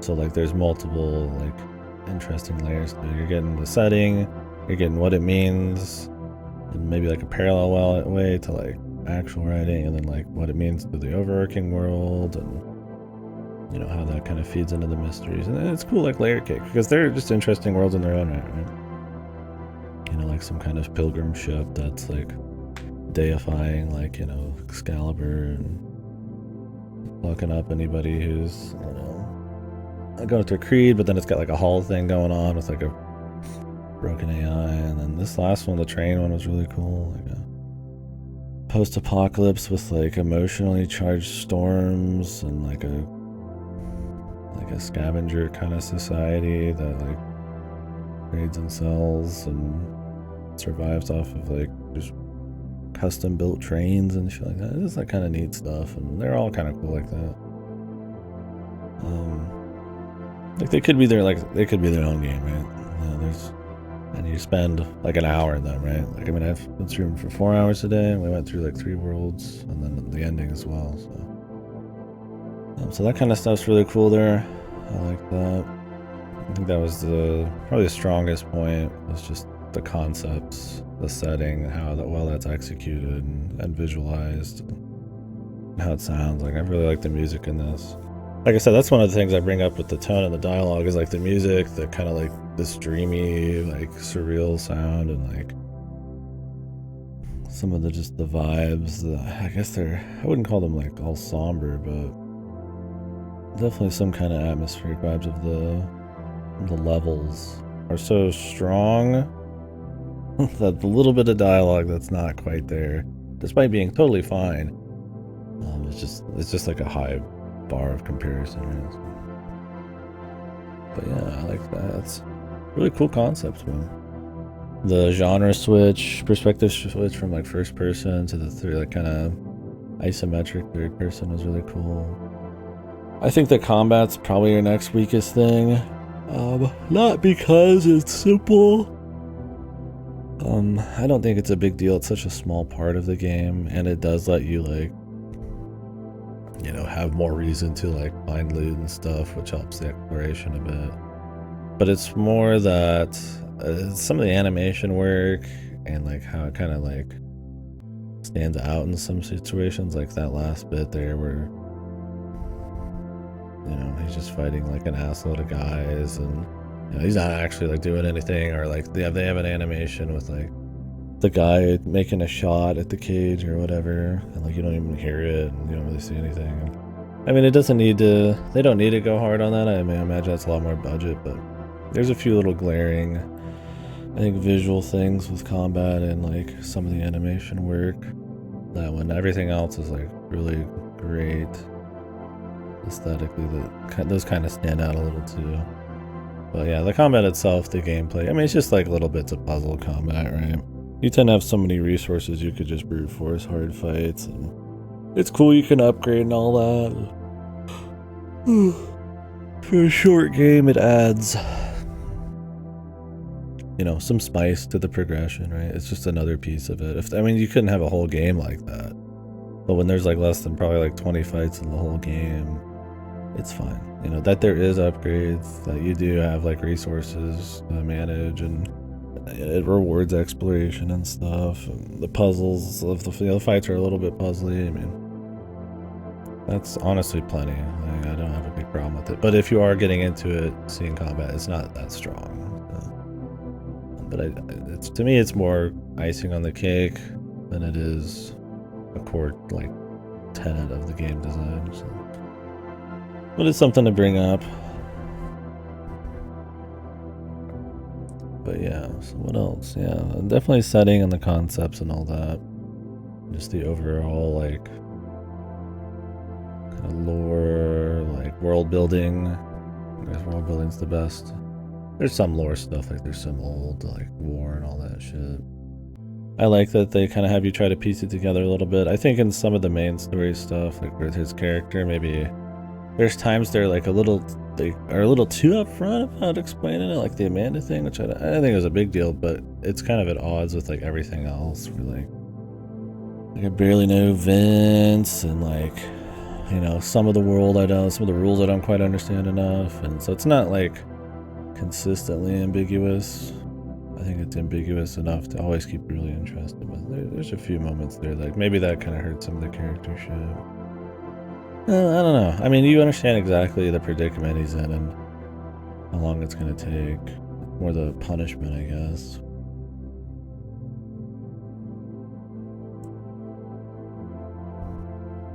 Also, I wonder there at the end, since everything was boarded up, if like he's just locking himself in there and just writes till he dies, or what? Man, I have no idea. I mean, I feel like it's more just so the player can't leave, but I guess he did say he bought it. He owns it, just sits there.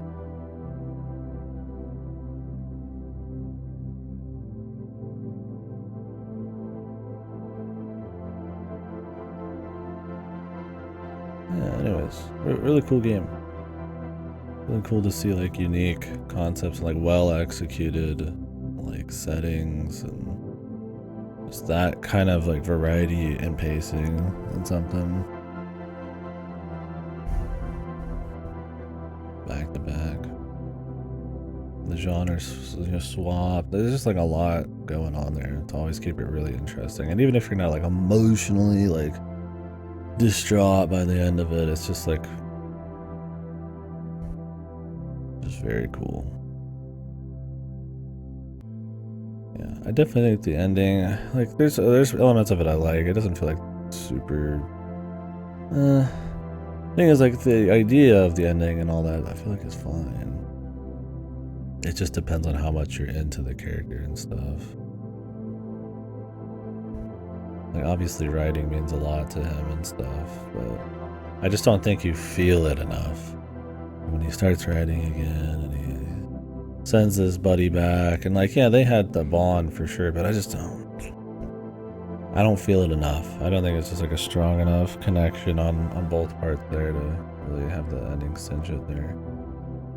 And the odd collector thing and all that kind of just felt like it was just there. I mean, it was a reason to like cap off what was going on and explain that he was getting tricked and find out how he got caught and all that at the end.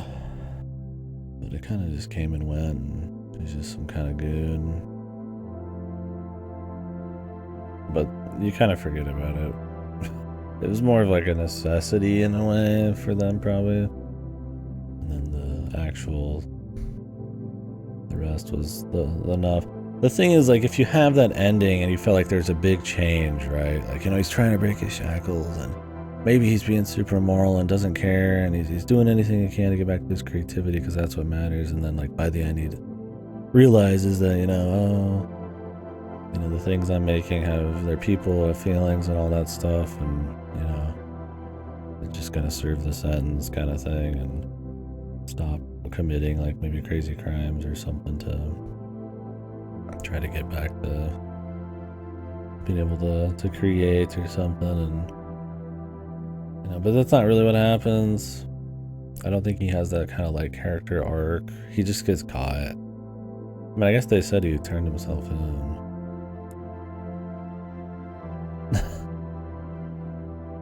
But he has no choice at that point. So it doesn't mean it was like he did it because he was like worried or sorry. He had like a moral change. He could have just done it because he wants to write eventually and he's got no choice. So I don't know.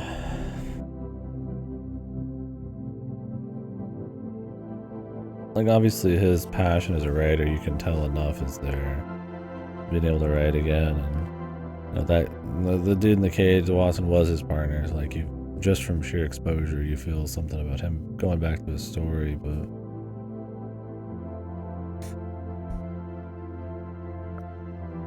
yeah, kind of one of those deals. That's probably my only real complaint of any substance. Well, one of two actually. That's not a big one, but yeah, I don't think that character arc perfectly. The character kind of itself, or the climax for him. Some of it's good on paper, but I don't think it quite hits. But everything else is really awesome. It's a great game. I liked it. It's really cool. Very creative. Lot to dig into. Lots of layers to it. Lots of variety of gameplay and all that. I mean, you do just in terms of like puzzle like point and click stuff. I mean, yeah, you're always making the same tools and all that. But the thing is, you're always getting like other quest items as well. I mean, you might be bored of like puzzle, point and click gameplay. I don't have a problem with it. There's like no moon logic. It's like really easy. So it kind of keeps the pace moving. I think there's things you could personally pick apart, but I don't think like there's just these outright, like these are just big problems. I think it kind of depends on what you're into. Yeah, cool game. I'm talking about it a lot because I enjoyed it. And because I gotta leave in 3.5 hours, so I don't know if I'll have time for anything else. I'll have to see if we have like an hour-long game, but I think I'm just gonna probably rest, and I gotta pack a little bit anyways. We'll see. But yeah, man, the music was godly. I really like the fucking like chill, like kind of this dreamy kind of sound to it.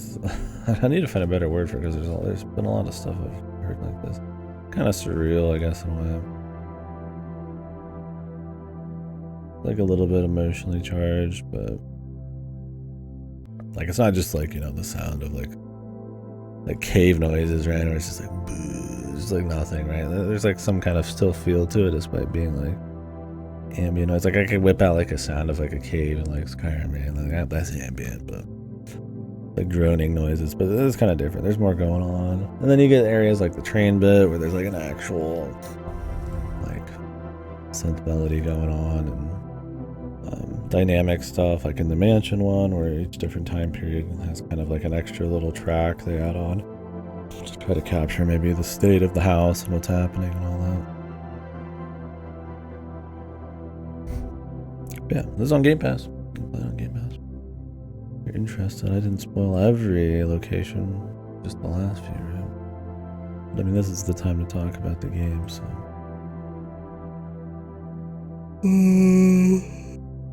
This does make me want to try their other game. That was a train game. I think it was kind of like a train sim survival thing. I don't think I'd like it as much as I would this one.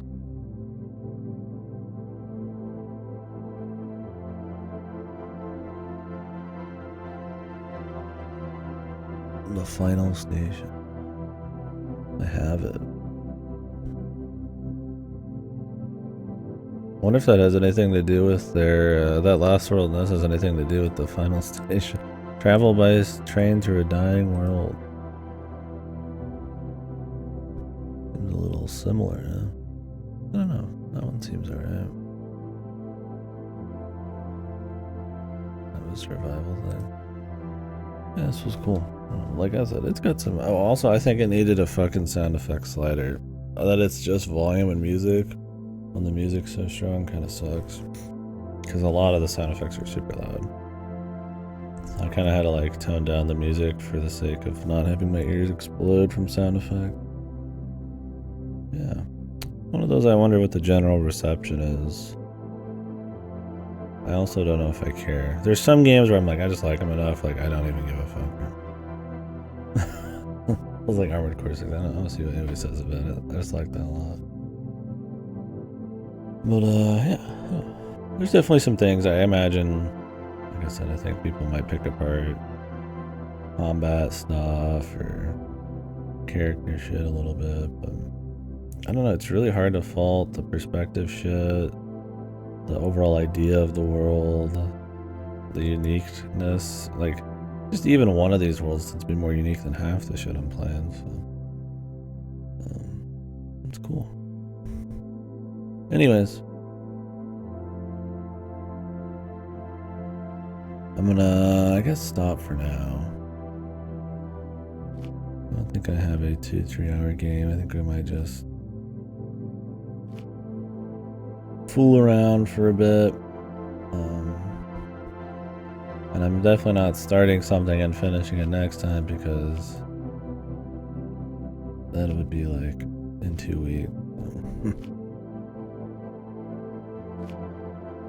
It'll suck to not stream for 2 weeks, but I like doing it, so not a big deal though.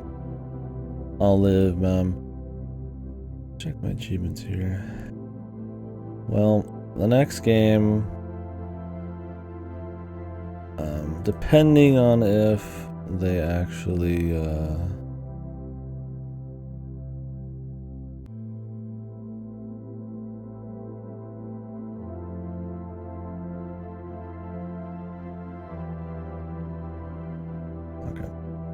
depending on if they actually send me Spider-Man, because for some reason I can't fast return on GameFly now. Self-return. I don't know if it's just buggy or because there's too much stuff out. I might have to send them an email because that was really useful to be able to like have them send me something, and then as soon as I put it in the mail, I could click the button.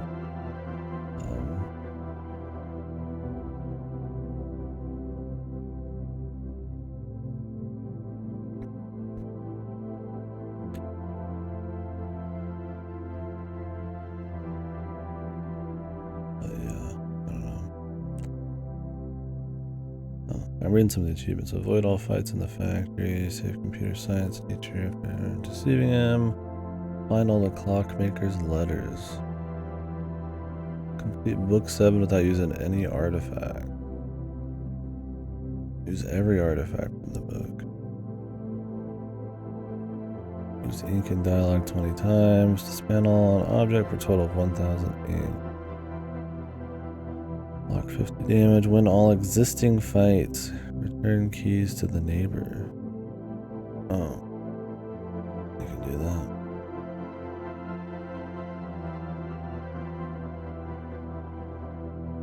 Oh well. A lot of those are just like for doing like literally fucking everything. Anyway, yeah, so Mario Wonder will probably be the next game. If they've sent me Spider-Man, which I mean they have like a week and a half to do, but that's probably one that'll be rented out for a while. I did send it in, but my mail's been so fucking bad about reaching them. It's obscene. It'll probably be Spider-Man if I can. I'm much less interested in that than Mario, but I just kind of want to get that one done. Move on to Mario. From what I've heard, this new Spider-Man's like the same kind of shit as the first game with like maybe a worse story, but like they added some stuff for movement, and I'm like, well, that sounds kind of lame. But the first one was still fine, so I'll probably just run through the story. One of your 1 Sony games a year. See how that is. What Insomniac's been up to. If we should be excited about the Wolverine game. But yeah, so some other stuff we'll have. I want to do Liza P. I want to do Sea of Stars. I want to do Amnesia the Bunker. We might do on Halloween, because I guess I'll be back, right?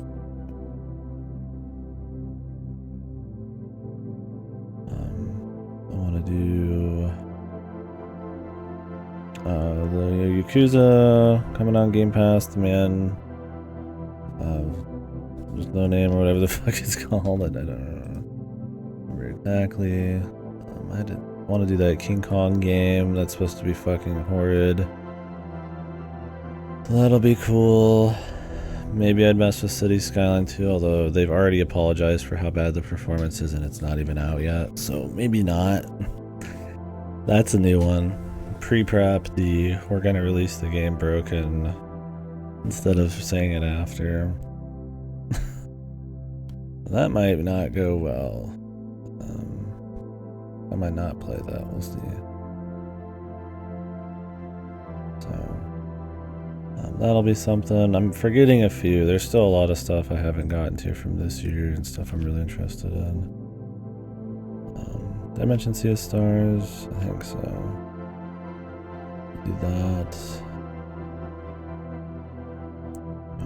So most of November is gonna already be kind of covered there. Oh, Void Stranger, of course. I want to do Void Stranger. That'll probably we'll do that pretty quick after those first 2 games.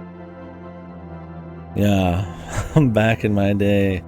It's gonna be in 10 years from now. People are gonna be like, well, back in my day, games released broken and then fixed themselves. And then in 20 years, it's gonna be, well, back in my day, you know, game makers would apologize before they released the broken game and then didn't fix it or something.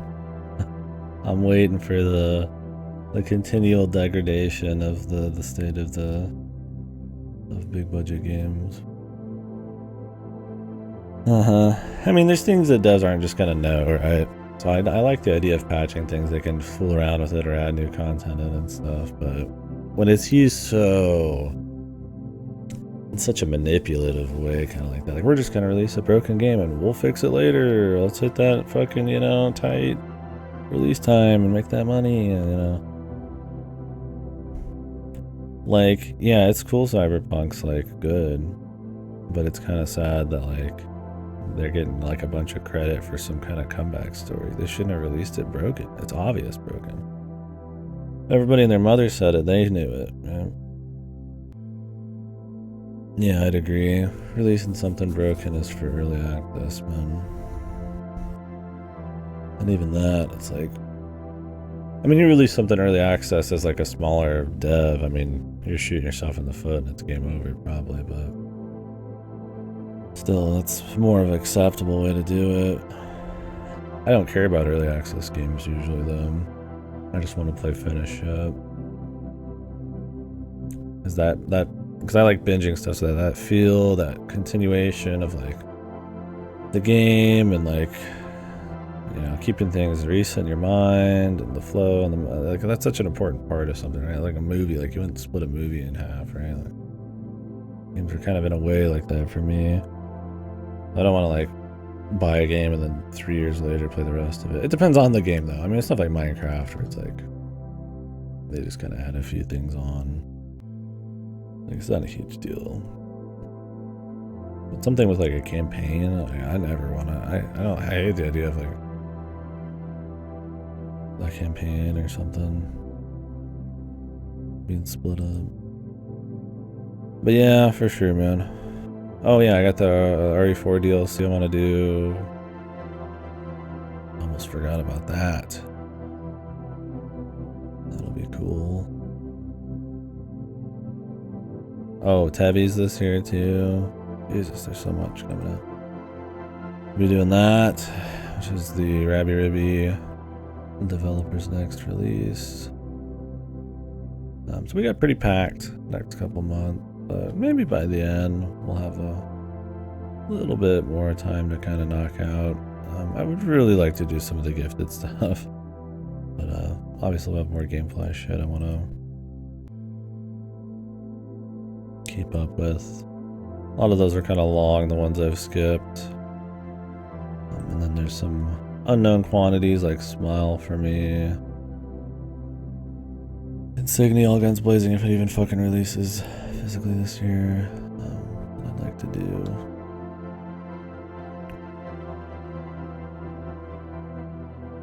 Tactics Ogre Remake, I'd like to rent that one.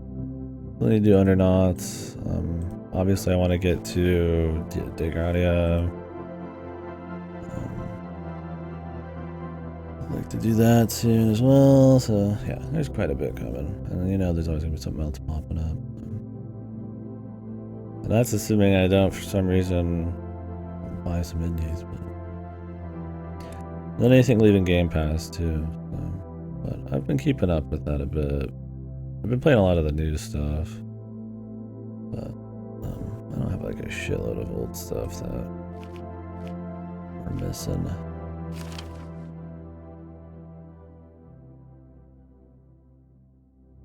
Oh, cool credit. Well, anyways, folks, yeah, I like this one. It was cool. If every game seems completely unique and special to you, if you've played like 5 games, maybe this one won't hit quite as good, but I enjoy it. Cool. Apparently this game wasn't working very well for a while. Got bad reviews on Game Pass. There was some bugs. I would get stuck in stuff and all that, but it wasn't a huge deal. You could usually get out, so. Anyway, catch you folks in like 10 days. I'll be in Discord and all that shit, but might jump in some streams. But, yep. Be back on the 29th. I don't know what time, so I might not stream that day. I'll really want to, though, but I might be really tired, so I might. Next stream might be on the 30th.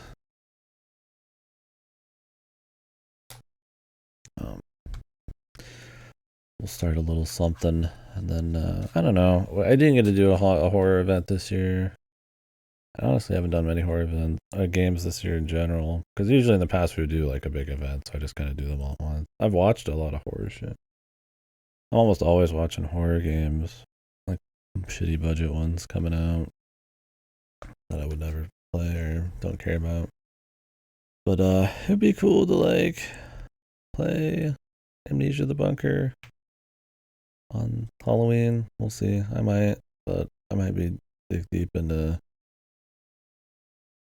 whatchamacallit, Spider-Man.